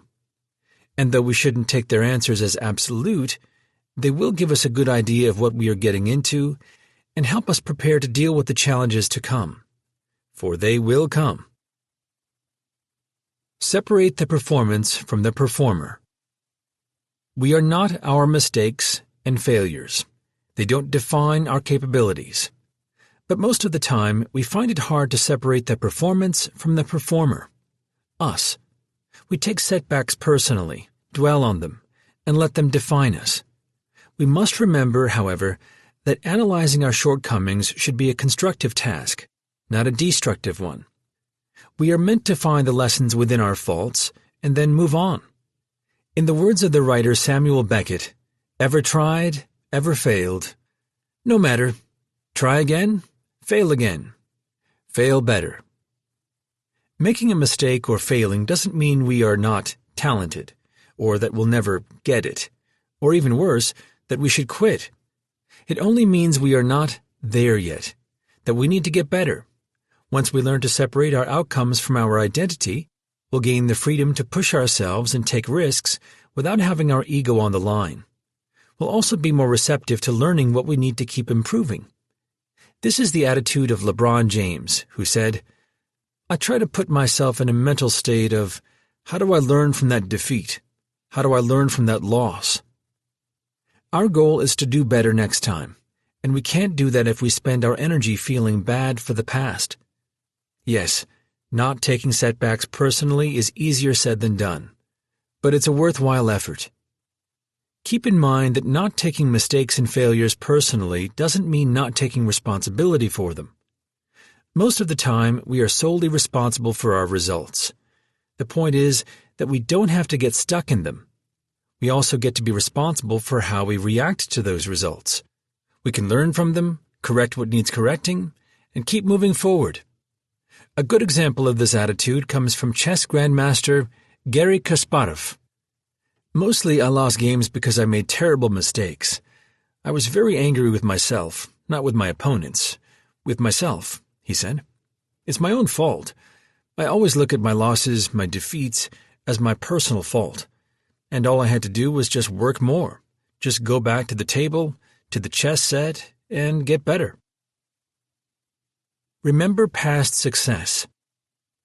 If we are haunted by mistakes or failures from the past and can't let go of them, one way to fight back is to remember past successes. Negative thoughts are constantly with us, like all the times we've messed up and everything we haven't achieved. What's less obvious is how far we've come and all the things we've done right. We are terrible at keeping track of our successes or taking the time to remember them. But that's what we need to do to stay motivated and push through difficulties. How do we do this? A good option is to keep a journal of our achievements and review it often. When we have written evidence of our progress, we can come back to it at any time and balance the self-doubt that comes from ruminating on our setbacks. Slow down, take a step back. We discussed earlier in the chapter that mistakes and failures will come when we push the boundaries of our level. In the words of Goethe, "Man will err as long as he strives. If we succeed all the time, we are not pushing ourselves hard enough." In sports, for instance, if we win all our games or competitions, we are likely not facing strong enough opponents. But on the opposite side, if we are making many mistakes or failing often, we might be pushing ourselves too far or too fast. Improvement happens when we practice at the edge of our comfort zone where things are challenging but within our reach. Let's use batting as an example. If we can hit every pitch at a certain speed range, we need to increase the difficulty, making practice challenging again. But if we are missing most of the pitches or breaking form, we need to slow down and lower the difficulty. What we are looking for is a place where things feel challenging but not impossible or overwhelming. If we are making many mistakes or we are sacrificing form, it's time we slow down and take a step back. Trust the process. Learning anything comes with its share of impatience, frustration, and sometimes boredom. It's unavoidable. But so is progress if we are diligent in our practice. If we put in the time and effort, we will get better. We must trust the process and not get discouraged when we don't see immediate results. As Jimi Hendrix once said, "Sometimes you are going to be so frustrated you'll hate the guitar. But all of this is just a part of learning. If you stick with it, you're going to be rewarded." No skill, regardless of how difficult, can resist a relentless attack of deliberate practice. And even though the day-to-day actions may not seem to have an impact, when compounded over months and years, they build into mastery. We must also remember that world-class artists, athletes, and communicators are not made overnight. They work at getting better every day over a long time. Writer William Zinsser put it best in his book, On Writing Well, when he wrote, "Nobody becomes Tom Wolfe overnight, not even Tom Wolfe." That is the perfect mantra to keep in mind when impatience is getting the best of us. Trusting the process also means avoiding changing our approach often. Impatience can make us jump from method to method looking for faster ways to get results. This endless search for greater efficiency can turn into a trap. Let's look at fitness as an everyday example. Getting in shape takes time, discipline, and work. But nobody wants to hear that. People want and look for pain-free, fast, and easy methods. And they often change from one to another in search of the perfect one. The reality is that many approaches work, and while some are more efficient than others, sticking to a decent diet and exercise routine is better than jumping from one to the next, not giving any of them enough time to work. The other reality is that even if there were a perfect method to get in shape, it would still involve diet or exercise in some form, and most likely both. That's the foundation of fitness. The process can be made more efficient, but it can't be escaped. The same applies to our craft. Impatience can make us lose focus. It will tempt us to look for easier and faster methods, and to change our practice and our teachers before giving them a chance. Or even worse, it can cause us to postpone getting started until we find that perfect approach, which will never come. This doesn't mean we shouldn't look for efficiency. In fact, the premise of this book is to optimize learning. What we should be against is the trap of jumping from method to method in search of a magic pill. We must remember that just as diet and exercise are the foundation of getting in shape, and can't be avoided even with the most efficient approaches, practice, lots of it for a long time, is the foundation of mastering a craft. That's the process, and no method can make us skip it. Pursuing false promises of shortcuts and jumping ahead will only take away precious time we could be using to improve. Breakthrough plateaus. There are no limits, martial arts legend Bruce Lee said. There are only plateaus, but you must not stay there. You must go beyond them. Earlier in the chapter, we explored the different types of plateaus and what causes them. Let's take a moment now to discuss how to deal with each. In consolidation plateaus, we are putting in the effort and following the principles of deliberate practice, but it looks as if we were not making progress. This is because it takes time to solidify the newly gained level in our skills before we can level up again. Our improvement might not be noticeable, which can be discouraging, but it's happening. We are building more robust neural pathways to support improved performance. Consolidation plateaus, then, are dealt with patience and consistency. We must stay with our practice and trust the process. It's important, however, to get the help of a coach or mentor to make sure our technique is correct and that we are, in fact, in a consolidation plateau, not a technique one. In comfort zone plateaus, we are not making progress, but it's because we are not pushing ourselves hard enough. Maybe we started slacking in our practice, not being consistent, or falling into autopilot and simply going through the moves.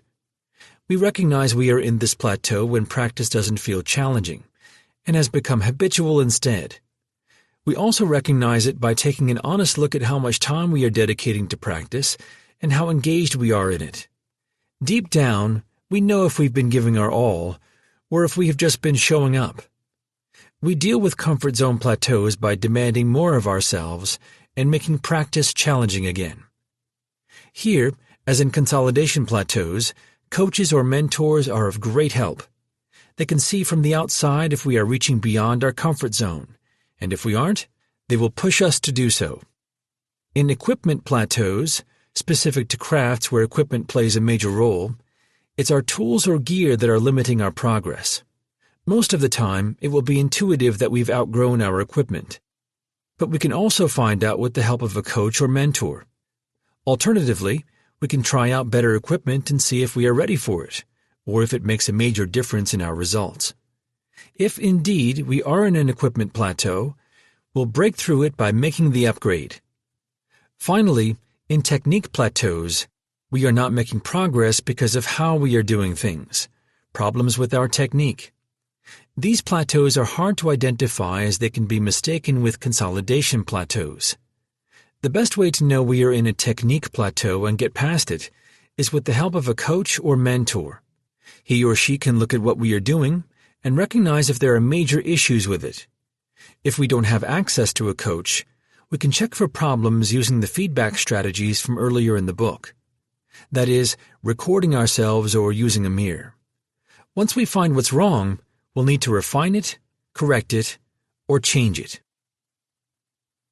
In this chapter, we've covered the common challenges we'll face along our path to improvement: setbacks, impatience, and plateaus.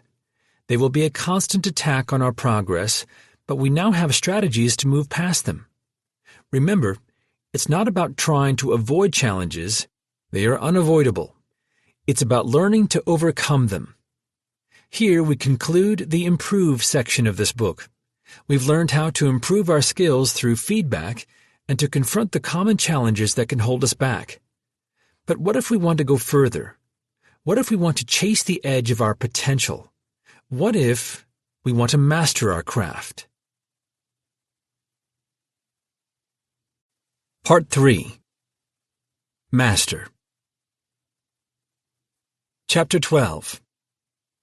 Elements of Mastery. I hope you will disdain mediocrity and aim to excel in whatever you do. Vera Rubin. Mastery holds a special place in our mind. We look up to masters and admire their abilities as almost supernatural. In a technical sense, however, mastery is simply a high level in the learning spectrum, achieved through extensive study, practice, and refinement. We start as beginners, go through intermediate stages, pass by advanced ones, and then move into mastery. But mastery means more to us than being exceptionally good at a skill. It has a magical quality to it. Masters fuse with their craft. Their skill flows with captivating grace. They notice details most of us miss, have a refined intuition that gives them an edge, and can adapt to changing circumstances while still delivering consistent results. We recognize mastery when we see it. What's hard is putting all it means into a definition, much less one everyone would agree on. Mastery is too complex to be reduced, too great to be contained. So instead of trying to force it into a statement, let's explore the different elements recurrently present in mastery. That, I believe, is a better discussion that will also provide us with a clearer goal to aim at. High-level proficiency and consistency. The first element of mastery is proficiency, the ability to execute a skill and do it well. Masters are fluent in their craft. They have dedicated enough time to learn the conceptual and practical side of it.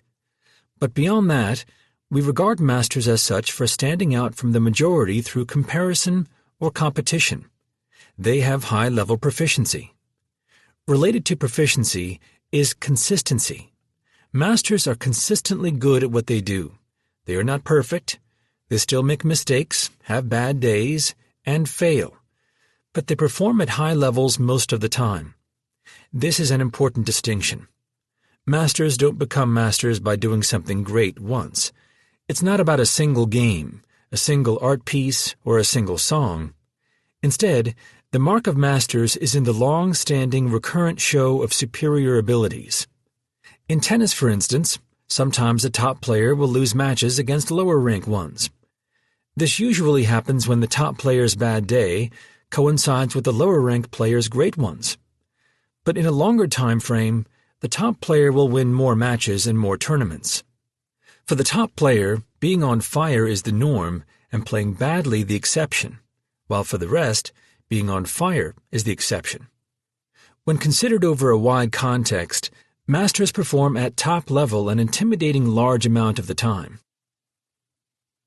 Sophisticated memory and mental representations.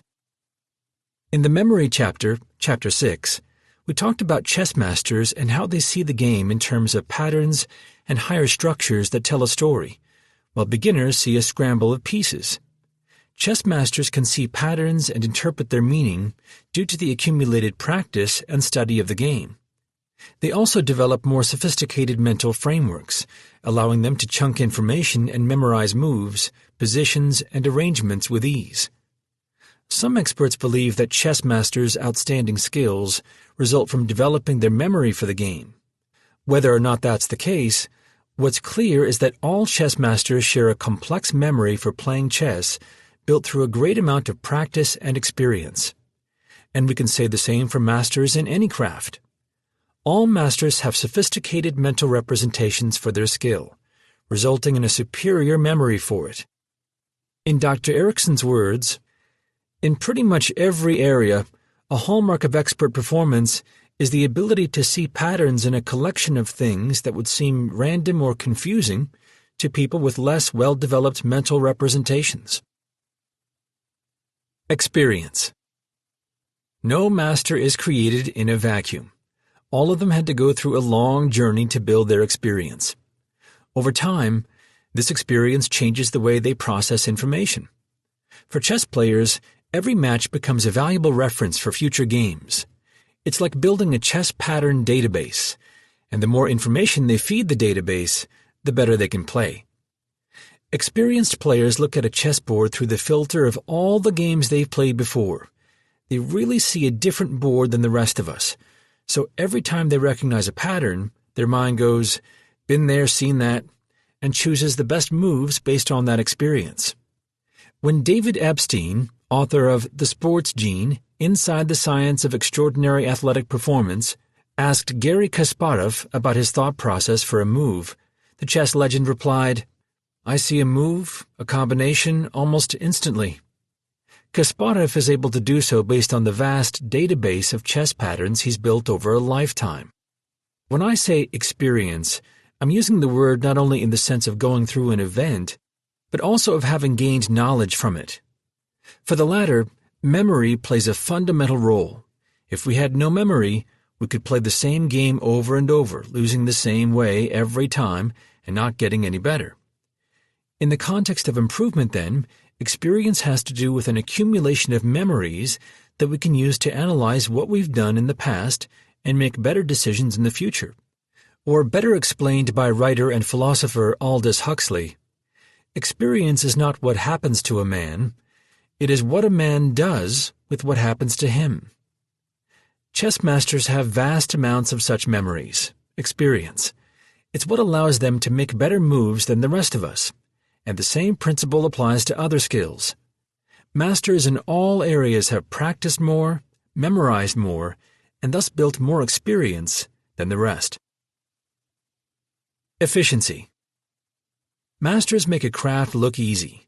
They seem to perform without effort, and though part of their grace comes from having mastered the technical side of their skill, they also do less than the rest of us. Masters exert calculated force where it matters. They use their mind and body efficiently, filtering through the unimportant and focusing their efforts on the essential.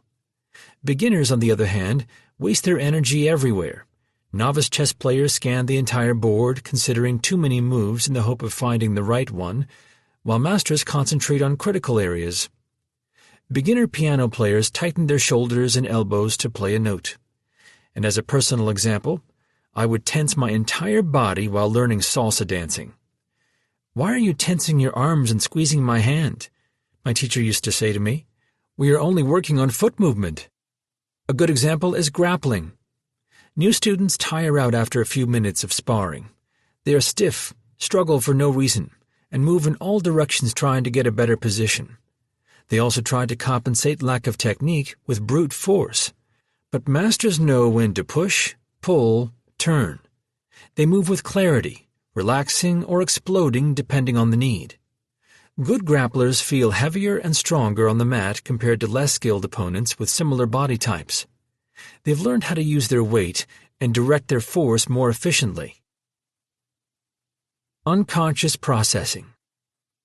When Mihai Csikszentmihalyi, the prominent psychologist and author of Flow, The Psychology of Optimal Experience, studied chess masters, he found that they had little activity in their prefrontal cortex as they played. They weren't relying on their conscious mind to make decisions. Instead, they seemed to react to patterns and sequences. They had moved their chess skills from the conscious mind to the faster and more efficient unconscious. The same is true in other fields. Through practice, we progressively make our abilities subconscious, enabling them to operate behind the scenes, and freeing up mental energy for other thinking processes, such as strategy or artistic expression. Martial artists, for instance, practice moves to the point where they no longer have to think about them, so once they are in competition, they can focus on creating openings, timing, and not getting punched in the face. It's this automation of abilities that allow masters to add layers to their skill. It frees up their conscious energy to process complexity, recognize subtleties, and apply their knowledge in creative ways. Refined intuition. When our abilities move to the unconscious, they take on a new language. Our unconscious communicates through emotions, which are faster and less energy-demanding than conscious processing. It's the reason masters develop an intuitive feel for their craft and can sense what's happening around them. This intuition is not mystical, nor something they were born with or magically acquired. It's the result of an emotional encoding of the knowledge, patterns, and experience they've gathered over years learning their craft. Masters' refined intuition is, in fact, a highly trained subconscious communicating with them through emotions. We all have intuition. We know what it feels like. The difference is that masters' intuition has been fine-tuned through years of experience. At their level, their craft is embedded in their way of thinking and emotional processing.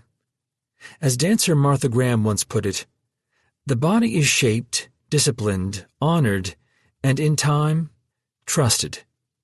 Indeed, masters can and should trust their intuition, but the rest of us have to first develop it before we can rely on it.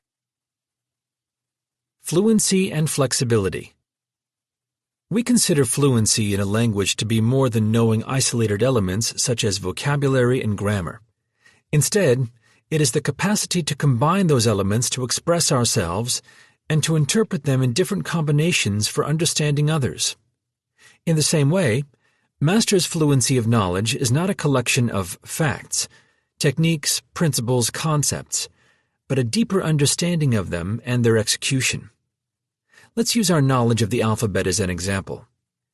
We can easily say the alphabet forward, A, B, C, D, E, etc., but we find it hard to do it backward, Z, Y, X, W, V, etc. Our knowledge of the alphabet is rigid. We've always experienced it in the same direction, so that's the order we are proficient at. If we were to meet alphabet masters, however, we'd see that their knowledge is more fluent. They could organize it forward, backward, in groups of open or closed mouth sounds, by the number of pen traces, or any other way. The facts do not change. The letters in the alphabet are the same. What's different is the master's fluency in the subject. We'll consider this depth of understanding as fluency of knowledge, a quality all masters share regardless of their craft. For them, the facts become part of a web. They can be organized and combined in multiple ways, allowing for a greater range of applications. Fluency of knowledge leads to another quality of mastery: flexibility. Masters can adjust to different situations and do so creatively if they need to. This flexibility is key for excelling at team sports, strategy games, and martial arts, for example. Those who stand out in these fields are not only technically proficient, but also fluid in their approach and application. While beginners and intermediate practitioners are rigid and can only navigate limited situations, masters can succeed in almost any. Greater distinctions and attention to detail.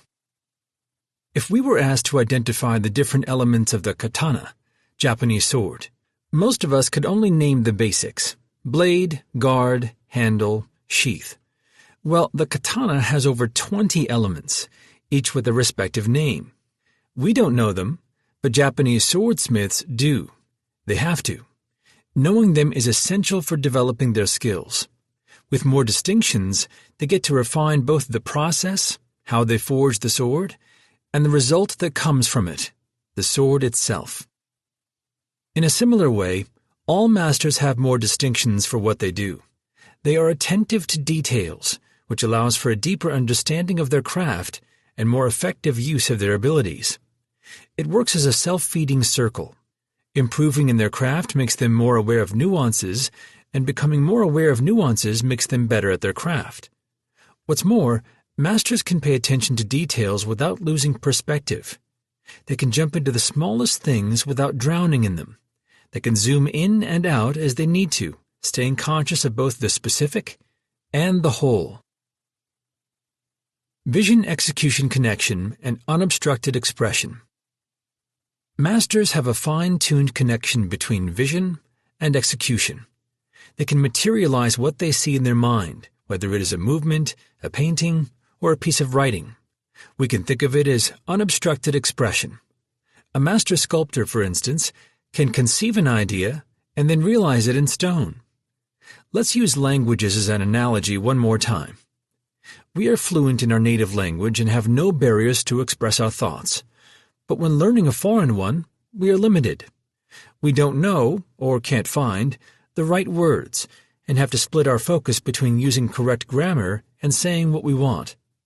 It's only when we reach fluency in the new language that we can express ourselves unobstructed by the technical aspect of it. The same idea applies to skills.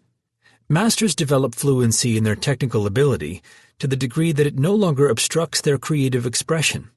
They fuse with their craft and the tools in it, if there are any. A master cellist, for example, can feel the cello and the bow as an extension of her body, and the music she composes is an expression of her thoughts and emotions. It's what Charlie Parker wanted us to understand when he said, "Don't play the saxophone. Let it play you." Immersion in the craft.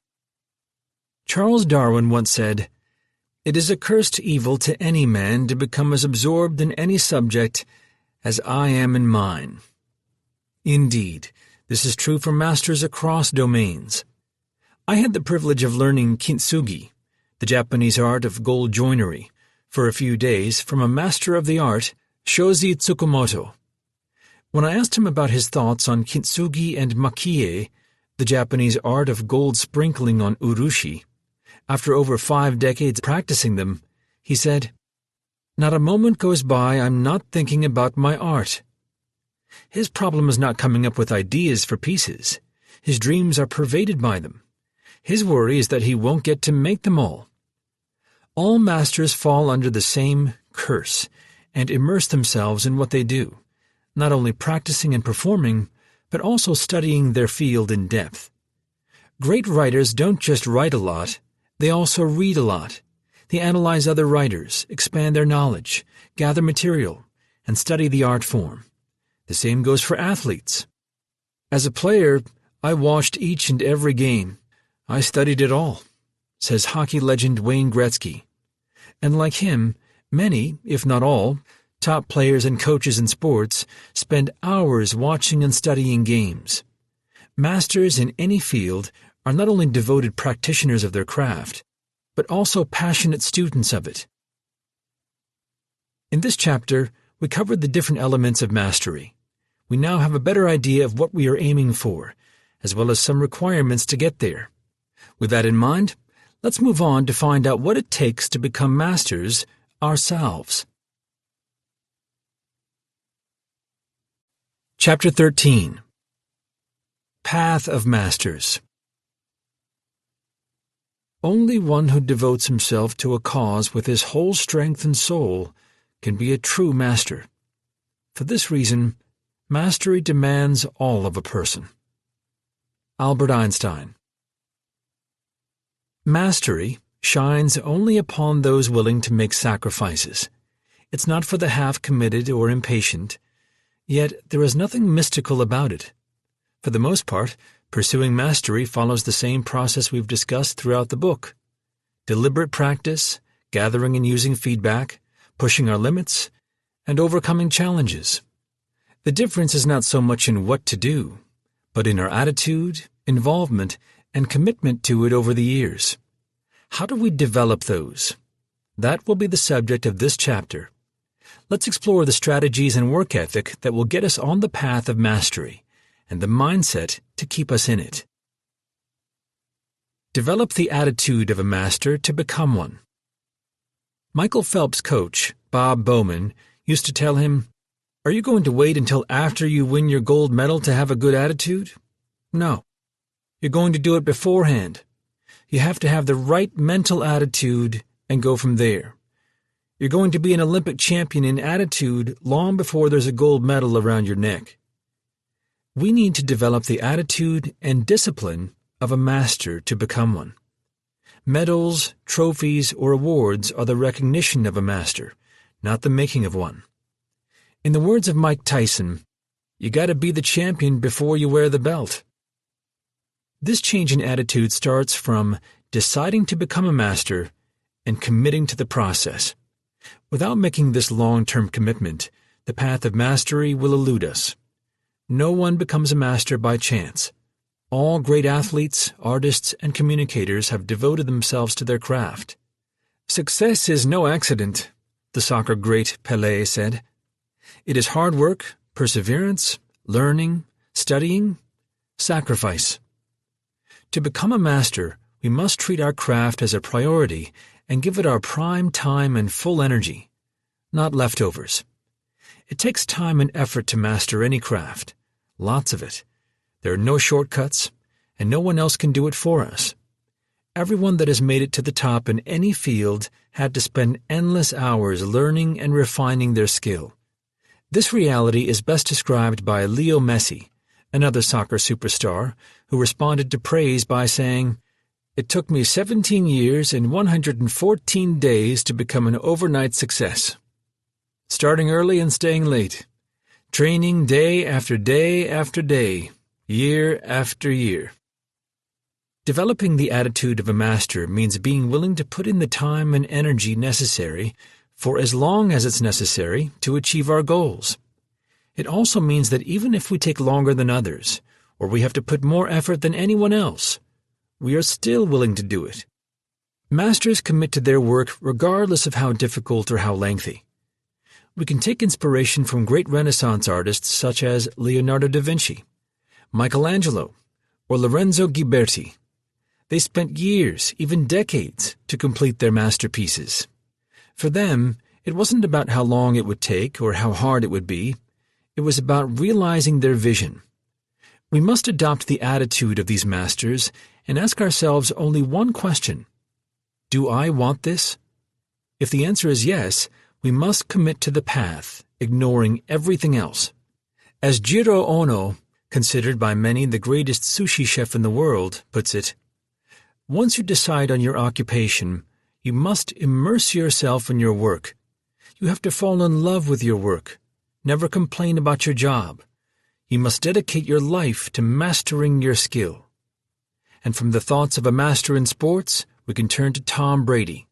When talking about having given football everything he's got, Brady said, "If you were going to compete against me, you better be willing to give up your life, because I've given up mine." That has to be the rawest description of what it means to commit oneself to mastery. And even though that level of commitment is no guarantee we'll make it to the top, it is the only path to it, and there's no way to know how far the path will take us unless we follow it. Efficiency to get more, not to do less. Though commitment means being willing to put in as much time and effort as necessary to reach our goals, it doesn't mean we shouldn't look for ways to optimize our approach. Efficiency is desirable, but we must look for it with a different mindset. Most of us think of efficiency as ways to minimize time and effort and still get results. We want the fastest, easiest approach so we can do less. Masters, and aspiring ones, also look for efficiency, but they do it to get more out of the time and energy they already put in. Their focus is on maximizing results, not on minimizing effort. In other words, they optimize their training not to cut practice or make it easier, but to get more out of it. In bodybuilding, for instance, those committed to excelling look for ways to optimize their training and nutrition to speed up their progress, not ways to get away with doing the minimum. They search for efficiency to get more, not to do less. This change in mindset is crucial. Over time, the progress of those looking for efficiency to do less remains linear. The effort decreases, but the results stay steady. It's as if someone looking to lose weight starts to exercise less because he found a program that gets him the same results with lower time investment. He'll drop weight at the same rate, he'll just be putting in less work. On the other side, the progress of those looking for efficiency to get more becomes exponential. The effort remains steady, but the results increase. In the same example, it would be as if the person looking to lose weight found a more efficient program but kept the same time investment. He will be dropping weight at a faster rate. If we are to take the path of mastery, our search for efficiency should focus on getting the most out of our practice, not looking for ways to cut it. It's not about finding the minimum that makes the cut, how to minimize effort, but about getting the most out of the time and energy we are already committing, how to maximize results. Observe, study, and emulate the masters. We have evolved to see and copy behaviors. Observation and emulation, also known as modeling, are a fundamental and proven way to learn. We'll turn this innate ability into a strategy and model ourselves after the people we admire. We'll observe them, study what they do and how they do it, and do our best to emulate their actions. Do not worry about losing your style by trying to copy the masters. We are only doing it to gain insight, to get into their heads and understand more of what they do. We can observe, study, and emulate them to refine our abilities and still be ourselves. The great Stephen King put it best when he wrote, "Don't be afraid to imitate another writer. Imitation is part of the creative process for anyone learning an art or a craft. Find the best writers in the fields that interest you and read their work aloud. Get their voice and their taste into your ear, their attitude toward language. Don't worry that by imitating them you'll lose your own voice and your own identity. Soon enough, you will shed those skins and become who you are supposed to become. Centuries before King, Benjamin Franklin applied the strategy in the hope of becoming, in his words, a tolerable English writer. Franklin's approach was to take his favorite articles and try to recreate them from memory, expressing each hinted sentiment at length and as fully as it had been expressed before in any suitable words that should come to hand. He would then compare his versions to the originals to discover his faults and correct them. Modeling is also a common practice among serious chess students. They spend a great amount of time studying the games of grandmasters move by move. They try to predict what the grandmaster would do, and then analyze the move and the thinking behind it. The goal for these students is to get into the chess master's mind, see what they see, think how they think. This practice is one of the best ways for players to improve their skills. When observing masters, we must make an effort to look beyond their performance and study their practice. If we only see them in action, we'll miss the process that took them there. It would be like seeing a magic effect and trying to replicate it without studying the method behind it. We would know the result we want to get, but we may never get it unless we learn its inner workings. In the same way, looking at masters' performances only shows us a goal to aim toward, but we need to study their practice and methods if we want to emulate them.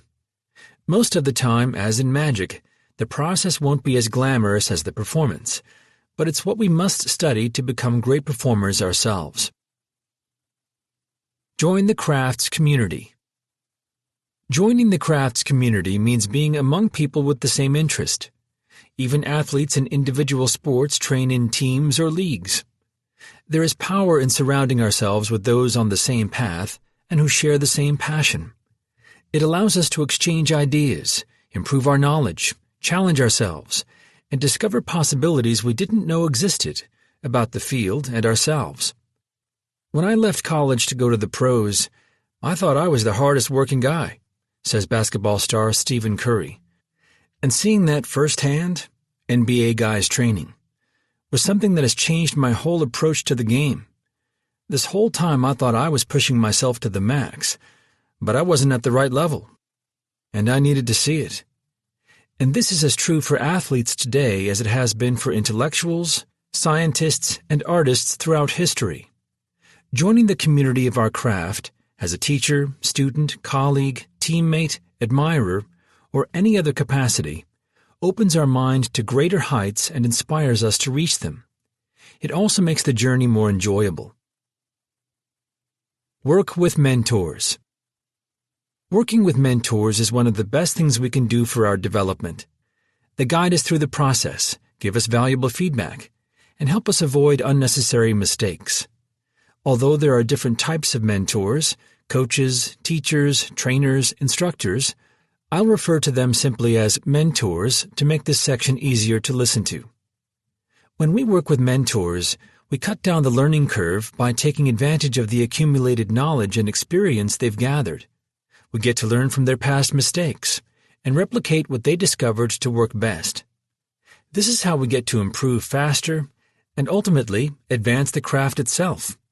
Arts, sports, and other fields move forward because new generations benefit from learning and training techniques that older generations spent their careers advancing. We get to stand on the shoulders of our mentors and everyone who's influenced our domain before us. Mentors also provide an outside perspective into our abilities. They point out problems, suggest corrections, design practice, push our limits, and provide a wealth of insight into our craft. Even the most disciplined and hard-working people will go faster through the learning process with the help of a good mentor. As a Japanese proverb reads, "Better than 1,000 days of diligent study is one day with a great teacher." I cannot overstate the value of working with mentors, regardless of our level or circumstances. Thinking we can learn and master a craft without guidance is delusional. Even the so-called prodigies from history, such as Leonardo da Vinci, Mozart, or Michelangelo, had rigorous training under accomplished and experienced instructors. Andrea del Verrocchio, Leopold Mozart, and Domenico Ghirlandaio and Bertoldo di Giovanni, the last pupil of Donatello, respectively. And from our period, all high-performance athletes work or have worked closely with coaches. The question, then, is not if we should work with mentors, it's a must if we want to pursue mastery, but what qualities to look for in them. Here are some essential ones. Good mentors are experienced. We need mentors who have gone through the path themselves, who have faced challenges and learned the lessons necessary to overcome them.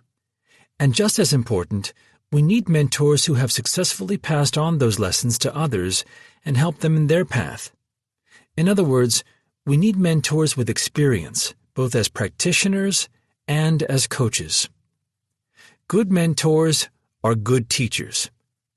Teaching is a skill. Not every great performer is a great teacher.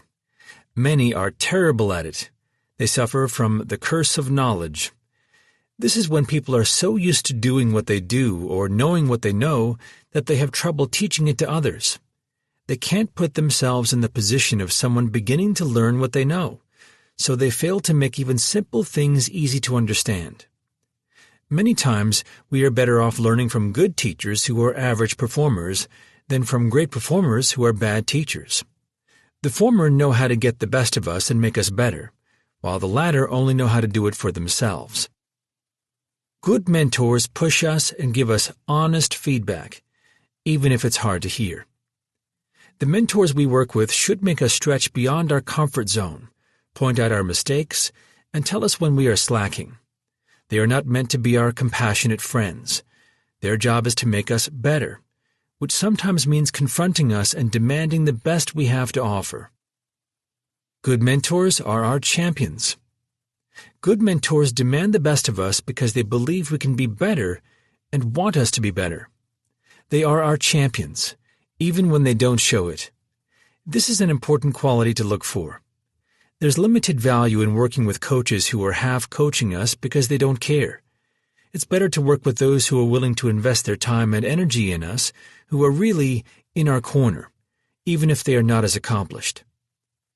Good mentors are obsessed with fundamentals. As we covered in the practice chapter, Chapter 7, fundamentals are the essence of our craft. Good mentors are those who make us work on these fundamentals relentlessly, not those who teach us something new every time we practice. It may feel boring to work on the same things over and over. We like novelty and variety. Keep in mind, though, that it's just as boring for our mentors to see us practicing the same things time and again. But they know that's what we need to do to master our craft. Good mentors know when not to mentor. There are moments when mentors should let us try things on our own and learn firsthand from our mistakes. Mentors who resemble overprotective parents and want to hold our hand every step of the way can be counterproductive. This is especially the case during performances. While we perform, our mind needs to be uncluttered, which means our mentor should only give us short, specific indications, if any at all, depending on the craft. Performance is not the time for them to teach us or try to correct our every move. That comes during practice or while we debrief afterward. Good mentors are good depending on our needs.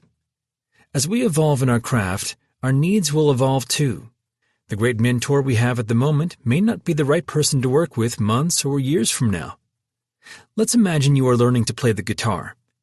In the first few months, you need someone to teach you the basics, how to hold the guitar, a few chords, and some songs. You don't need the best teacher for that, though it would be great if you could work with the best from the beginning. But at further stages, you'll need someone to guide you through more specialized learning. If you are into country music, you'll need someone who can teach you the genre, the playing techniques, and how to get the sound you want.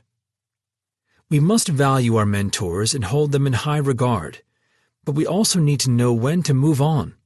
Good mentors understand this and will even encourage us to do so. They have our best interest in mind, even if that means stepping aside and letting someone else take their place. And as long as we treat our mentors with respect, value what they've done for us, and repay them by taking our craft and our path seriously, we shouldn't hesitate if the moment comes when we need to work with someone else. So far, we've focused on the qualities of good mentors, But we have to remember that for them to be helpful, we must be good apprentices. We need to let our mentors mentor us, get our ego out of the way, and listen to what they have to say. That's why we looked for them in the first place, to get advice, direction, and guidance. We must also keep in mind that, in the end, it's up to us to choose our path and do the work. Mentors can't do it for us regardless of how good they are. We should seek mentors, work with them, value them, but never forget that our learning and progress are, and always will be, our responsibility, not theirs. Mentors can only guide us through the path, not walk for us or carry us through it. As a final note, we should try to stay away from the self-taught route. Self-directed learning is okay, and much less glorify it. Yes, it is a feat if we can get good at something on our own. But unless our circumstances prevent us from seeking out mentors to learn from and help us in our development, such avoidance is a sign of stubbornness or ego. We are being incapable of the humility required to learn from others better than us, and it will cost us. Self-teaching is slow, and it will only take us so far. Top performers have rarely mastered their craft without either the guidance or support of mentors around them. Do the work. Mastery is the result of progressive improvement through consistent and persistent effort. When we look at it in the short term, it doesn't take much, only a few hours of focused work a day. What's hard is doing it day after day for years. As the motto for the United States Olympic Committee reads, it's not every 4 years, it's every day. Masters work on their craft daily. It is their dedicated practice that makes them great. We could have natural abilities, motivation, an efficient method, and even great coaches, but those just optimize and encourage action. They can't substitute it. In the end, it comes down to doing the work consistently. Most writers, for example, will tell you that the hardest part about writing is not developing the plot or the characters, but having the discipline to sit down and write and rewrite every day. Ambition is cheap. Motivation is cheap. The hard part is doing the groundwork. When most people find out what they need to do to reach their goals, they run away or pretend to be too busy to do them. Here is where masters and aspiring masters separate from everyone else. They develop the discipline to do the work. There's times when you are running and you just want to stop. You just want to give up, like, to hell with this, I just want to go home. We don't imagine those words coming from Usain Bolt. We think he would show up to practice every day full of energy and motivation. No, it was difficult. It was a constant struggle. There's days when you get up and you know that you have a training today. You know it's going to be intense, and you are like, oh God, I don't want to go today, Bolt says. But you gotta go. And it's so hard, and a lot of people don't know. Bolt kept showing up every day for years, even when his conscience would tell him, don't do it, stop running, retire, go play football, go play golf. That's the secret of masters, relentless work ethic. They do the work whether they feel like it or not, whether they are inspired or not, if they are tired or not, if everyone else is taking a day off or not. It doesn't change. They just do it every single day. One day at a time. Most of the time, doing the work should be something we take on with passion and enjoy making part of our lives. But pursuing mastery won't always be enjoyable. There will be days or weeks when we don't want to practice. Our progress will seem too slow and the road too long. We need to be ready to go through these phases and still show up ready to give our all. One way to stay consistent is by taking things one day at a time. This is a proven psychological strategy to overcome one of the most intense challenges a human being can endure: addiction. Recovery programs talk about winning the day, an approach that encourages focusing on today, the here and now. Alcoholics, for instance, are taught to direct their thinking to, I won't drink today, and avoid obsessing about what happened yesterday or what may happen tomorrow. Paying attention to the present moment removes the weight from the number of days they have been recovering and the pressure of having to stay sober for years to come. Thinking, "I won't drink for the rest of my life," is overwhelming, even scary. But if the goal is, "I won't drink today," it becomes manageable, realistic, doable. And once achieved, it's a matter of renewing it day after day for months, years, and hopefully a lifetime. Recovering from addiction is an extreme example, but it sheds light into our psychology. Projecting work into the future can discourage us from doing it, but breaking it down into daily actionable steps will empower us. The greatest feats can be achieved if we shorten the time frames and take it one day at a time.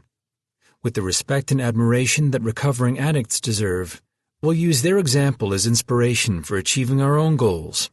We'll borrow their strategy of short-term attention for long-term success to stay on the path of mastery. Rather than thinking, "I'll practice hard day after day for the next 5 or 10 years, we'll think, "I'll practice hard today."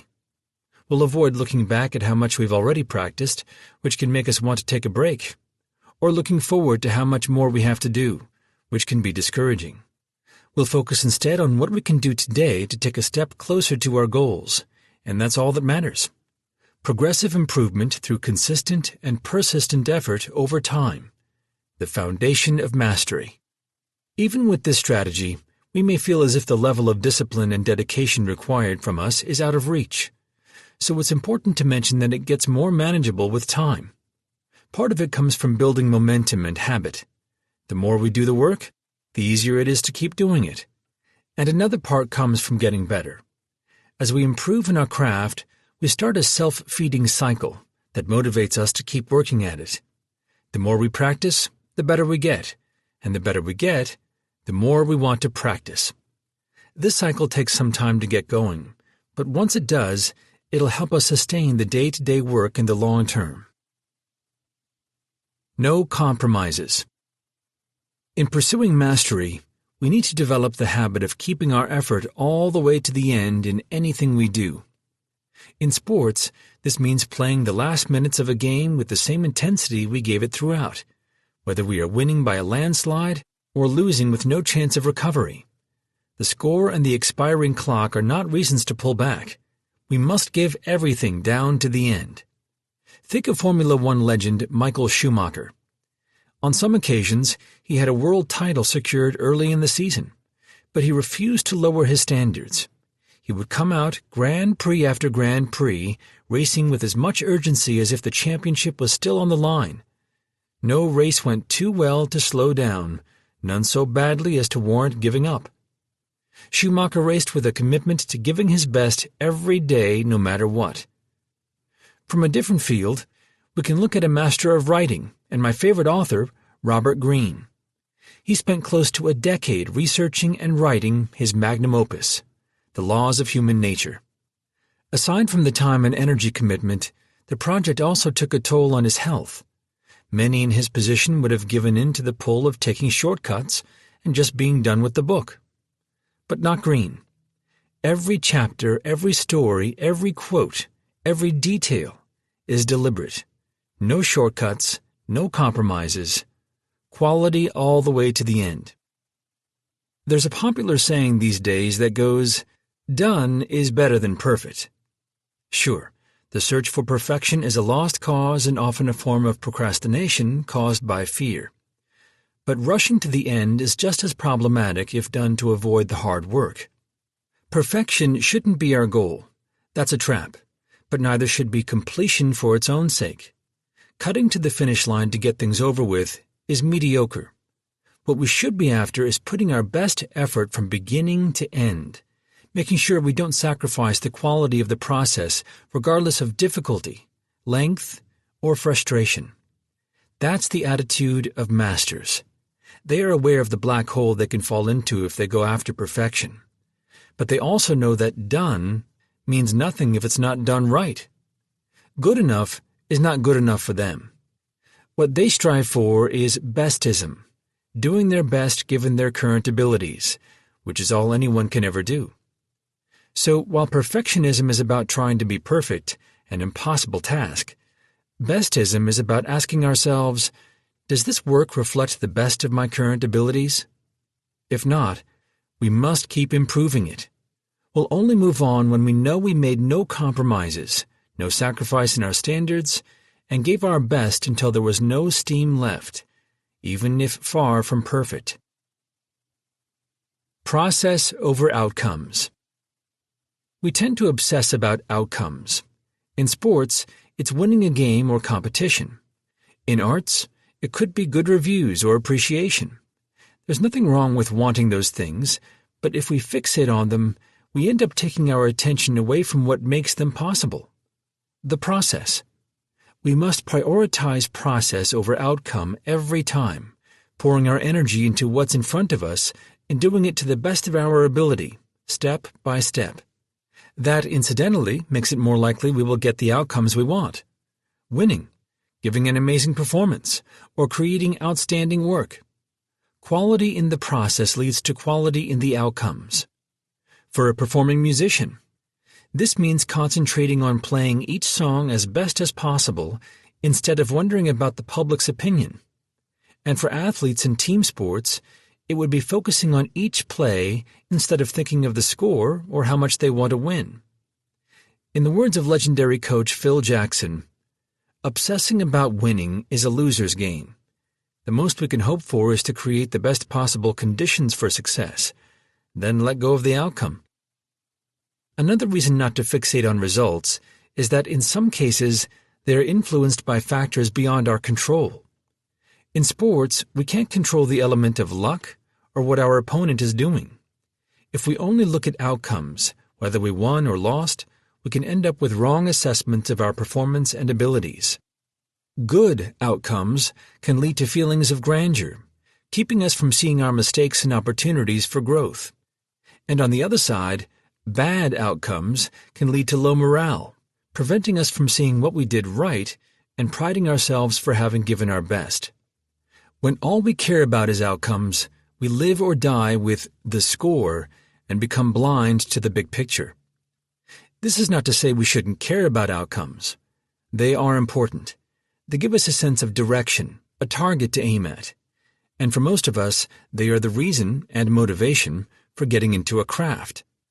But to have the best chances of getting our desired outcomes, we must focus on the process instead. Our attention during practice or performance should be on the task at hand.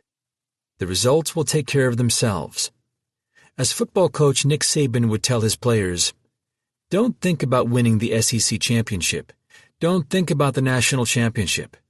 Think about what you needed to do in this drill, on this play, in this moment. That's the process. Let's think about what we can do today, the task at hand. Make progress the main goal. Improvement must always be our main goal. Success, winning, admiration, and recognition can look great, but we need to remember that they are a result of getting better over time. Michael Phelps offers us insight into this thinking. I discovered something about myself early on, too. I could be motivated not just by winning, by improving my strokes, hitting split times, setting records, doing my best times. There was any number of things I could do to get better. Winning never gets old, but there was a way to win that showed I was getting better, and could get better still. We sometimes forget that great achievements come from small improvements, compounded over time. By going after progress at every step and on every aspect of his craft, Phelps was making winning an inevitable consequence of the process. We must follow his example and keep our aim on being better than yesterday or the week before. Striving for progress is what ultimately leads to all other outcomes. Take risks. Those willing to take risks, make mistakes, and fail eventually make it further than the rest. As Muhammad Ali said, "He who is not courageous enough to take risks will accomplish nothing in life." In figure skating, The best skaters are willing to fall more often. They push their abilities to the edge and work on jumps they are not good at. That's why they fall, and that's why they rise to the top. And from a different domain, we can turn to Michael Jordan's famous words, "I've missed more than 9,000 shots in my career. I've lost almost 300 games. 26 times I've been trusted to take the game-winning shot and missed. I've failed over and over and over again in my life. And that is why I succeed." Masters are willing to try things, take risks, and go to the edge of their skills. That means making mistakes and failing, sometimes even looking foolish. It is hard work, both mentally and physically, but it's the path we must follow. And if discouraged for failing again and again, we can find comfort in the words of Teddy Roosevelt. It is not the critic who counts, not the man who points out how the strong man stumbles, or where the doer of deeds could have done them better. The credit belongs to the man who is actually in the arena, whose face is marred by dust and sweat and blood, who strives valiantly, who errs, who comes short again and again, because there is no effort without error and shortcoming, but who does actually strive to do the deeds, who knows great enthusiasms, the great devotions, who spends himself in a worthy cause, who at the best knows in the end the triumph of high achievement, and who at the worst, if he fails, at least fails while daring greatly, so that his place shall never be with those cold and timid souls who neither know victory nor defeat.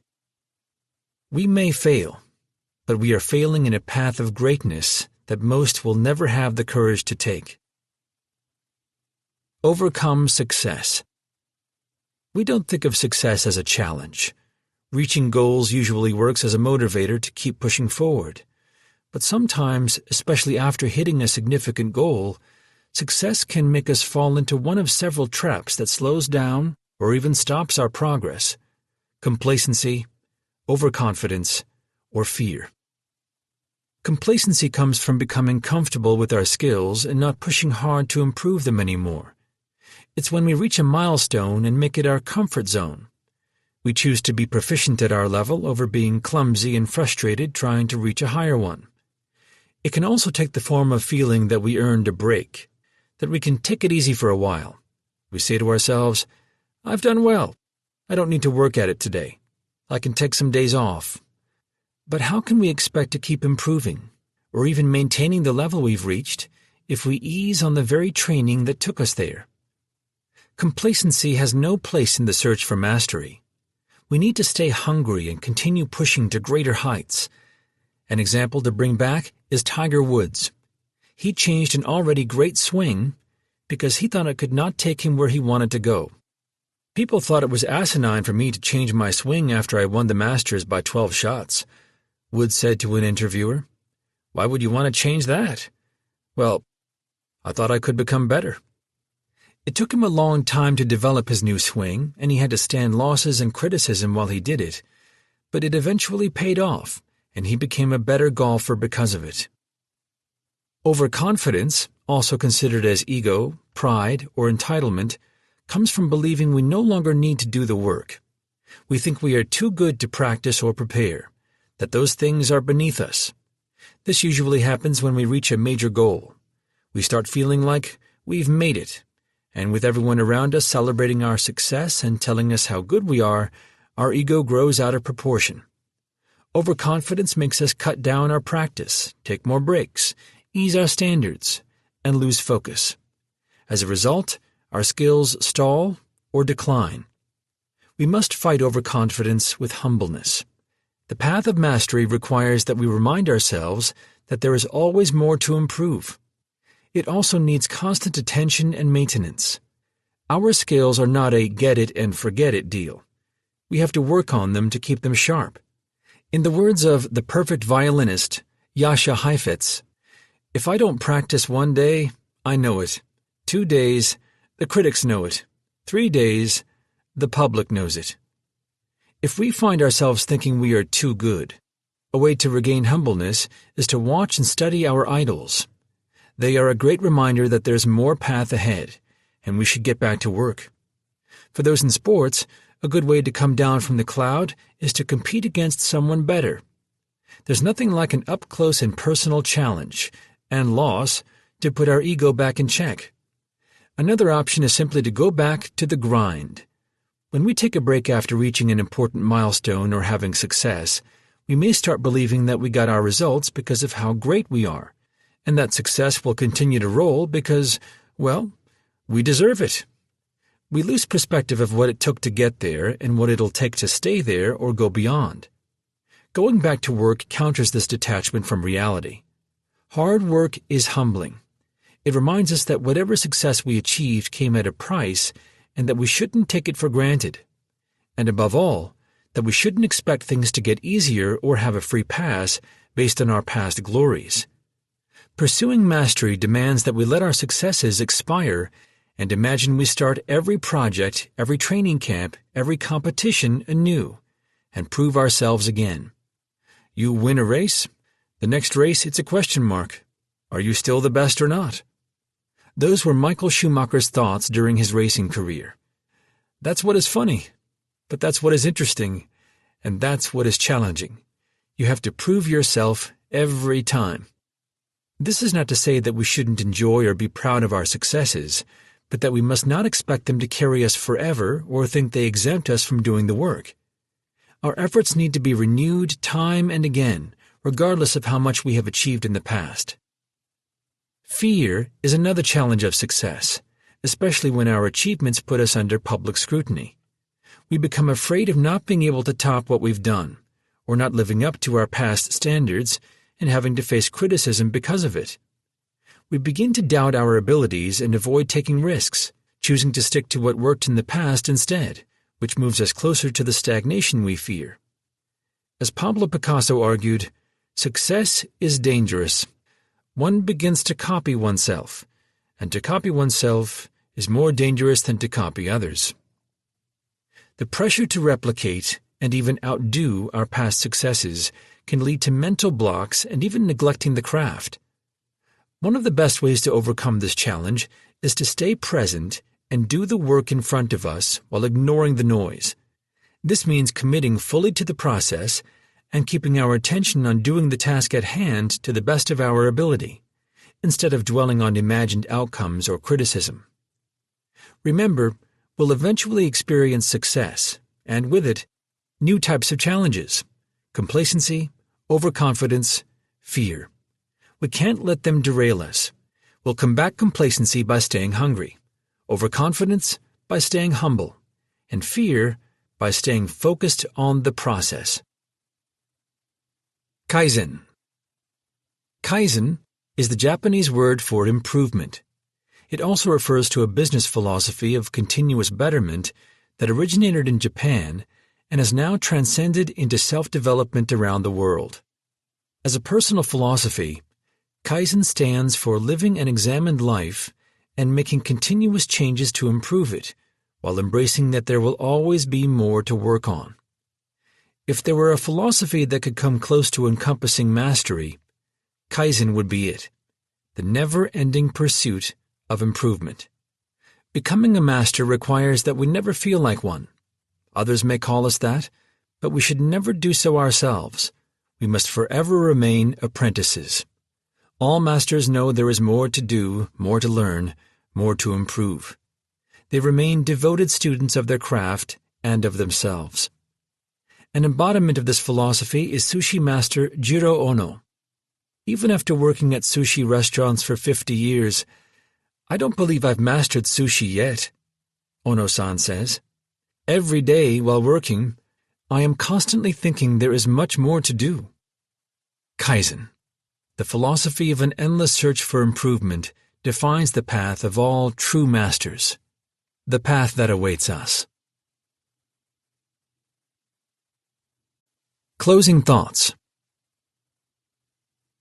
I work harder than anyone who has ever lived. Michelangelo. Michelangelo completed his Pietà when he was 24. We would think that carving such a masterpiece would be the highest point of his career, But it was only the beginning. For the next 60 years, Michelangelo pushed his skills to produce masterpieces in painting, sculpture, and architecture. The myth around Michelangelo, however, the magic we wish existed, the ease with which we believe greatness came to him, is nothing of the sort. He had a slow start, wasn't considered a prodigy, and for every masterpiece he made, there were numerous unfinished, uninspired, or abandoned works. Michelangelo was all too human, but he gave all his humanity to his art. Once committed to a project, he would immerse himself in it, neglecting sociability and even health. "I have no friends of any sort and want none. I haven't even time enough to eat as I should," he wrote to his brother while working on the Sistine Chapel ceiling. "So you mustn't bother me with anything else, for I could not bear another thing." And when asked about not having a family, Michelangelo replied, "I've always had only too harassing a wife in this demanding art of mine, and the works I leave behind will be my sons." That was the source of Michelangelo's mastery. Absolute devotion to his craft. Even in old age, as his body withered, his health declined, and the strength of his hands abandoned him, Michelangelo remained faithful to his work. He spent the last 17 years of his life on the construction of St. Peter's Basilica, and days before his death, weeks short of turning 89, he continued to work on a sculpture, the so-called Rondinini Pieta. Art was his job, his passion, his leisure, his legacy, what the Japanese would call his ikigai, reason to live, and he dedicated himself to mastering it from the moment he began his training until his last breath 80 years later.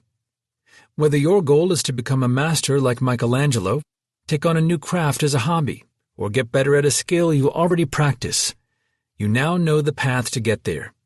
You won't be held back by false beliefs about talent or the common challenges that prevent most people from pursuing a passion. It's time to become the artist, athlete, or professional you've always wanted to be, and now you have the tools to make that happen. You know the process, understand the principles, and possess the strategies to learn, improve, and master your craft. You hold the method to create the magic. This has been Learn, Improve, Master. How to develop any skill and excel at it. Written by Nick Velasquez. Narrated by Kaleo Griffith. This program was produced by Dion Audio Services, Inc. Text copyright 2020 by Nick Velasquez. Production copyright 2020 by Nick Velasquez. All rights reserved. Thank you for listening.